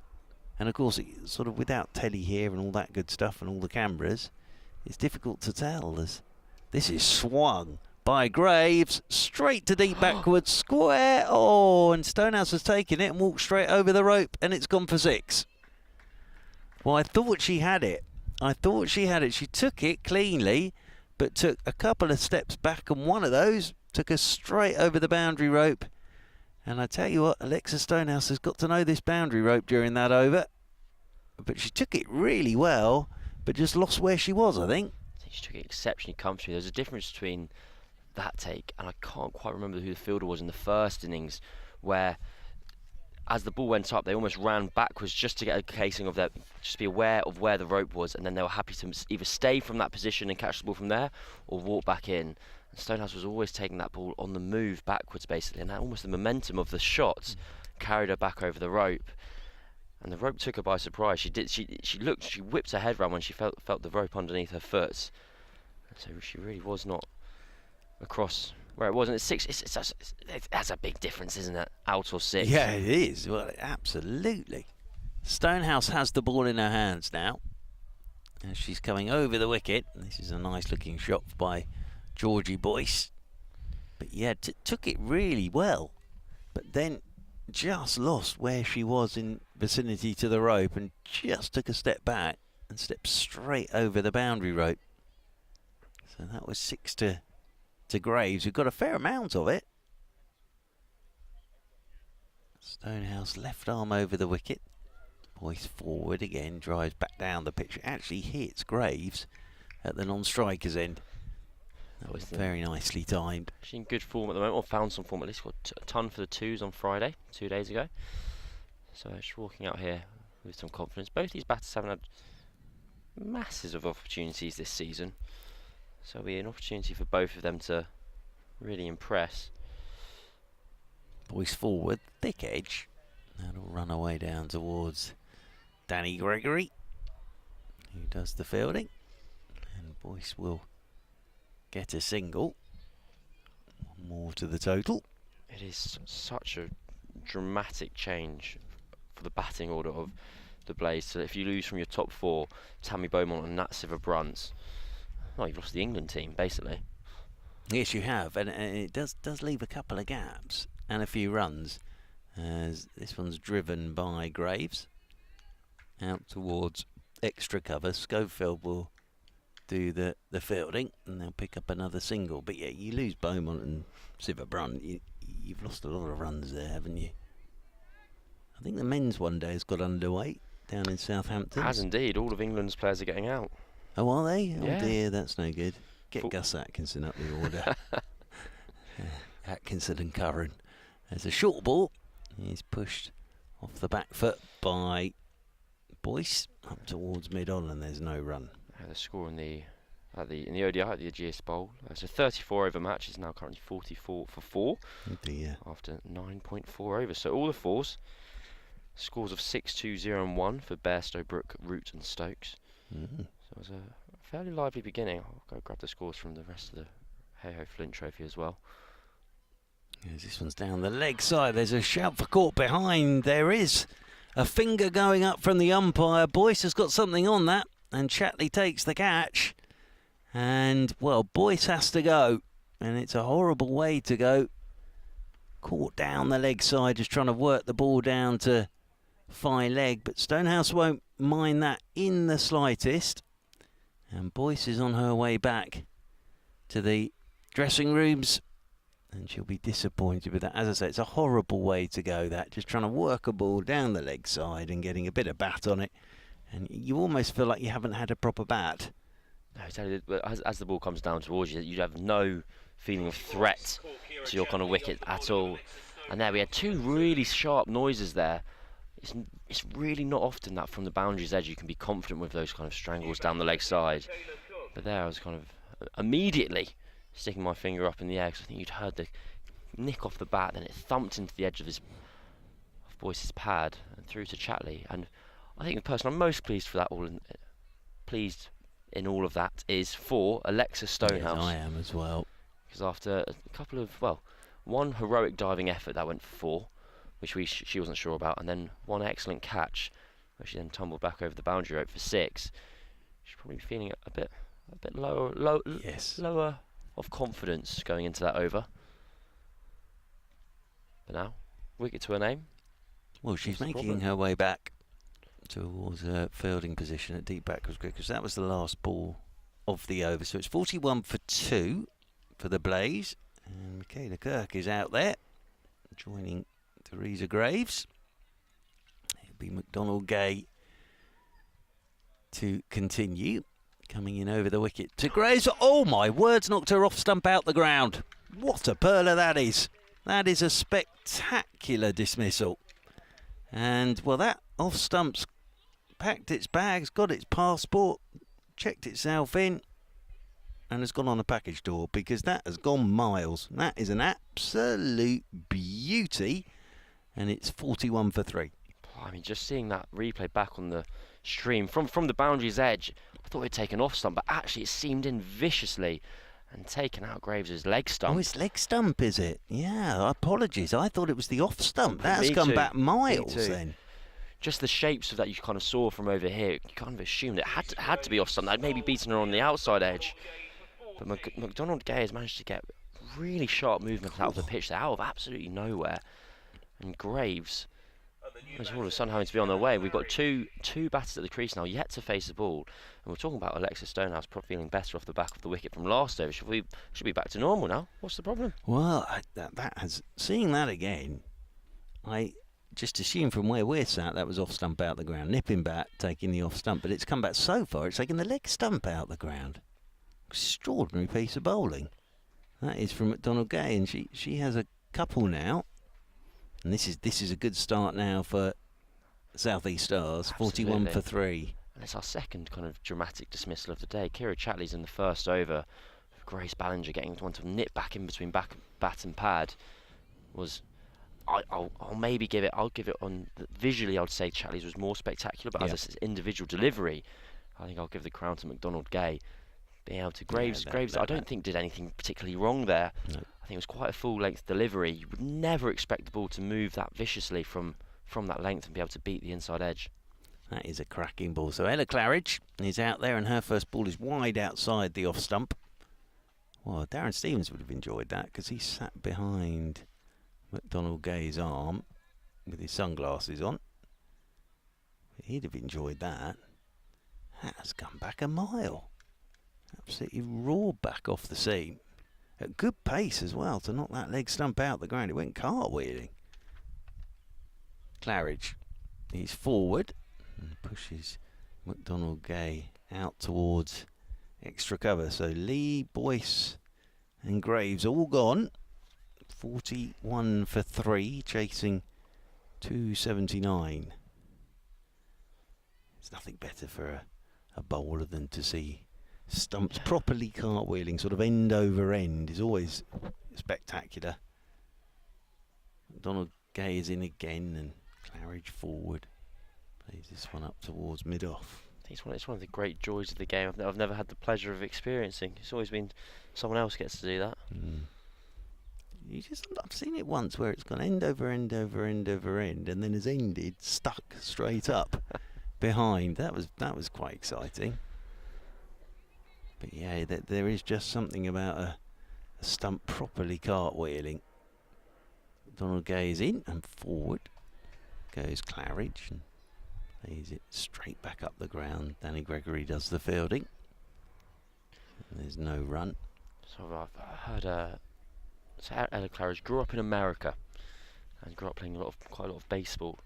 And so apparently you can really see, that's my first time seeing her bat live. Apparently you can really see that in her batting.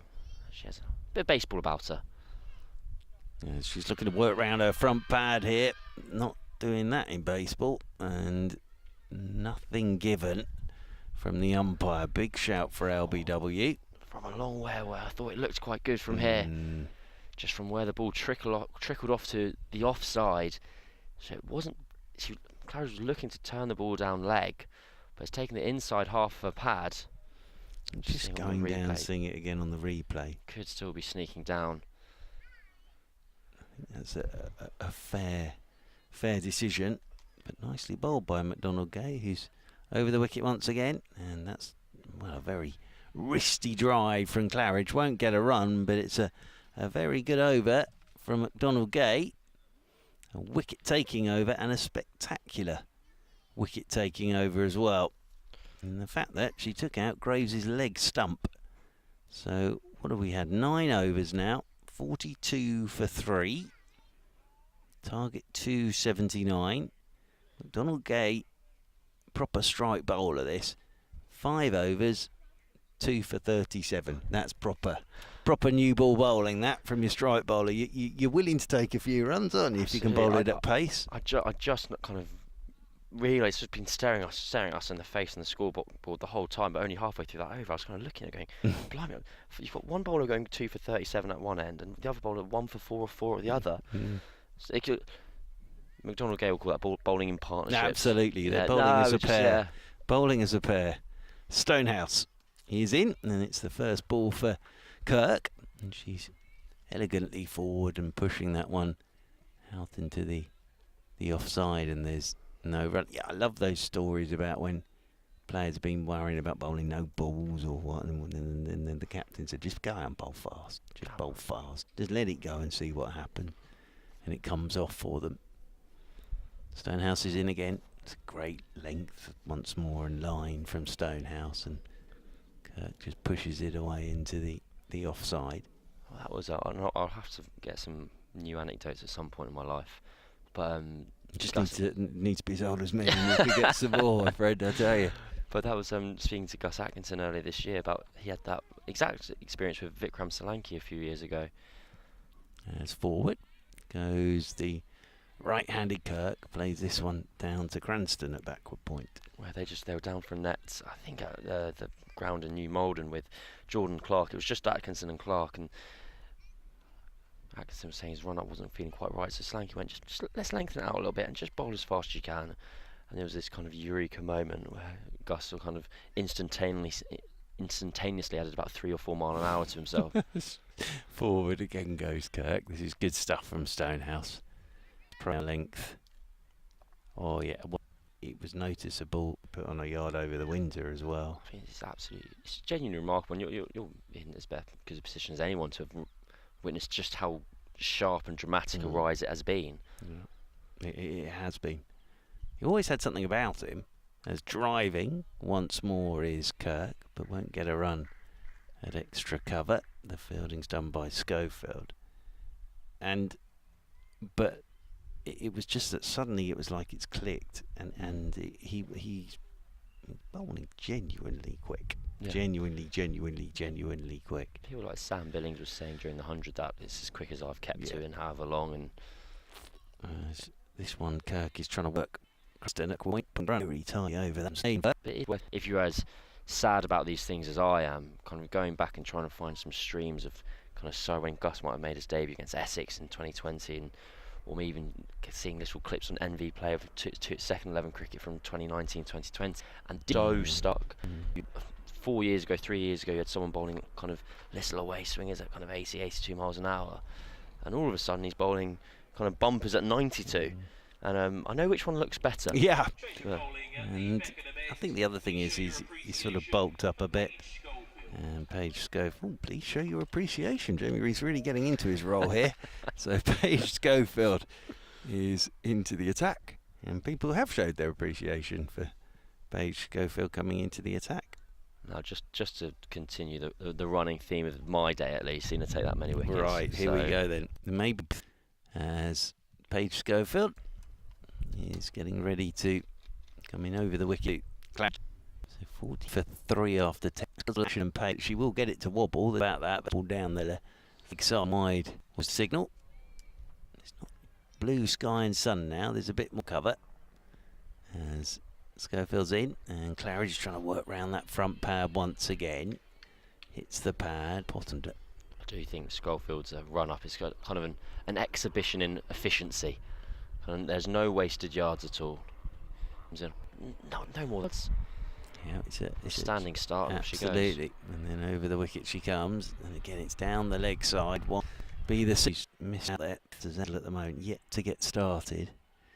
Liz Ali gone for 22, Boyce gone for 2, Gray for 4. Wonder if that will do a few rounds or so here actually. As inside edge, and run away down long in the fashion she intended, but she's up and running. And that will bring Kirk on to strike to Schofield for the first time. But yeah, any sort of footage of a stump cartwheeling tends to do the rounds a touch. Actually, I hope it doesn't, because it might have me saying that's off stump out the ground. As forward goes Kirk, playing this one away into the offside, and there's no run. But as I say, from the angle we're sat at, it just looked, it had to be it couldn't have moved that much, but actually it did so much more than we thought, and just plucked out her leg stump. It was a brilliant bit of bowling, it really was. As Schofield's in, and this is flicked away by Kirk to get herself off the mark. So Kirk has one to her name now. Just saw Beth Miles at mid-wicket going through a few bowling warm-ups. They are actually, two teams are kind of in perfect harmony in terms of their spin bowling. Both teams have a right arm off spinner, a left arm off spinner, and a leg spinner. As forward comes Claridge, little circumspect in that shot, and there is no run. But I think Schofield definitely getting this ball to just swing back a touch at the moment. Good crowd in today, actually. There's quite a number in, and a few more have sort of turned out since the break. All dotted around the ground at the moment. Some impromptu games of cricket have been going on around us. Claridge forward once more and playing this one up towards Bryony Smith. The captain will be very happy with this start, will Bryony Smith. She'll feel in control of this at the moment, won't she, at 45 for 3? Yeah, it's one of those kind of something I always think, which maybe perhaps sounds quite cliched, but when you're batting, good things happen slowly, but when you're bowling, good things can happen very quickly. And with 270 on the board, you kind of the Blaze need to be kind of relentlessly competent to actually stay in the game. And even if they only have 5 to 7 overs where they don't really move anywhere, all of a sudden that run rate will kind of burst above a run a ball required. When you're already 3 down, it's a real test of depth.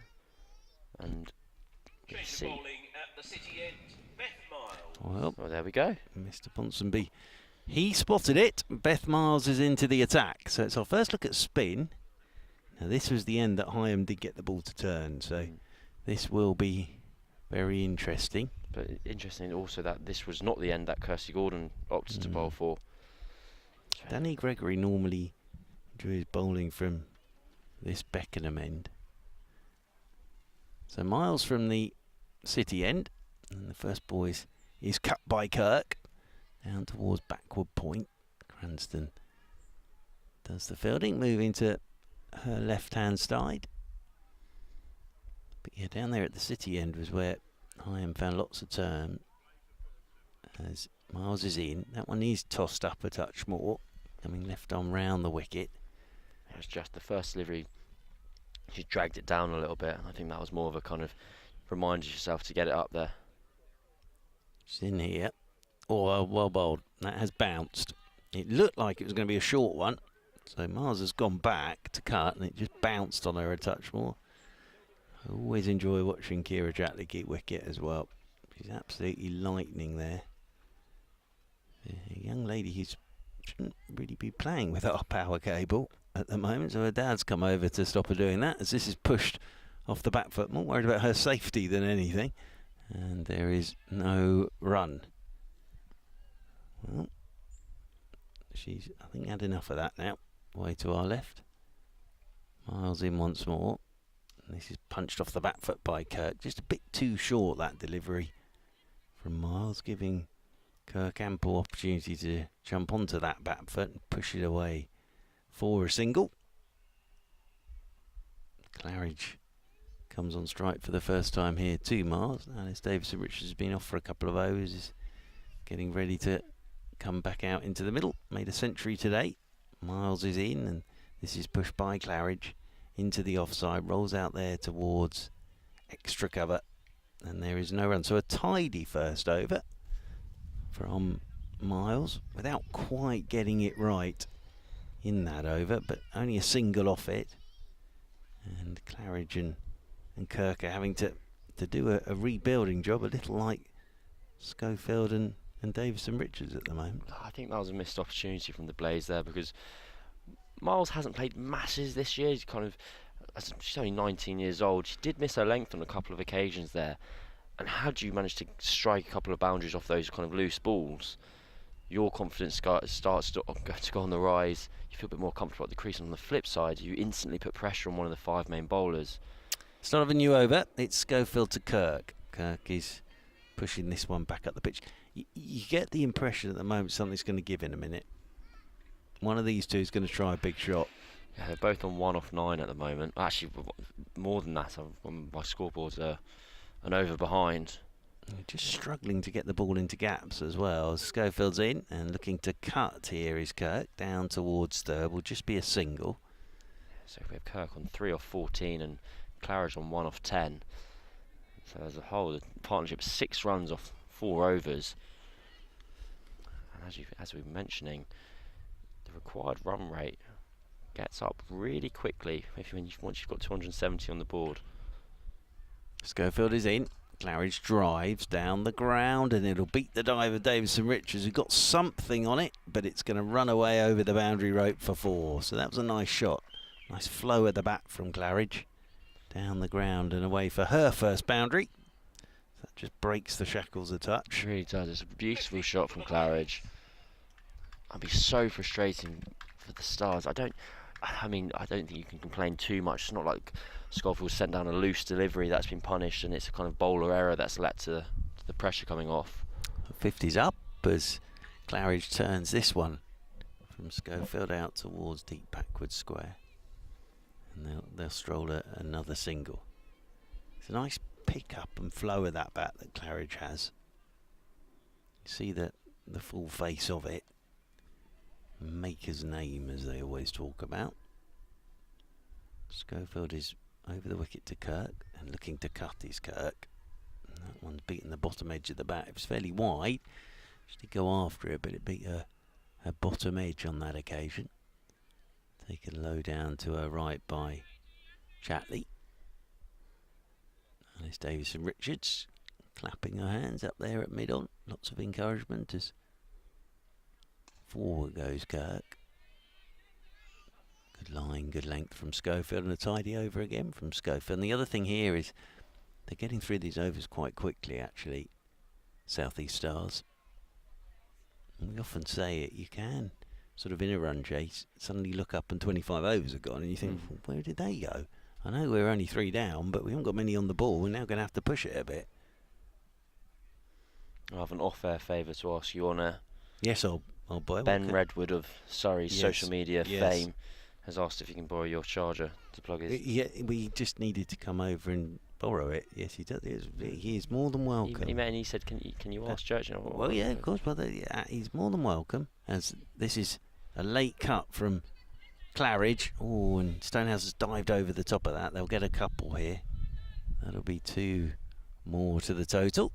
We had that dear gentleman at the start of play asking for our scorecards, telling us who should be playing. I must admit, I'd love to say I rise to occasions occasionally. That one I did not know what to do at all. No, you're fine. It happens a lot when you're sort of sat in a gazebo with headphones on. People ask for scorecards as this is drilled by Claridge out towards extra cover. I don't think he actually stayed at the game either. I think he asked those questions and they'd left. So he wasn't here very long. Got himself on the live stream though, as this is pushed by Claridge out into the offside and there's no run. So I turned off my microphone and said very politely, I was sorry, but we're on the radio at the moment. And he kind of looked at me like, I know, I'm talking. No, yeah, absolutely. And I was like, oh, sorry, okay. Yeah, no. So that's my fault. I don't know. Miles is in, and this is punched again by Claridge out into the offside again. It was a little short from Miles, so Claridge might feel she's missed out a touch there. 56 for 3. The Blaze, 279's their target. That's better. That one just a bit more loop on it as Claridge went forward. Nicely bowled by Bethan Miles, that one. So changes in the field. They're going to get the long on in now because I think Bryony Smith is beginning to sense that something could give here as well, as Claridge just pushes down to the right of Cranston in there at backward point. Oh, there could be overthrows here. Not quite sure how that's happened because, well, there's a shout for run out coming back for the second on the overthrow, but Cranston threw at the stumps and Kira Chatley sort of was the other side of the stumps and couldn't get across to the ball, so they've actually picked up a couple off that last ball of the over, but it was a pretty tidy over again from Bethan Miles. And I think Alice Davison-Richards, after a century, is now coming into the attack from this Beckenham end. So, wonderful century from Davison-Richards. You wouldn't put it past her to take a couple of wickets here either, would you? I think cricket is just so much more fun for certain people than others. And Alice Davison-Richards is one of those people where she scores a century and then goes, yeah, I'll bowl second change, that's fine. Well, you're always in as an all-rounder and a proper all-rounder, you're always in the game, aren't you? And if one side of your job doesn't go too well, you can always sort of make it up with the second side of your job. But as you say, it must be fun to be a proper all-rounder. As Davison-Richards then coming over the wicket to Kirk, and Kirk pulls the first ball from Davison-Richards out towards deep backward square. They'll pick up a single. One more to the total. I think mentally that's one of the major differences between why I'm sat here and people out there playing is I think Davison-Richards would go, I've got 2 opportunities to succeed here, and I always often think I've got 2 opportunities to fail here. Yes. I can get zeros in every department. Well, yes. And then in the field drop a couple of catches as well. Davison-Richards is in to Claridge. That's down the leg side. Is this going to be signal wide, or was there a bit of pad on that? No, it's going to be signal wide. Nothing on it. Taken low down by Chatley to her left. But I look at Nat Siva-Brunt and sort of in that all-rounder role as well, you know, go out there, get 100 and then come and bowl her medium pace and pick up 2 or 3, and then an absolute gun in the field as well. It must be great fun to be able to do everything. Well, a bit of a responsibility as forward goes Claridge. Pushes this one out towards extra cover. But yeah, if you can find an all-rounder in your side, it doesn't half help. It really does. Well, I think we saw a bit of that with the England men in the Test series, with all the talk about Ben Folkes, and I'm still convinced that if Ben Stokes could have bowled his overs, that would have opened up that door really. But they had to play another bowler as Davison Richards is in, and that one's way down the leg side. This will be wide signalled, and that'll be one more to the total. So yeah, it must be hugely fun to be able to bat, bowl, catch, I don't know, make the tea, do everything. Davison Richards turns again. Over the wicket she comes, and Claridge, little inside edge onto that front pad, just rolls away into the leg side, there towards short mid wicket, and there's no run. Just clouded up a touch now. It has indeed. I think kind of been flattering to deceive this partnership here. They've just started to increase the run rate. There's been a couple wides, but it's actually only really been Claridge. Kirk's only on 4 off 14 at the moment. This is a moment of opportunity for the Stars. It certainly is, as this is the outside edge of Claridge's bat. Runs off down towards third, and they'll get a single. I didn't even bother looking at the weather forecast today, but I don't think there is anything. I suppose light could be an issue, but I'd be surprised. But it's from where it doth come over the hedge behind us. There's a lot of dark cloud rumbling in, and as I say, hopefully this isn't what came from Southampton. Davison Richards is in to Kirk, who's pulling up and over the top of short mid wicket. 3 converge. Stonehouse will do the fielding, and Kirk will pick up a couple of runs. 2 more to the total. 2 more to Kirk. I think that's a shame that for Davison Richards just missed the length, drop short. Just let Kirk just kind of gain something, get some runs on the board. I think when someone's, I was actually on 4 off 18, or a ball ago she was, you just want to bowl stock ball after stock ball to someone in that situation, force them to do something that will take them outside their comfort zone. Kirk on this occasion can't find a gap again, just pushes the ball out towards cover, and there is no run. End of the over from Davison Richards. So she's bowling now after 100, but I think the South East Stars will be delighted with where they find themselves at the moment. Absolutely. In this game. 15 overs gone, 61 for 3. That was great. We're just talking about in relation to stock balls. Surrey and Australia's Sean Abbott. There was a great video of him talking about his kind of call up to the Australia one-day squad, and kind of what changed for him and kind of his relationship with Pat Cummins. And he said Cummins came back and played a Sheffield Shield game, I think back in like 2017, 2018, and took 8 wickets across the match. And to that point, Sean Abbott was averaging north of 40 in first-class cricket.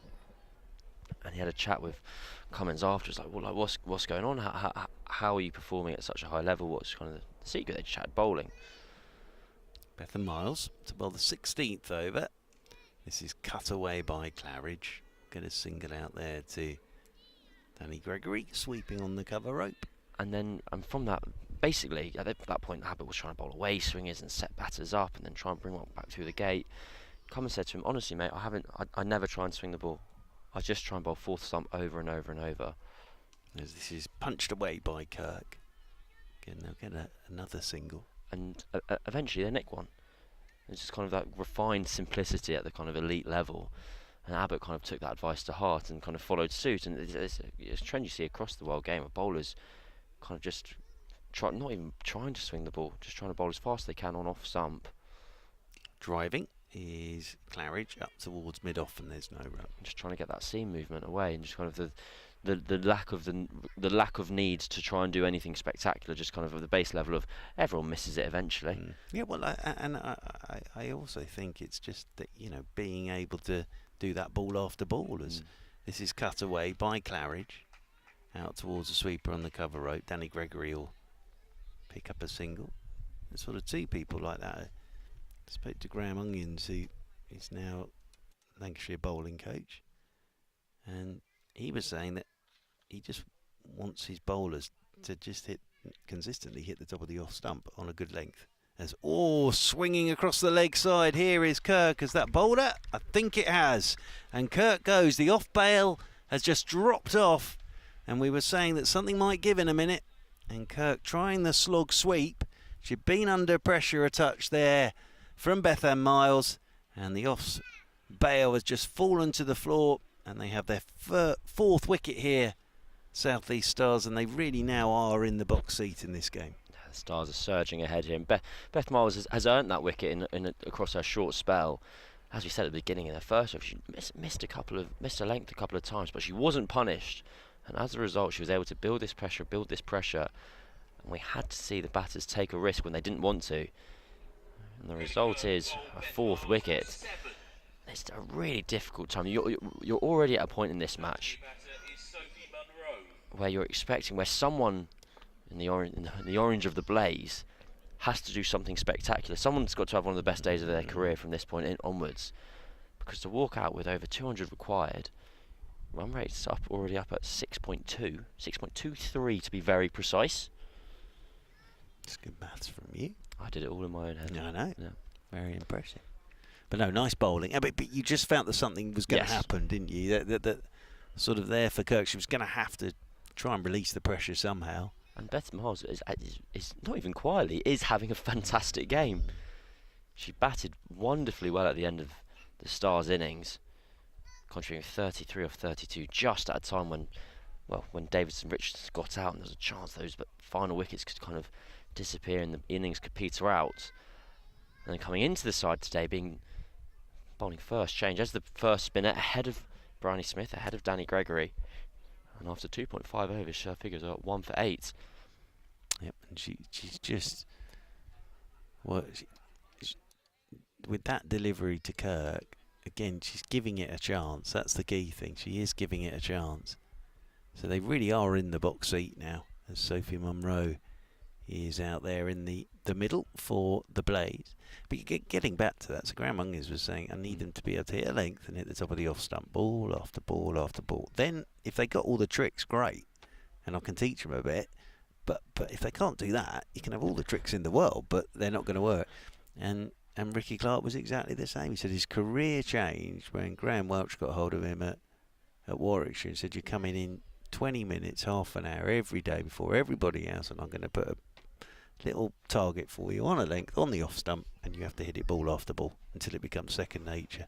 As first ball here for Munro, pushes it straight back up the pitch, and there's no run. And a very good over that from Beckenham Miles as her first wicket that occurred. But you know that is the simplicity of the game at times, isn't it? It really is.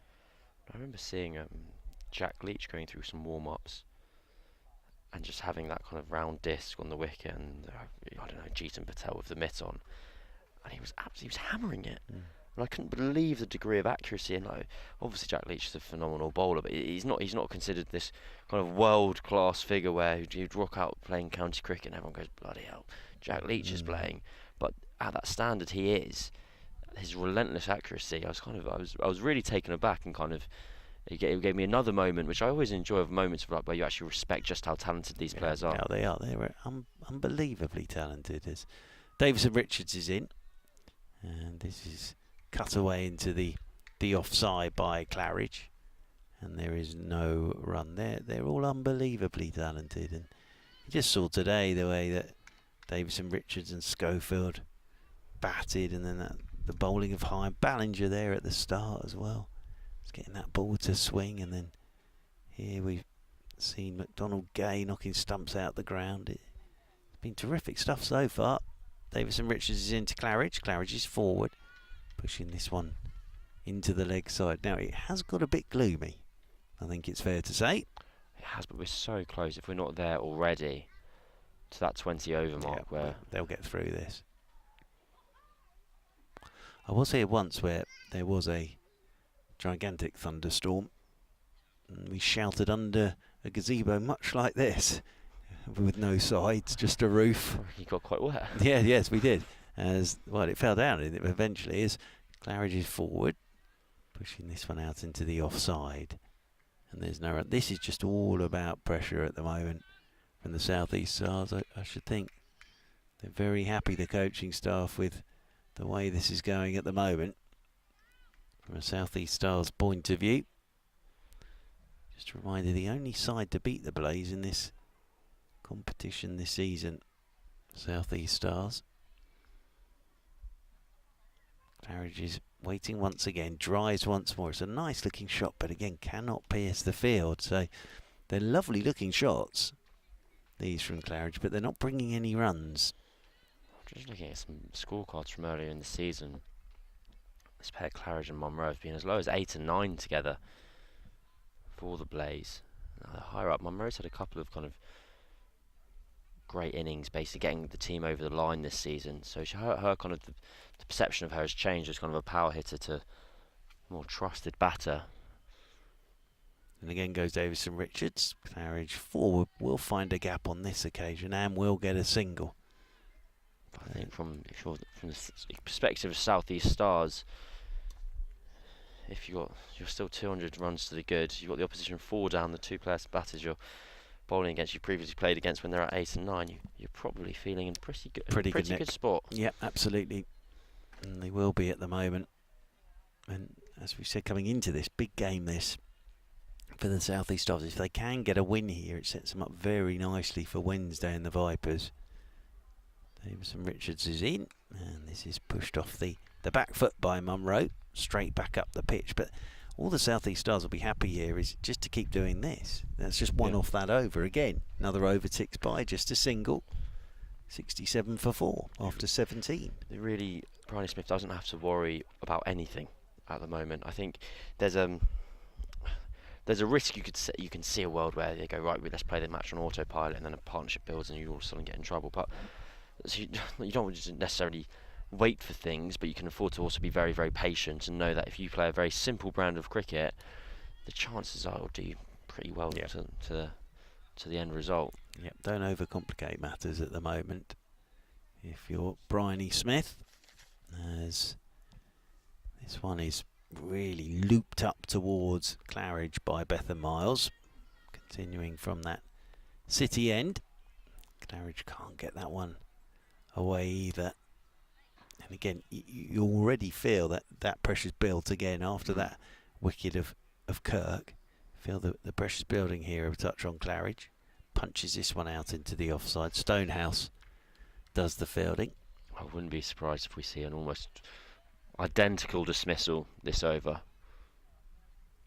She's going to have to try something in a minute, as Claridge is again unable to beat Stonehouse in there on the edge of the circle at cover. It's almost as if this Blaze innings has come to a stop. Sort of a juddering halt at the moment. Bethan Miles, left arm round the wicket she comes to Claridge. That's a bit too short, but again Claridge can't get it away. I think you have to get really quite ugly there and heave it over to the leg side as soon as you're sure. They do have protection over that. I was just trying to see where that mid-wicket is. Mid-wicket is in the ring. And try and bully them over there. Miles is in once more. Claridge finds a gap. Gets a single. Out there to Danny Gregory, who whistles the ball in over the top of the stumps. So yeah, the run rate's up at over 6.5 now. It's a lot of runs. And overs is just ticking by at the moment from a Blaze point of view. Miles is in, and Monroe's pushed forward. It's turned on her. It's hit the front pad. There's a big shout for LBW, but nothing given. But nicely bowled again. I didn't particularly get the impression Miles or the Stars were that keen on that, but it may have just been sliding down the leg side. But it's another over where it's just a single. So 18 gone now. But as I say, it almost feels as if the Blaze innings has just run out of petrol at the moment. Need a pit stop, and not sure. Will they get a? We had the water breaks, didn't we? And I'm not sure we need did. them now, do we? I think they were just the kind of more almost conventional. We played for an hour and then they had a drink. Yes, that's my sort of game these days. I have to say. I said that's it. It's reminded me there. So the appeal went up from Miles and Bryony Smith at slip, and Kira Chatley, the wicketkeeper, had kind of running down to get the ball just on the wicket next to it. It reminded me that happened twice at Guildford as well, where bowler and fielder were very interested, and Kira Chatley was off. Right. Davison Richards is in to Claridge, starting the 19th over. I don't know if that's a nod to her honesty, or potentially an area to improve in the dark arts. Yeah, well, absolutely. If you're sort of running after the ball and not appealing, it does make the umpire think you're not convinced. Turning again is Davison Richards. I think I just felt a drop of rain. Yeah, I think there might be a bit about, It feels like it. Davison Richards in, good for the garden, as this one's flicked away into the leg side. That's what they always say, isn't it? As Claridge gets a single, one more to the total. Not that I have a garden, but I'm sure it's good for the garden after all this hot weather that we've been having. That's the thing, though. If it rains for a couple of days, we'll all be moaning about. Exactly. That's why we made our bed at the start of the day. Yeah, we were absolutely, happy yeah, very much so. That's a very cheesy country song. It's called "Rain Is a Good Thing" by Luke Bryan. If anyone wants to listen to a song that's bad. Well, it's a heck of a title, that. As Munro is in behind a shorter ball from Davison Richards and plays this one back up the pitch, and there's no run. I think the genre is known as bro country. I've become very partial to it over the last 6 months to a year. Is it a form of country music, is it? It's basically kind of just burly American men singing about hunting and drinking. Oh yes, and other things yes. of the sort. And the rain from the sounds of things. Davison Richards comes in over the wicket. Munro gets a short one that she sways inside. It's a good short delivery that from Davison Richards. Might be looking at the light as well and thinking, well, bowl a couple of those and then we get to 20 overs and they drag us off the light, because obviously here at Beckenham no floodlights, but it has got very gloomy. Although the ground staff don't look that interesting. Might be checking their rain radar over there at the moment, just to see if there is anything coming from Southampton. Davison Richards, another short one, and this is pulled by Munro. Good looking shot, and Stonehouse does well out there at deep backward square. But again, it's just a single. I'm intrigued by this kind of change in tactic, whether that's something they are purposefully targeting Sophie Munro with, because the kind of bare bones of cricket, the basics of cricket, have been working so fantastically well for them. They haven't had any pressure put back on them from the batting side. It's been the fashion of this summer, isn't it? Go to the short ball. That's been the fashion of the summer, really.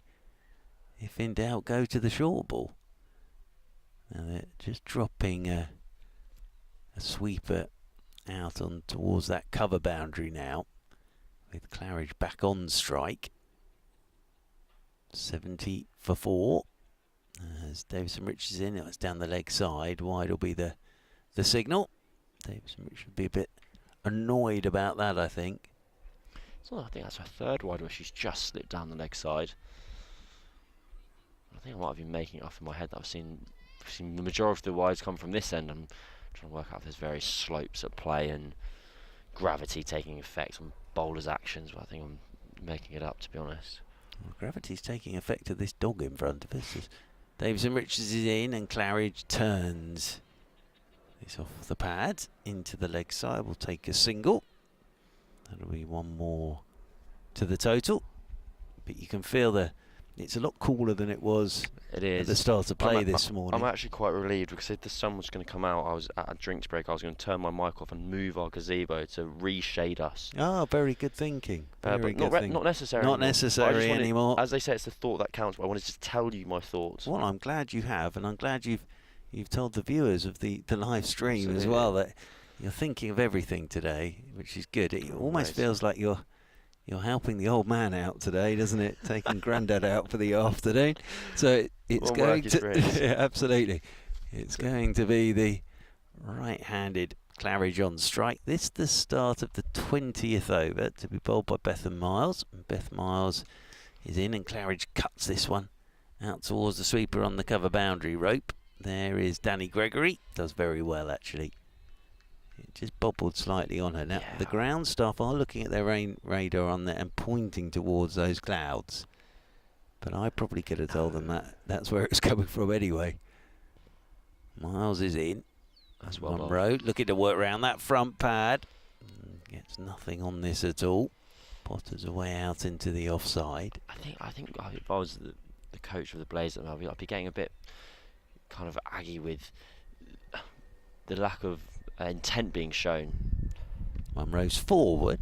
Turns this one down into the leg side. Might think about 2 here. Should get 2. Will get 2. And I wish I hadn't used the word intent there, because it just sounds so buzzwordy. But like, kind of, there's ways that there could be. There's opportunities to be aggressive here. In that Miles is every over missing her length short, and there's a chance to really whack her over to the leg side. As it happens, they're cutting it out to the sweeper, and it did bobble on Danny Gregory. Forward and going down the leg side is that one as it turns, and wide will be the signal. And they only had the chance to run one, but had that first run been run very hard, the bobble would have then allowed the opportunity for a second. I just feel they're leaving runs out on the table at the moment. Forward again goes Monroe. Well, I just wonder if a message is being sent out there, because a drinks bottle's being sent out. Now, I haven't seen anybody signal for a drink, so there may be a message being sent out. It's just sort of meandering a touch at the moment from a Blaze point of view. Nothing's happening. As forward goes Monroe. Pushes this one straight back up the pitch. 15 for 1 off the last 3 currently. Partnership's 10 off 23. Yeah, I wonder if there is a message being sent out. Monroe forward will get a single, will she? No. There probably was one there, but decided against it. So that's 20 overs gone. And no, neither batter is looking over at the drink being run out. They're about to be taken by surprise. Which is all, unless it's going to the umpire. It looks like it's going to the umpire. No. Going round the pitch. Very good. So, yeah, this is a message. This is a message in a bottle, literally, to the batting pair out there. What do you think of it? Whack it? Well, it might be just get a bit of impetus going, really, because, as I say, nothing's really happening. It's just that the whole innings has sort of stalled a touch. So whatever the message in the bottle was has been delivered now. So we'll see. This will be interesting. Always interesting when you see a player run out in a tabard with a bottle, and neither batter has actually asked for a drink at all. I'd never heard a bib being called a tabard. I'd never heard the word tabard before. It's a marvellous word. It's yes. Wow. Yes. I prefer it more than bib. Davison Richards with the 21st over. Claridge drives. And there was a little bit more intent in that shot. Absolutely. And she'll get a single. And one more to the total. I always knew I was going to learn something today, though. As soon as I found out we were on together. Well, not quite sure. If the only thing you've learnt today is the word tabard, that just about sums it up, really. Just about sums your day up, Cam, really. And I do apologise. As on to strike comes Monroe. Monroe's in behind this delivery from Davison Richards, just pushes it out into the cover. In complete and utter control of this, the South East Stars at the moment, and it's going to take some, not so much a gamble, but just a change from the Blaze to get themselves back into it, because we're in the 21st over already. And they still need over 200, as this is pushed off the back foot by Monroe. Nice looking shot, but can't pierce the field. The target is 279. So there's still 202 required from here. And we're in the 21st over. And I think it's going to be a lot to ask anybody just to come out and start smoting the ball to all parts today. I haven't seen anybody do that today. And it's Davison Richards with 100, really had to get her head down. She's over the wicket here to Monroe. It's a short ball, and Monroe's looking to pull, and there's a definite tactic in there from Davison Richards to Monroe. It's gone 3 times now with the short ball to Monroe. I remember doing a game at the beginning of the year. It was Surrey versus Hampshire. Keith Barker came out to bat, and immediately the short leg went in, the leg slip went in, and Will Jacks was on commentary for the live stream, and he went, "Oh yeah, we've always done this to him." Yeah. And you just go, I can't think of a worse thing than being a professional cricketer with the reputation of bowl short at them. Yeah, the thing is though, it didn't get him out. No. He scored a lot of runs in Surrey over the years as Barker. A slower ball, and this is chipped in the air just over the top of Paige Schofield at cover. And they'll pick up a single. What I do know though is, in that particular instance, Barker got absolutely peppered. And he took a while to recover from it actually. His fingers got smashed, but he didn't get out to it. That was the thing. But yeah, I've seen them try it a lot to Barker. He could be at number 4 in my always does well 11. Yeah, he's a good player, isn't he, Keith Barker? Very, very good player. As back onto strike comes Claridge, but it's a tactic that, you know, everything gets around the circuit so quickly now.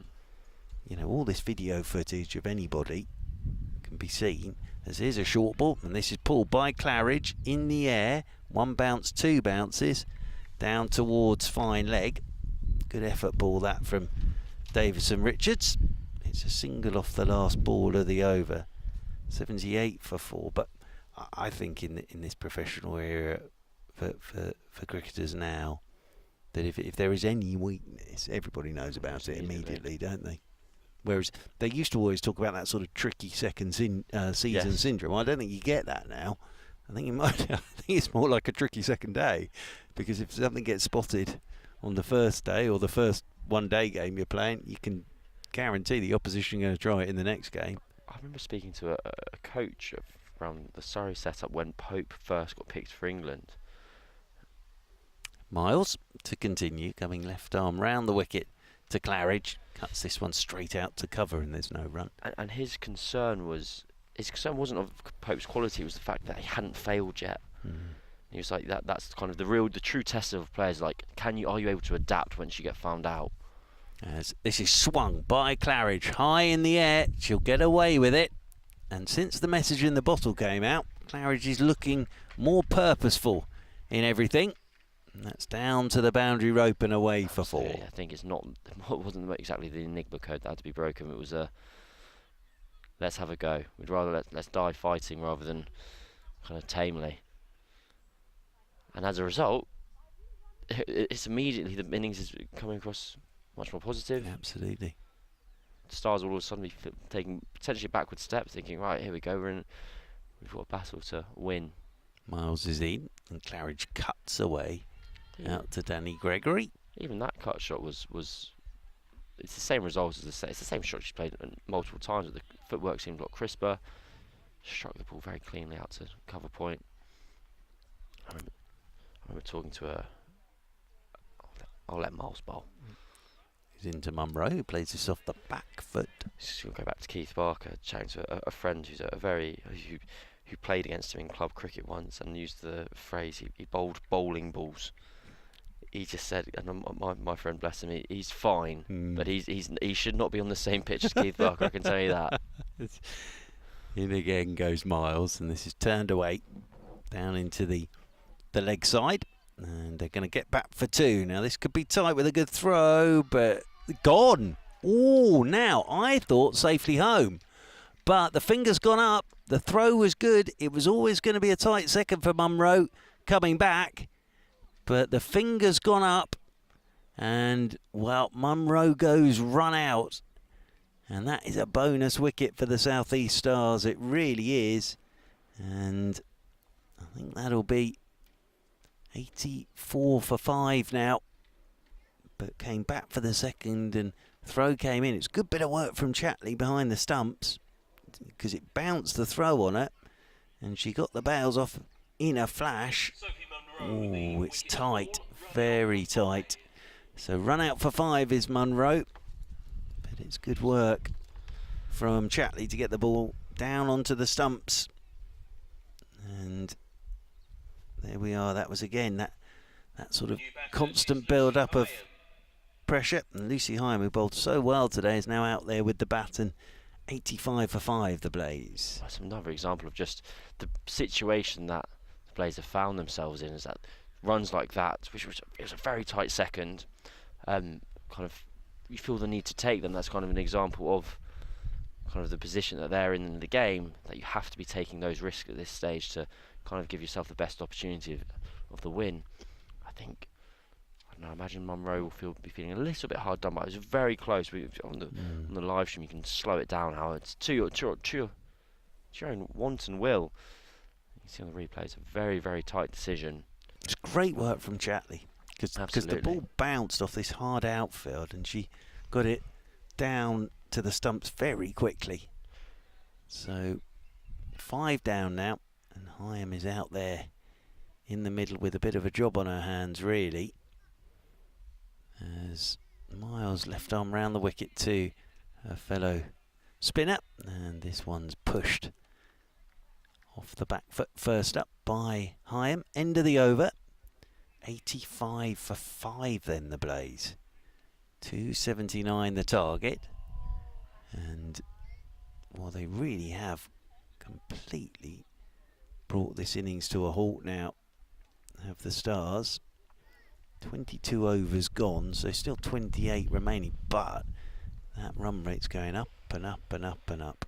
So my maths isn't good enough to do this off the top of my head, but I wonder if already there's an element of damage limitation from the Blaze, because if you win by like 125% or whatever, you get that bonus point. And whether there's almost a secondary target for the Blaze in mind now, saying, right, if we're not going to win this game, let's not give the Stars maximum points and risk them being able to catch us up, basically. So, what, 95 for 6 at the end of 50 overs? That's going to be a fantastic 28 overs. As Alice Davison-Richardson is in, and that's pushed away by Claridge. Out towards the sweeper on the cover boundary rope. And one more to the total. Yes, it's a bit like preventing a side in the men's game getting the bonus batting points, exactly. Isn't it, really? It's that sort of thing. Lucy Heyhoe is out there in the middle. So the bonus point is where the winning team's run rate is 1.25 or greater times that of the opposition. So, if anyone can help me out of that. Well, yes. 278. We might have to ask Letty at the end, who will know these things. She is the main source of information. Does an amazing job. As Davison-Richards is in and beats Heyhoe on the outside edge straight away. Spelled very nicely as Alice Davison-Richards. Well, yes, there's always been sort of shenanigans like that. My favourite one was, I think it was Somerset years and years ago in a sort of the group final group game, and sort of to get they knew that it was something along the lines of, as Davison-Richards is in forward, goes high and plays this one down towards backward point, but it was something as if they knew if they lost, it was actually going to work out better for them in the long run in the knockout stages for where they were going to end up, something along those lines. So they won the toss and batted first and declared after 1 over of a 50 or 40 over game, and yeah, that never happened again. I think Brian Rose was the captain, and that never happened again, because they sort of knew if they lost, then that would actually work out better for them in some bizarre manner. As short ball to Heyhoe from Davison-Richards, and Heyhoe's trying to pull that, but getting nothing on it. There are a few sprinkles of the wet stuff in the air, but then it looks a bit brighter as well, away to our left-hand side. It's a slightly biblical sky at the moment, I have to say, here in Beckenham. I can hear it, a few drops on the top of our gazebo roof, and the ground staff are moving now as well. As Davison-Richards is in, and forward goes Heyhoe. Quick singles taken, and they'll be through for the single. If it did absolutely hose it down, I don't know exactly what the Duckworth Lewis is, but they are way off where they need to be, the Blaze, I'm sure. Well, I'll tell you immediately what the Duckworth Lewis is. Currently 166. There you go. So they are 79 behind. Yeah, miles away from where they need to be. But the ground staff are sort of heading off towards the sheets, away to our right-hand side, with a determined look on their faces as Claridge gets a short ball, That's a good cut shot down towards third. And the coaching staff are coming out to retrieve their bats and balls as well. It's a single off the final ball of the over. So again, it's a very tidy over that from Alice Davison-Richards. Not only has she batted well today, she's bowled very well. Absolutely. Very intelligently. It's a phrase an old boss of mine used to always say, plug and play. Just if we get a new project, plug and play. We've done it before, we'll do it again. Oh, I see. Yeah, It's excellent. Yeah. I think that's the impression I'm getting with Alice Davison-Richards at the moment. Very experienced cricketer. I think she knows exactly what her job is, and for our captain Bryony Smith knows she can just keep her on without kind of fear of anything going wrong. They might opt for a change given the match situation. If the Blaze manage to put something together, you want to be able to have a few overs of your guns in your back pocket. Yep. There's Miles continuing from the City end. Claridge cuts away out towards Danny Gregory and will get a single. That'll be one more to the total. So I do like all these new modern phrases for things. I went into the office last winter and there was a new table there. And I said, what's that? And I was told it was called the Contemplation Station. As looking just to run this down towards backward point is Hyam. Nicely bowled by Miles. Is it Potters out towards back. So if you want to contemplate anything, you sit there and contemplate it. Did you often see people taking up the Oh opportunity? yes, I saw a few people contemplating as I had my sandwich. As this one's turned leg side by Hyam. Did you contemplate? No, at the I station? just No. I ate my sandwich and read the paper, Okay. which was a sort of contemplation for me, really. There should be. I think it's where you come up with great ideas. There should be a lunch station or So, something. yeah, absolutely. Or there is something as well nowadays. The Imaginarium. Yeah. As in, round the wicket goes Miles, and this is swung leg side in the air. Oh, and is misjudged out at deep mid wicket.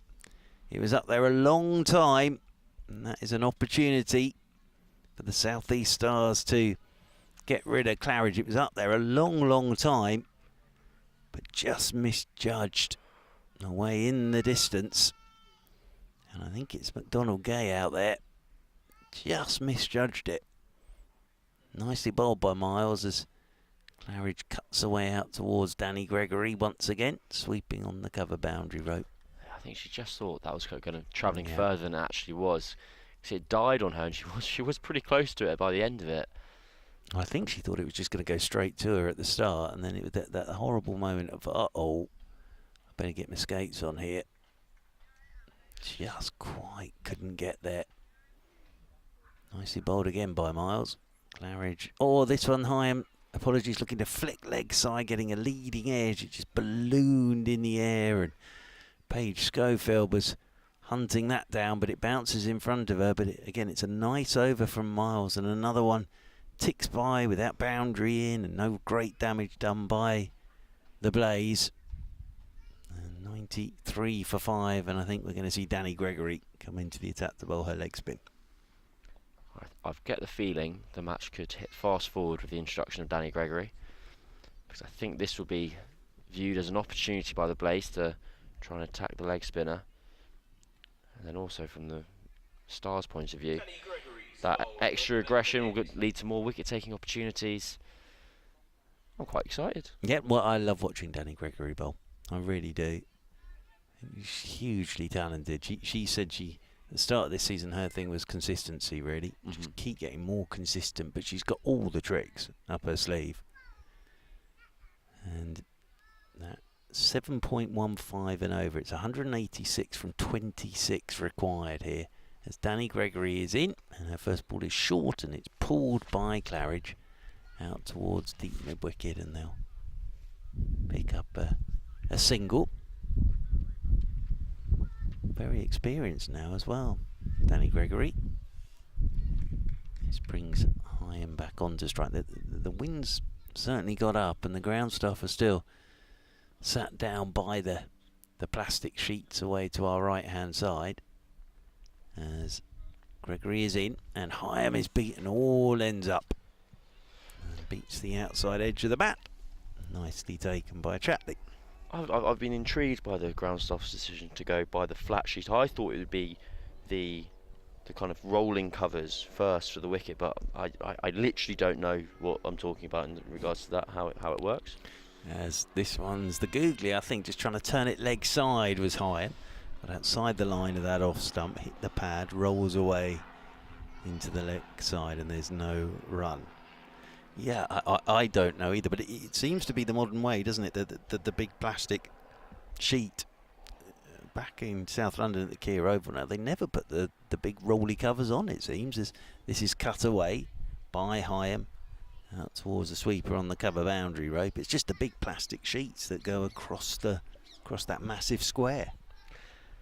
I have on the replay, you see it was the googly from Gregory, and it was definitely also going down leg side. So everything called correctly by yourself.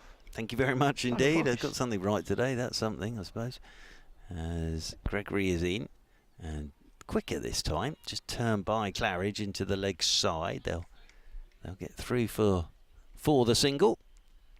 One more to the total. That young lady's had a nice day, I think. Spent most of it just rolling around in front of us on the boundary rope. Oh, she's fallen over now, but she's had a terrific day, it seems. Danny Gregory is in. Oh, and this is flicked in the air by Heyhoe. And there is no run again, so it's a tidy over from Gregory. The other thing is Gregory gets through her overs pretty quickly. And it's what we were talking about earlier. You sort of look up now, and what have we had? 25? So we've hit halfway. We've hit halfway. And there's still, 96 for 5, 279 the target. It's also just very mopped up by Beth Miles at mid-wicket. And a very simple piece of fielding, but she's so exciting to watch in the field. She's so live. One of those kind of oddballs who bowls with one hand and throws with the other, which I've never quite understood. But I've been loving watching her just play in a really good today. game, hasn't she? Really, really good game. So Bryony Smith, the captain, brings herself into the attack. Nice time for her to come into the attack, actually, because they're going to have to go after someone. And she's sort of one of those off spinners that if you go after her, she tends to pick up wickets. So it'll be Bryony Smith into Claridge, and Claridge is sweeping. Shout for LBW. Well, straight away gone Claridge, and it's Bryony Smith. Claridge looking to sweep, and this is what Bryony Smith does. She just, if you go after it, she tends to pick up wickets, and Claridge's innings comes to an end, and it's 96 for 6. But didn't have a look, just immediately went for the sweep. And she's trying desperately to get that front leg outside the leg stump, but I think that's hit her pretty much in front. And Claridge's innings comes to an end on 33, and it's 96 for 6. That's kind of an innings of two halves of Claridge. After that message came out, the message came out at 20 overs, and she was being on 18 off 38. Then since that message came out, she was 15 off 12. She really did kind of up the ante a little bit. And she has been the victim of that intent in the end. I don't think our coach will mind that at all. As a dismissal goes, you've got to try and score runs, and I think the sweep was probably the correct option there, and she missed it. Yeah, that's it how it does breaks happen. sometimes. Yeah, it does happen. Kirsty Gordon, the captain, is out there with a job on her hands at the moment, alongside Lucy Heyhoe. But yeah, it's good stuff from the South East Stars. So far today, it's been a very neat and tidy performance. If you take away the first over, where they were 1 for 2, and actually that makes this sort of better, doesn't it? If you're sort of in trouble, and this is against the top team in the Blaze. So ever since sort of that moment, once Schofield and Davison Richards got together and put 119 for the fifth wicket, they've really dominated this game, the South East Stars. So Kirsty Gordon out there in the middle. Lovely dog walks off, not on its own, but with its owner on the end of a lead, as this is cut by Gordon out towards the sweeper on the boundary rope. That's Danny Gregory who does the fielding, so Gordon's off the mark straight away. But as I say, as the captain goes out there in the middle, big old job on her hands. We're already over halfway. Still a huge amount of runs required, as Hyam pulling this one in the air, will get away with it. Donald Gaze comes sprinting in, not a chance on that occasion. That was always bouncing in front of her because it came off the toe end of the bat. And they'll pick up one more to the total, one more to Hyam as Bryony Smith is in and forward goes Gordon, pushes this one down towards backward point. But the ground staff, actually, since they went and sat by those covers, it's brightened up. So it's actually a lot brighter now. So maybe it was a psychological move from the ground staff. Smith is in, and this is pulled away by Gordon into the leg side. Just dropped it into the pitch, really. There, Bryony Smith. One more to Gordon. Actually cheered up now. I don't think the ground staff will need the covers, which is good news. Rather get through this normally than with any rain about. Bryony Smith in. Hyam cuts again. Danny Gregory's been very busy sweeping out there on the cover boundary rope, does the fielding, but again it's a tidy over from Bryony Smith, gets the wicket of Claridge, only singles in that over as well, so no boundaries. And there's Jamie Reid announcing to all of Beckenham. I think, as I say, anybody who's shopping on Beckenham High Street now knows the Blaze have got to 100 as their 100 comes up, but the problem they've got is they're 6 wickets down and they've only got 24 overs left, Cam. I'm still trying to do those maths of 1.25 times greater run rate. I think they're still a long way away from that as well. I don't think it's as simple as just working out 3/4 of the first innings score. So someone with a maths education will be listening to me, laughing at me at the moment. But yeah. No, it's not been a happy day for the Blaze by any means. And Danny Gregory now with an opportunity to pick up some tail end wickets. Well, Hyam's on strike. Gregory tosses that one up. It's lowish full toss as it just dips down on Hyam. Well, 3/4 of 278 is... Well, I can tell you that one. It's about 130, isn't it? As looking to cut. That's not right, Mark. Looking to cut here is Hyam. That beats the outside edge. 208.5 is 3/4. Thank you. Shows That's how what you bad meant. I was Yeah. at maths, didn't it? 130. So yes, there's still a long way to go, is what you're saying, as Gregory's in, and this is pulled off the top edge. I think this will be out. Yes, it will be.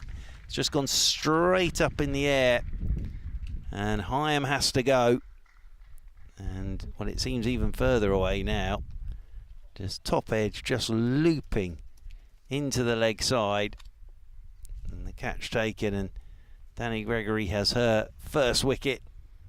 Hyam has to slowly make her way off.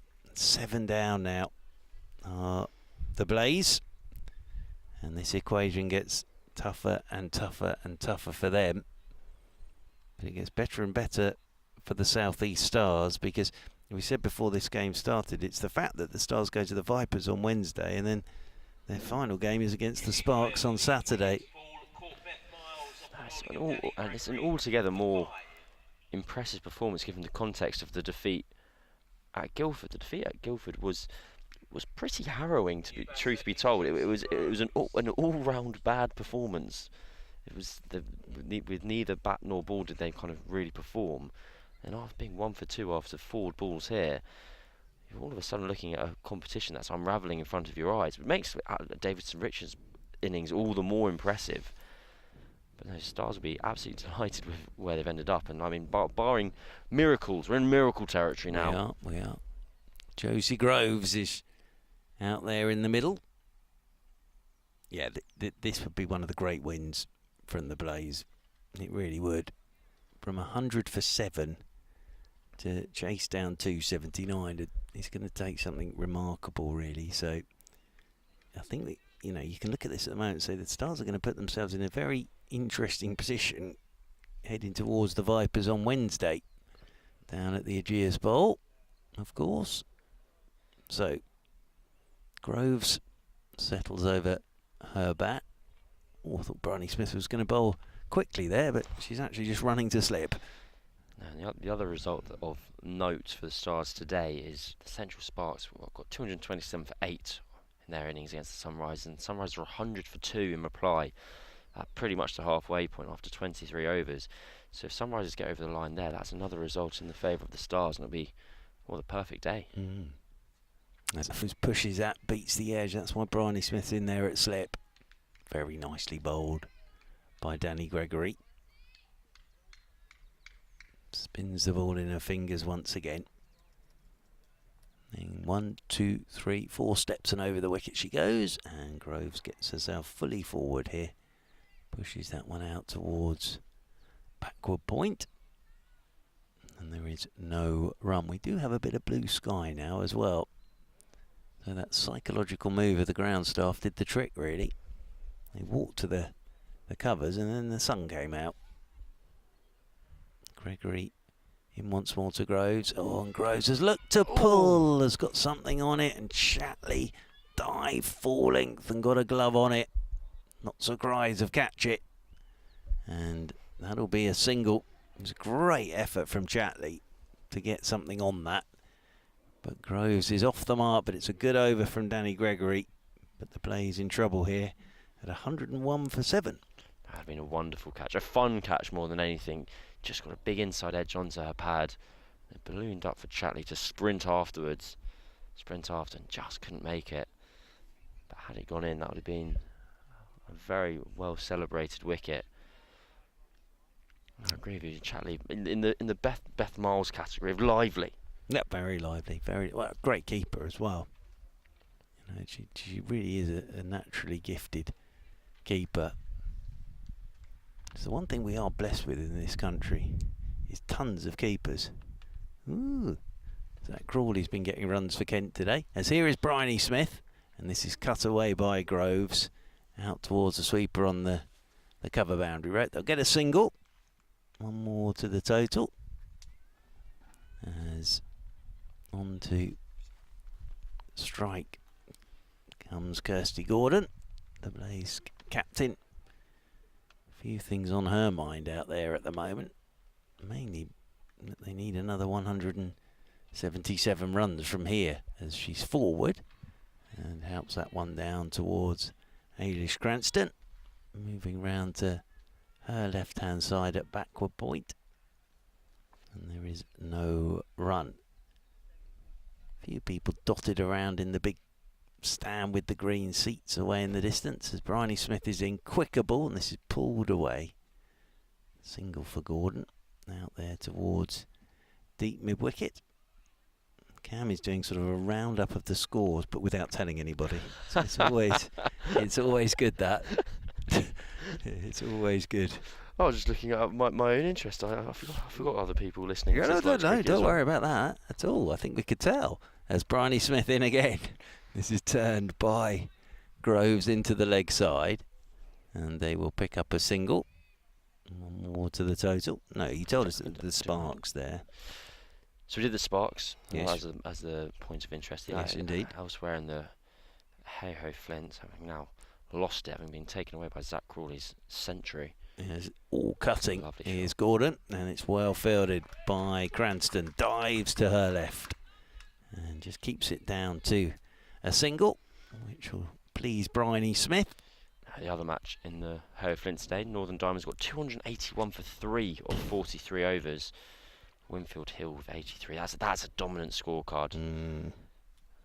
Going down the card, 83, 45 for Callis, 45 for Holly Armitage, Leah Dobson with 68 not out, Emma Marlowe 23 not out, and then reply Western Storm of 44 for 2. Let me do some county championship. Yeah, go on then. Guys, Absolutely. Why not? Kent's down at just a bit further southeast than us at the moment, 260 for 3, but the star of the show, Zach Crawley, 158 off 153. Unsurprisingly, Daniel Bell Drummond as number 3 in the always scores runs in front of me team with 60. Where else in Division 1? Where should we go to next? Northants. We'll go to Northants next. They're 124 for 2.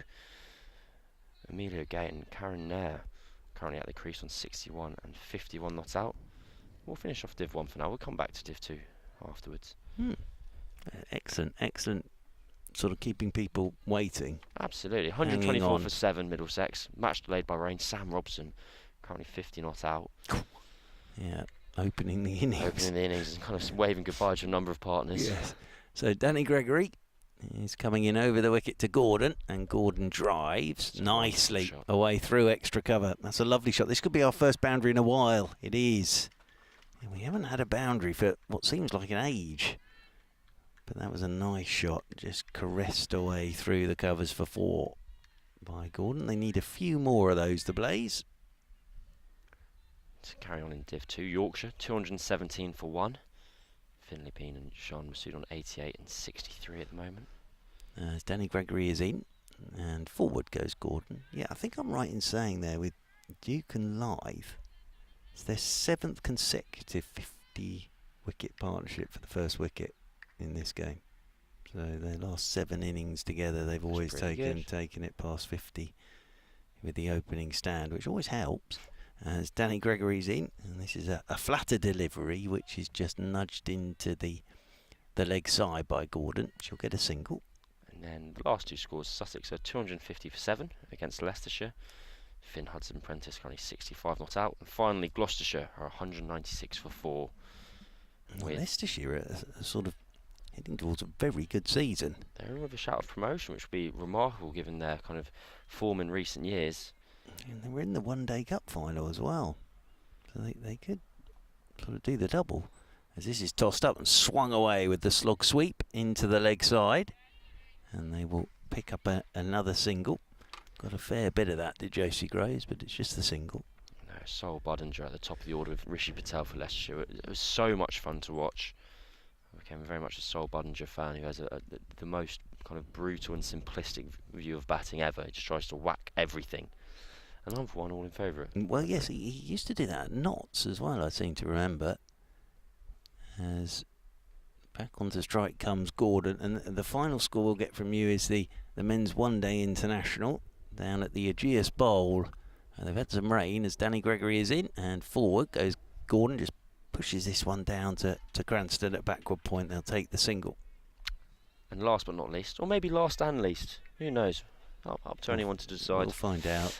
England are 158 for 6 after 28 of their 34 overs. Liam Livingston 63 not out, so he's making his case to make sure that he's still on the plane to India. Danny Gregory's in and forward. Pushing into the offside is Groves, and there is no run. So another over ticks by, 112 for 7. 279 the target for the Blaze. I really enjoyed doing this, the scores round. I'm not often. You're very good at it. Oh, thank you so much. Very good at it. I've never really been afforded the opportunity before. I've normally been trumped. I think we'll probably have one more from you before the end of this game. I'd be if that's delighted all right. to. That'd be great. I might sort of say, could we start with? To you. Let's start in Southampton, and let's work our way to Wantage Road along those lines. The fun bit of doing that is always when you're halfway through a scorecard and the internet blows up. That's always quite fun. As Bryony Smith coming in from the city end, Gordon will just cut away for a single out there towards Danny Gregory. They'll pick up one more, 113 for 7 then, the Blaze. Just a reminder, that target is 279. So they were a long way off where they need to be. Bryony Smith is in, and this is smashed back up the ground, taken on the half volley at mid-on, and they will get a single. Groves has almost hit that straight to mid-on, but they pick up another single. Been a very good performance this so far from the South East Stars. Coaching staff will just want them to finish this off neatly and tidily now, because we have 20 to go after this one, as this is slog swept by Gordon. That is a very nice shot in front of square and away for 4. It's a very good shot from Kirsty Gordon. Slog sweep in front of square over Paige Schofield at mid-wicket and away for 4 runs. So the captain's not giving this one up. No, unless my eyes deceive me there also. She almost like jumped backwards into that sweep shot. She kind of got low but got backwards as well, which I haven't really seen as a strategy before, but it worked perfectly. Bryony Smith in again quicker this time and turned by Gordon. They won't get a run on this occasion. But yes, Kirsty Gordon just trying to keep the Blaze, they're hanging in there by their fingertails or nails, if you have such a thing. As Bryony Smith in again, sweeping once more, standing up straight and looking to sweep. This one is Gordon. Not sure she's got much on this at all, but they're going to get back for a couple, and let's see what it is. Wides, yep, didn't think she got anything on it, so down the leg side it went. Gordon's just rehearsing, sort of standing up straight and sweeping that straight behind herself. Fine. Almost take Chatley with it if she's not careful, as Bryony Smith's in once more. And this is a deft little late cut. Oh dear, Cranston to the bowler's end. Must be tight. Oh, now Bryony Smith's taken that in front of the stumps and then tried to get it back to the stumps and misses. What's confused me there is that the ball's trickled off. She kind of gave an appeal to the umpire, but the ball was 5 yards from the stumps and the bails were still on. Yeah. So I think she may have just been running through the motions. Driving once more is Groves out there to extra cover. I think that was a brave single, especially from Blaze, especially running to Cranston, who's probably the best fielder in the South East Stars setup. Yeah, that's the one person you don't want to be taking a tight single to. I don't know, I'm kind of surprised. It's very rare you see teams are so specific in where they have their fielders, and to have Cranston at kind of that kind of almost very, very backward point, if not short third position to the spinner. I'm surprised there's not somewhere else she's more normally stationed, but there's obviously a reason she's there. Well, it's 157 more required off 20 overs.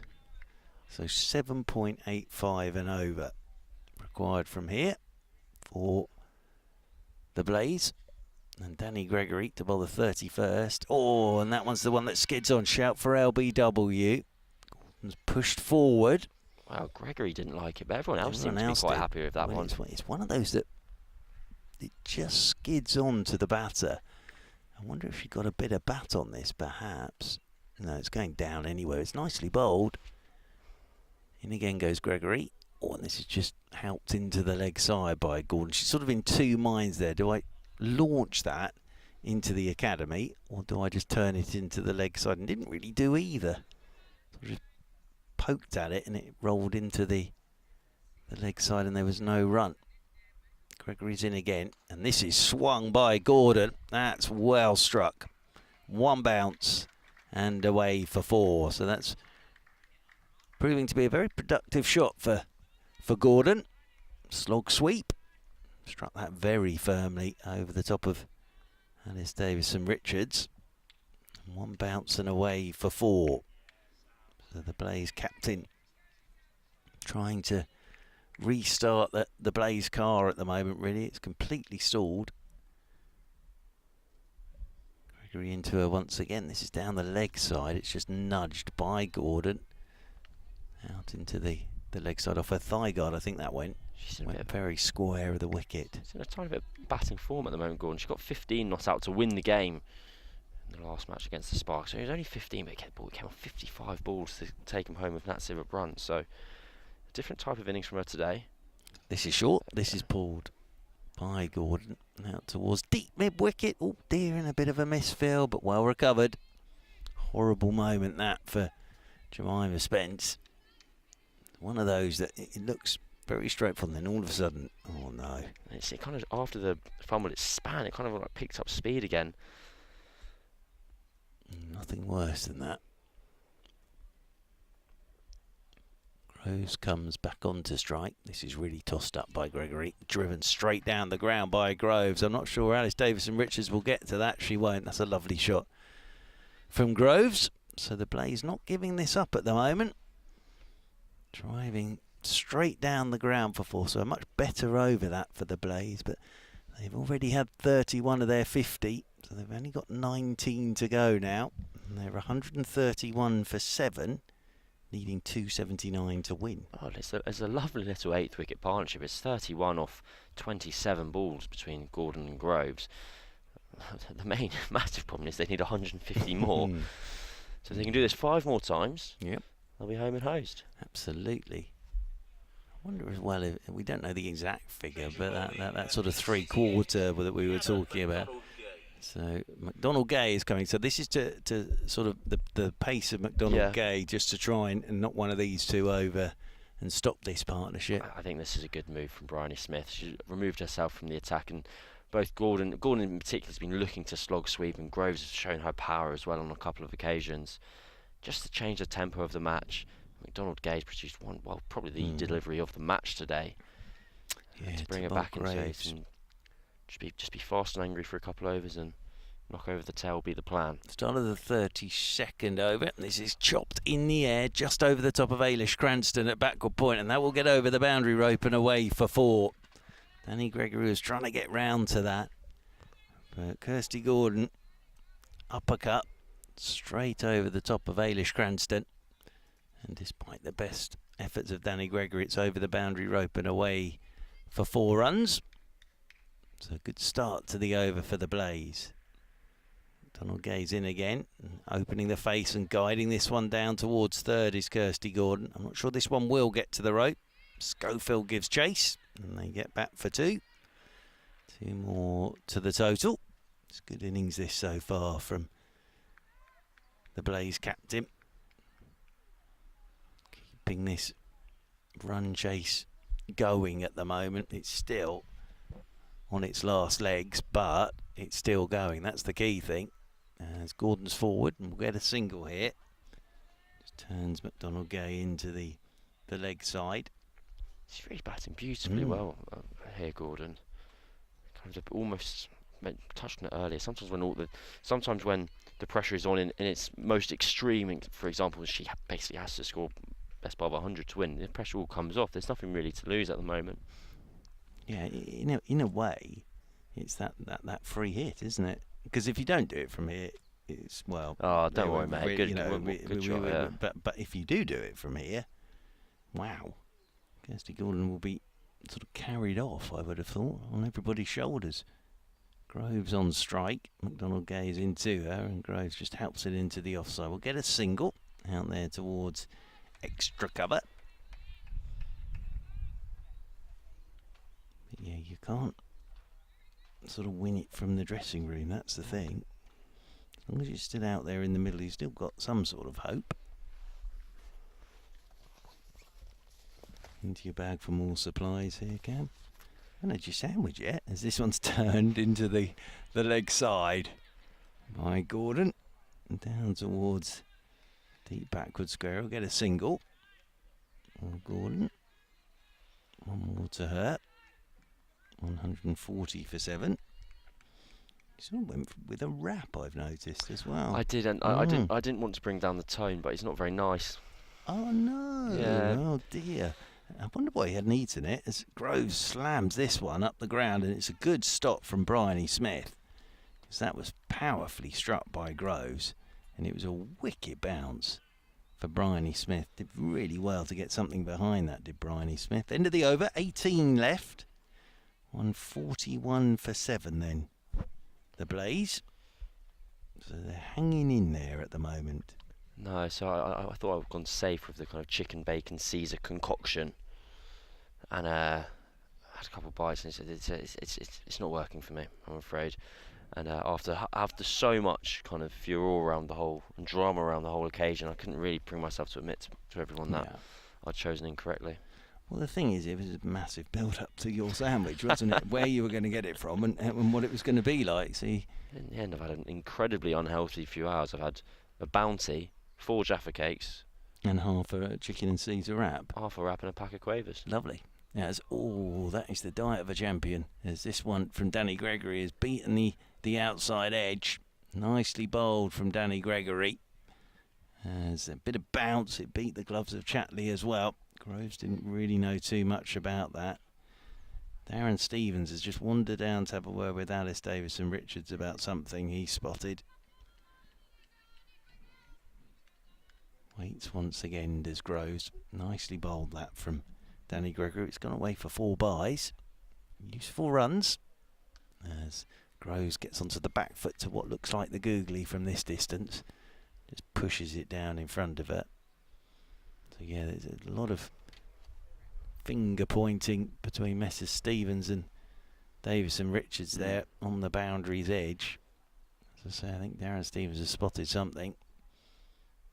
Gregory is in. Slog sweeping. Gone, LBW. Looking Groves to slog sweep, leg side. And Danny Gregory has the wicket. And Groves has to go. And they break that 8th wicket partnership. And it's 145 for 8. That's kind of... I'm almost disappointed to see an end to that partnership because they were batting really beautifully well together. Groves have been playing her hand perfectly. But as you said, just the fall of that wicket serves more as a reminder of just how kind of dire the situation is for the Blaze at this point more than anything. And now 8 down, still 130 short for the best part of. The Stars one step closer to wrapping it up.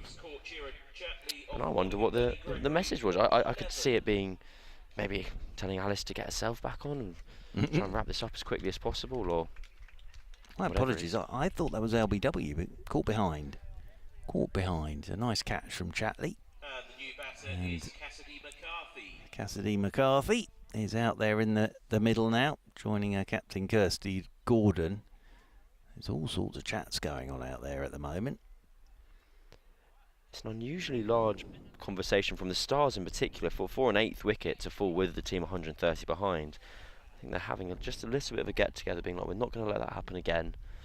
Kind of let's wrap this game up now. Let's not give them an opportunity to kind of trundle along and add on. Well, it's almost like we're having a strategic timeout here.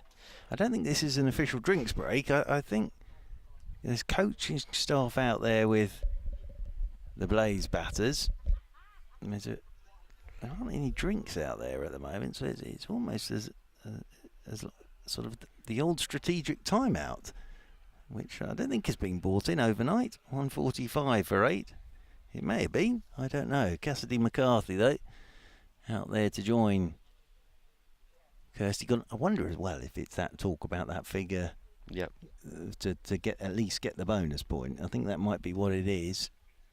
Trying to work out what that number... Someone somewhere will know. In that Blaze dressing room, someone somewhere will know exactly what that number is. So that may have been what that chat was about. Cassidy McCarthy having a little survey of the field. But it's been an excellent performance this so far from the South East Stars.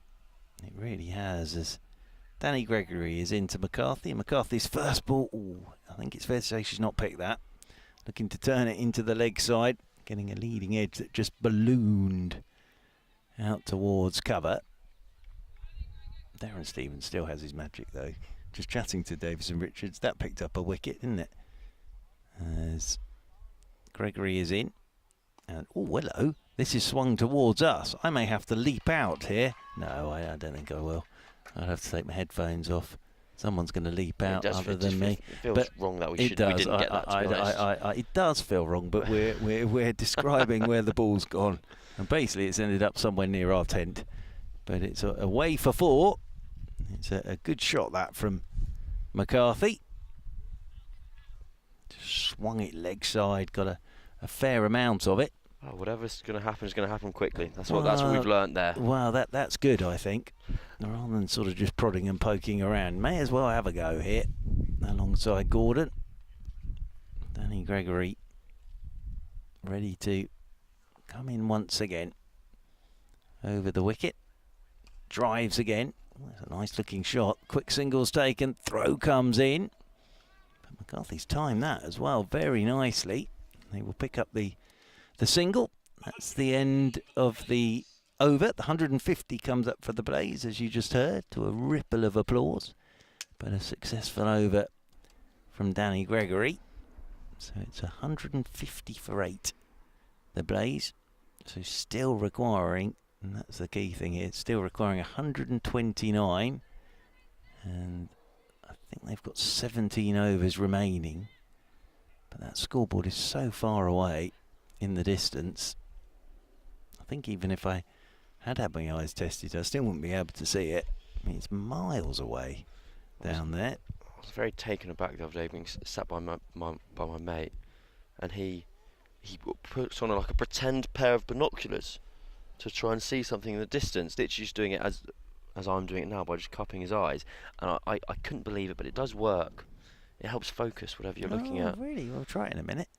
As McCarthy turning this first delivery from McDonald Gay into the leg side. We'll pick up a single. I'm going to try it now. So you just cut. Oh my word, it does actually. Yeah.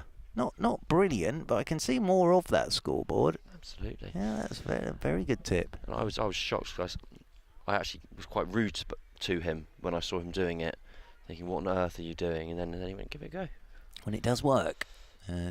Shout for LBW, is there? No, going down the leg side. It looked from here like a very good shout for LBW as Kirsty Gordon was trying to work around that front pair, but going down the leg side and not a squeak from anybody out there in the middle.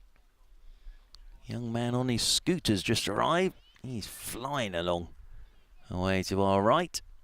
He's enjoying himself immensely on his scooter.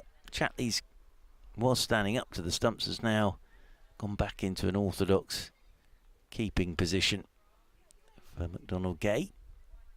As we've already seen, he's got some pace about it. Over the wicket she comes, short and wide and cut by Gordon firmly.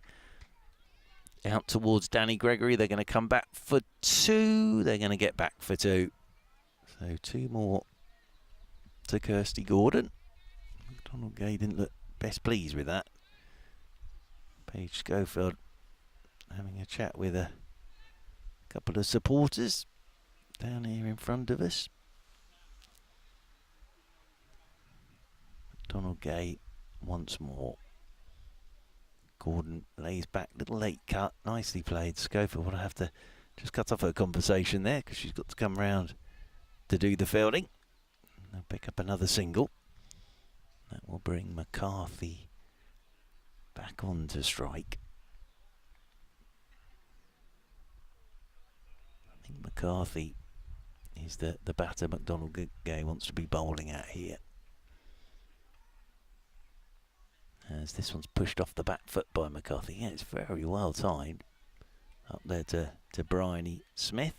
Yeah, it was just a change of pace from McDonald Gay. I think it was either a leg cutter or a backhand slower ball.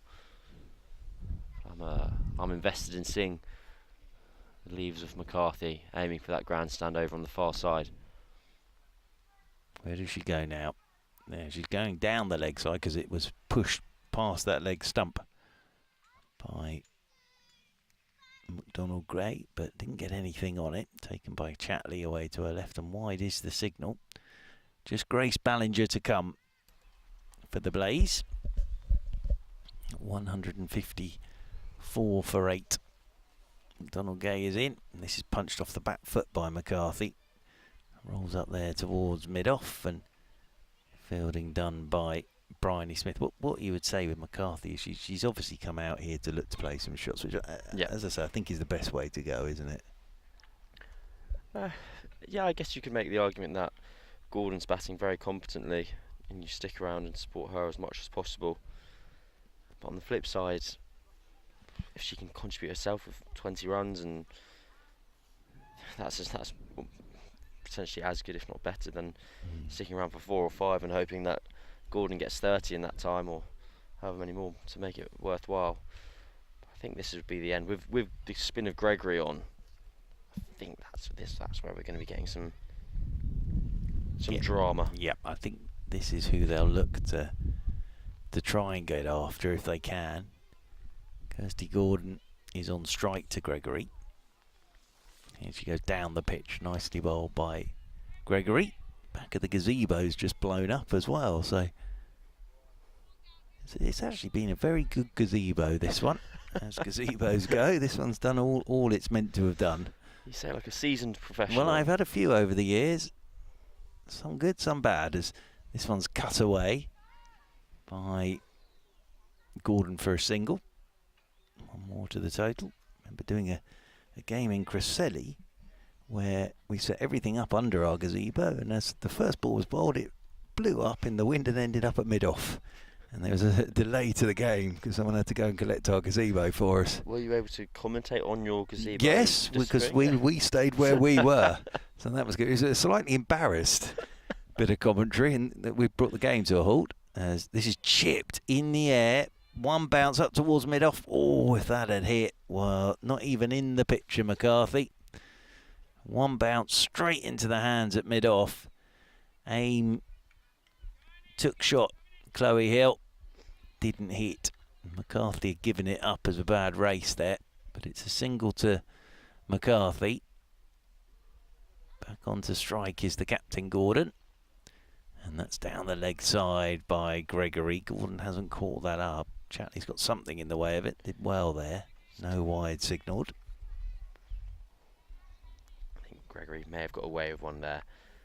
Gordon's looking on a bit aghast that hasn't been signalled wide as it just sneaked down the leg side. Another aeroplane goes overhead. Gregory's in. Gordon lays back, cuts. Oh, just in front of Paige Schofield. Really awkward for Schofield in there at cover. We'll get a single. Paige Schofield, that's one of those where you're thinking, dear, please don't bounce too high. Otherwise it could be a trip to the dentist. McCarthy comes back on to strike.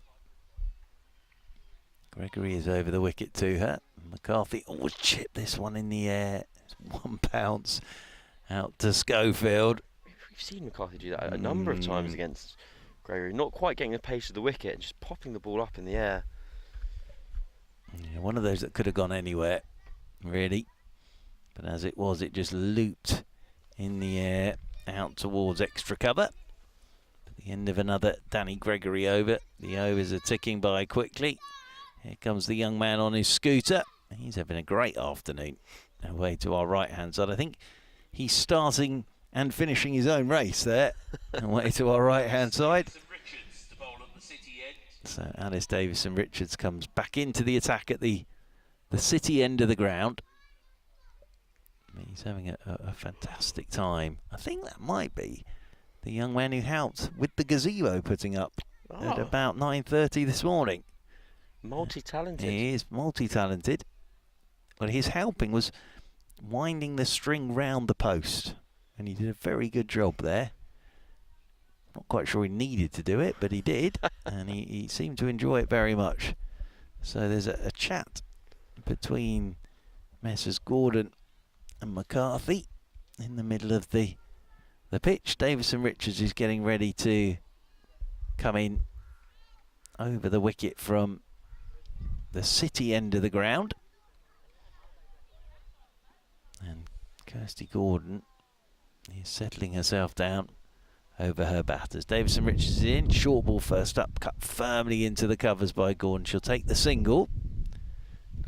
A stiff delivery that from Alice Davison-Richards. She's had a long old day today with her 101 earlier and then bowled very nicely from this Beckenham end. I can't imagine that was the conversation, the tactical conversation that Darren Stevens had with her earlier.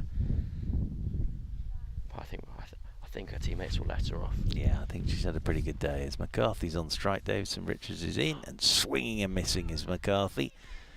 Looking as if she just rolled her fingers across that one a touch. And it's Davison-Richards. McCarthy's given that absolutely everything. Yeah, there he is. He's off again. He's parked up the scooter. He's off towards us now. He's being timed to run round the pavilion, this young man. Kind of the under-7s triathlon, scooter running. Yes. He'll do well to get a swim in over He's here. full of energy. If he waits around long enough, he might. There's some dark clouds arriving. Davison-Richards, that's very short, and that's just clubbed up the ground by McCarthy. She'll get a single up towards Bryony Smith. Strange bit of cricket that. Banged in by Davison-Richards. It didn't really get up. And McCarthy waited for it and then flat batted it straight down the ground to Bryony Smith. But they do get the single. Alice Davison-Richards turns in the distance. Kirsty Gordon waits as she's trying the ramp. She's played it all right. It's up and over the top of Kira Chatley, and they'll just get a single. One more to the total. I always think there's no justice when those shots just go for one, because you've played a lot of cricket there. Yep, for a single. Your reward is 1 run. Yes, it's like when you see someone absolutely lace one out to the sweeper on the cover boundary and you just get a single for it, and they've middled it, and it looks the most glorious shot. It's only worth one run. McCarthy comes back onto strike. Alice Davison-Richards is over the wicket to McCarthy. Good shot. Punched off the back foot in front of square. Danny Gregory's giving chase. Won't get to that. She's timed that beautifully. And since she's come to the middle, she's timed the ball really nicely, hasn't she? It's been really shocking. Even when she's been mistiming it, she's been middling it. And the ball's kind of been looping off her bat into the inner ring. But when she's caught it, that's her second really impressive shot. And it's another... these partnerships, look, kind of tailing partnerships, almost as frustrating for the team that's chasing as the team that's defending, because you kind of, as a team who's chasing, you're like, why didn't we do this earlier? What was so difficult earlier, which meant we were in this position now? Yeah, absolutely. Slower ball from Alice Davison-Richards, and McCarthy having nothing to do with that whatsoever. So they're hanging in there at the moment, the Blaze. All credit to them. They're not at the top of the table for no reason. They're not going to give this up. They're showing great fight here. 36 gone, 14 left, 165 for 8. So it's 114 required off 14. And it's going to be Danny Gregory to continue from the Beckenham end of the ground. I think this is the over. Things happen. I think we've either got boundaries or wickets. Well, Kirsty Gordon's on strike as Gregory's into her. Gordon's looking to pull down the leg side, gets nothing on this. Wide is the single, nicely taken by Kira Chatley behind the stumps, who's been, as always, very neat and tidy behind the stumps today. Gregory 1-2 steps and then over the wicket. Here we go. Oh, swinging and missing is Kirsty Gordon. And out that over long off, because mid-off is on the edge of the circle. Beat the edge. Nicely bowled by Danny Gregory. She's in once more. Gordon lays back and cuts. Played that shot beautifully so far today. Should get a couple here as the throw comes in. Will get back for 2. It's good running from Kirsty Gordon, but she has cut very nicely today is Kirsty Gordon. The captain, as I say, is keeping this Blaze innings going. I'm sure it is that number to get the bonus point that they're after here. Danny Gregory is in again. Lays back, cuts again. Does Kirsty Gordon. She's going to run herself ragged here. I'm not sure she's going to come back for the second this time. Nope, just the single. That gets McCarthy on to strike. And you feel McCarthy's going to be the one that there's going to be the big shot. It's either going to soar out the ground or go straight up in the air. So Gregory wants to be bowling at McCarthy. I think she's got 3 deliveries in this over remaining. McCarthy waits again. Gregory's into her, tosses it up, bowls her. There you go. Looking for the big shot over the leg side. And it knocks back her middle stump, and McCarthy's innings comes to an end. The Blaze are 9 down now. But Cam called it perfectly. Something was going to happen in this over. And Grace Ballinger will make her way out to the middle. Danny Gregory getting her just rewards there. I think she's almost the perfect bowler for this situation, where she's giving the impetus is on the batting team to attack her. She bowls very effectively in these situations. I believe that's her 3rd wicket of the innings. And McCarthy only... she only got 12, but it felt like she's got much more than that. Yeah, it does. When that announcement came, it does feel like she got more than that. And she's played pretty well there, actually. And she timed everything. Get double runs for hitting a 4 in our direction. But no, one more wicket falls, and now the South East Stars are just a ball away from victory. And again, that kind of notional total of getting up past 200 and denying the Stars the bonus point, again, seems like a very, very difficult challenge. I think Ballinger had been carded at 10, with McCarthy at 11. I don't know if her slipping down one place has anything to do with her injury, or just a natural kind of rotation of the order.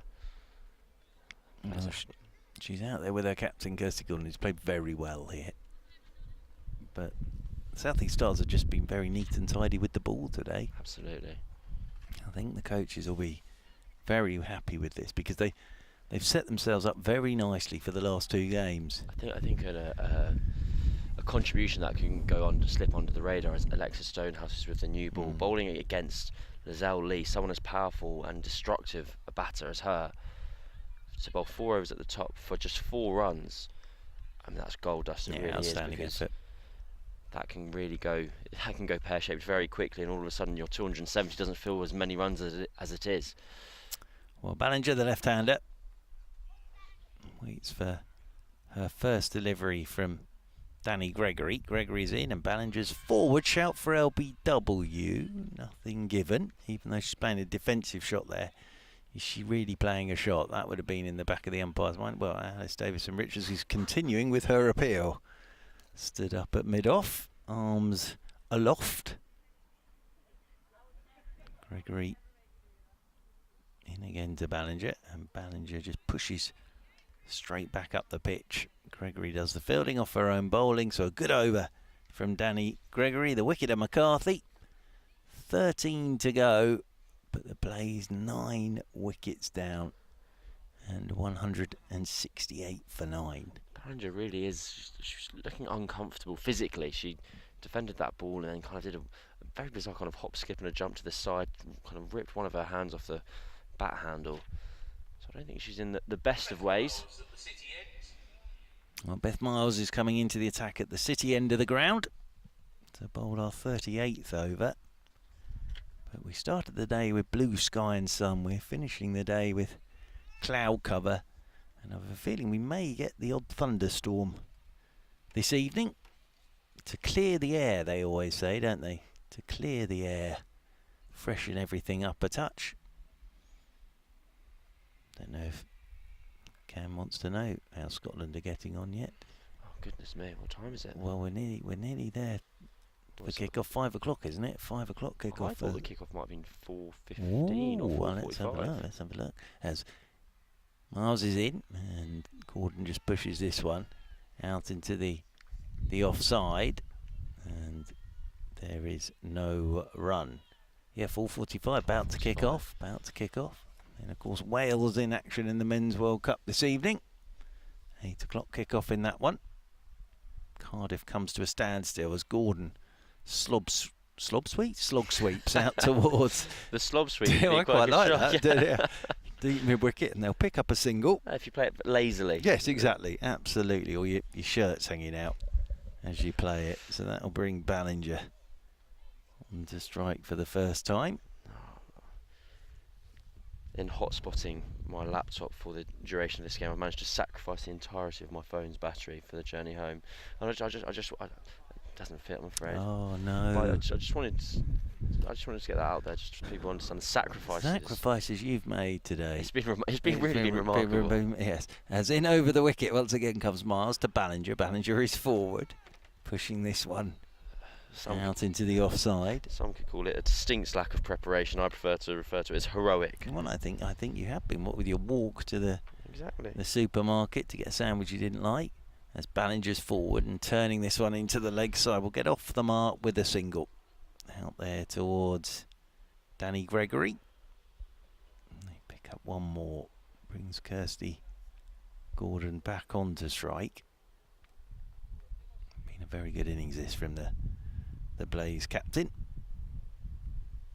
Miles left arm round the wicket she comes, and Gordon's just helping this one. Opens her feet up and helps it into the leg side, but straight to short, fine leg.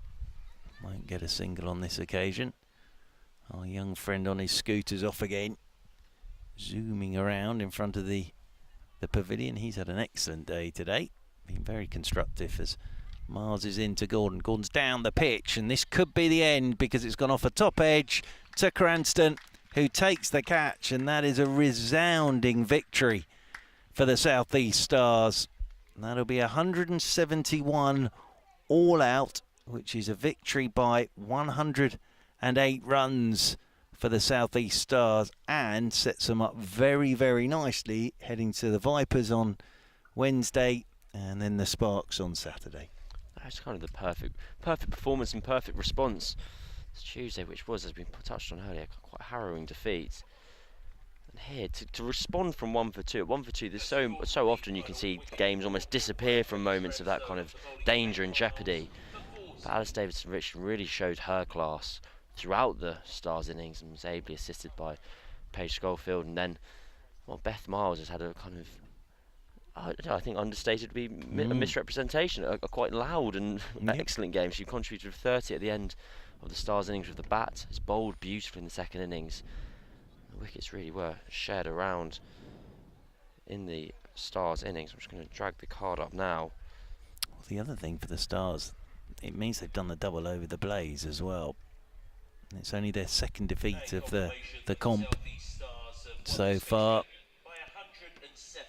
So there is the 107 run victory announced around Beckenham. But yeah, the bowling figures will look fairly tidy, I would have thought. Well, just to go through, Rhiannon McDonald-Gay took 2 for 52 off her 7 overs, and it was a real 2 extreme examples of an opening pair, because in response, alongside it, Alexa Stone has 5 overs, 1 for 4, going at less than a run and over. Paige Schofield just sent down 2 overs, 0 for 10. Beth Miles, it was actually remarkably, that was her second wicket of the day. She finished with 8 overs, 2 for 26. She dismissed Michaela Kirk earlier, but clean bowled before getting the final wicket of Kirsty Gordon, caught by Eilish Cranstone. Alice Davidson-Richards sent down 6 overs, 0 for 24. A quieter performance, but that's very allowed, I think, if you've just contributed for 101 with the bat. And Danny Gregory, the perfect player for the occasion, with 3 for 32 to get wickets 7, 8 and 9 as they were looking to up the ante. And Bryony Smith, the captain, with contributing 1 wicket, 3 overs, 1 for 18. With the bat, Kirsty Gordon was the standout for the visiting side. She scored 40 off 39 balls, but aside from that, there were no real major contributions. Ella Claridge, 33 off 51. Lizelle Lee, 22 off 18, when she looked like she might be taking the game away from the start of the match, or at least getting her own team into the contest. But as it happens, the Stars finish 107 runs to the better, and very well set up for the final 2 fixtures of the season. They certainly are. Been a very good performance that from the South East Stars today, so it makes Wednesday very, very interesting. Cam, thank you to you. It's been an absolute joy and honour, and I hope you get yourself a proper sandwich on the way home, my friend. But well played to the South East Stars. They have beaten the Blaze by 107 runs from us all this afternoon on the Surrey live stream from Beckenham. It's a very good night to one and all.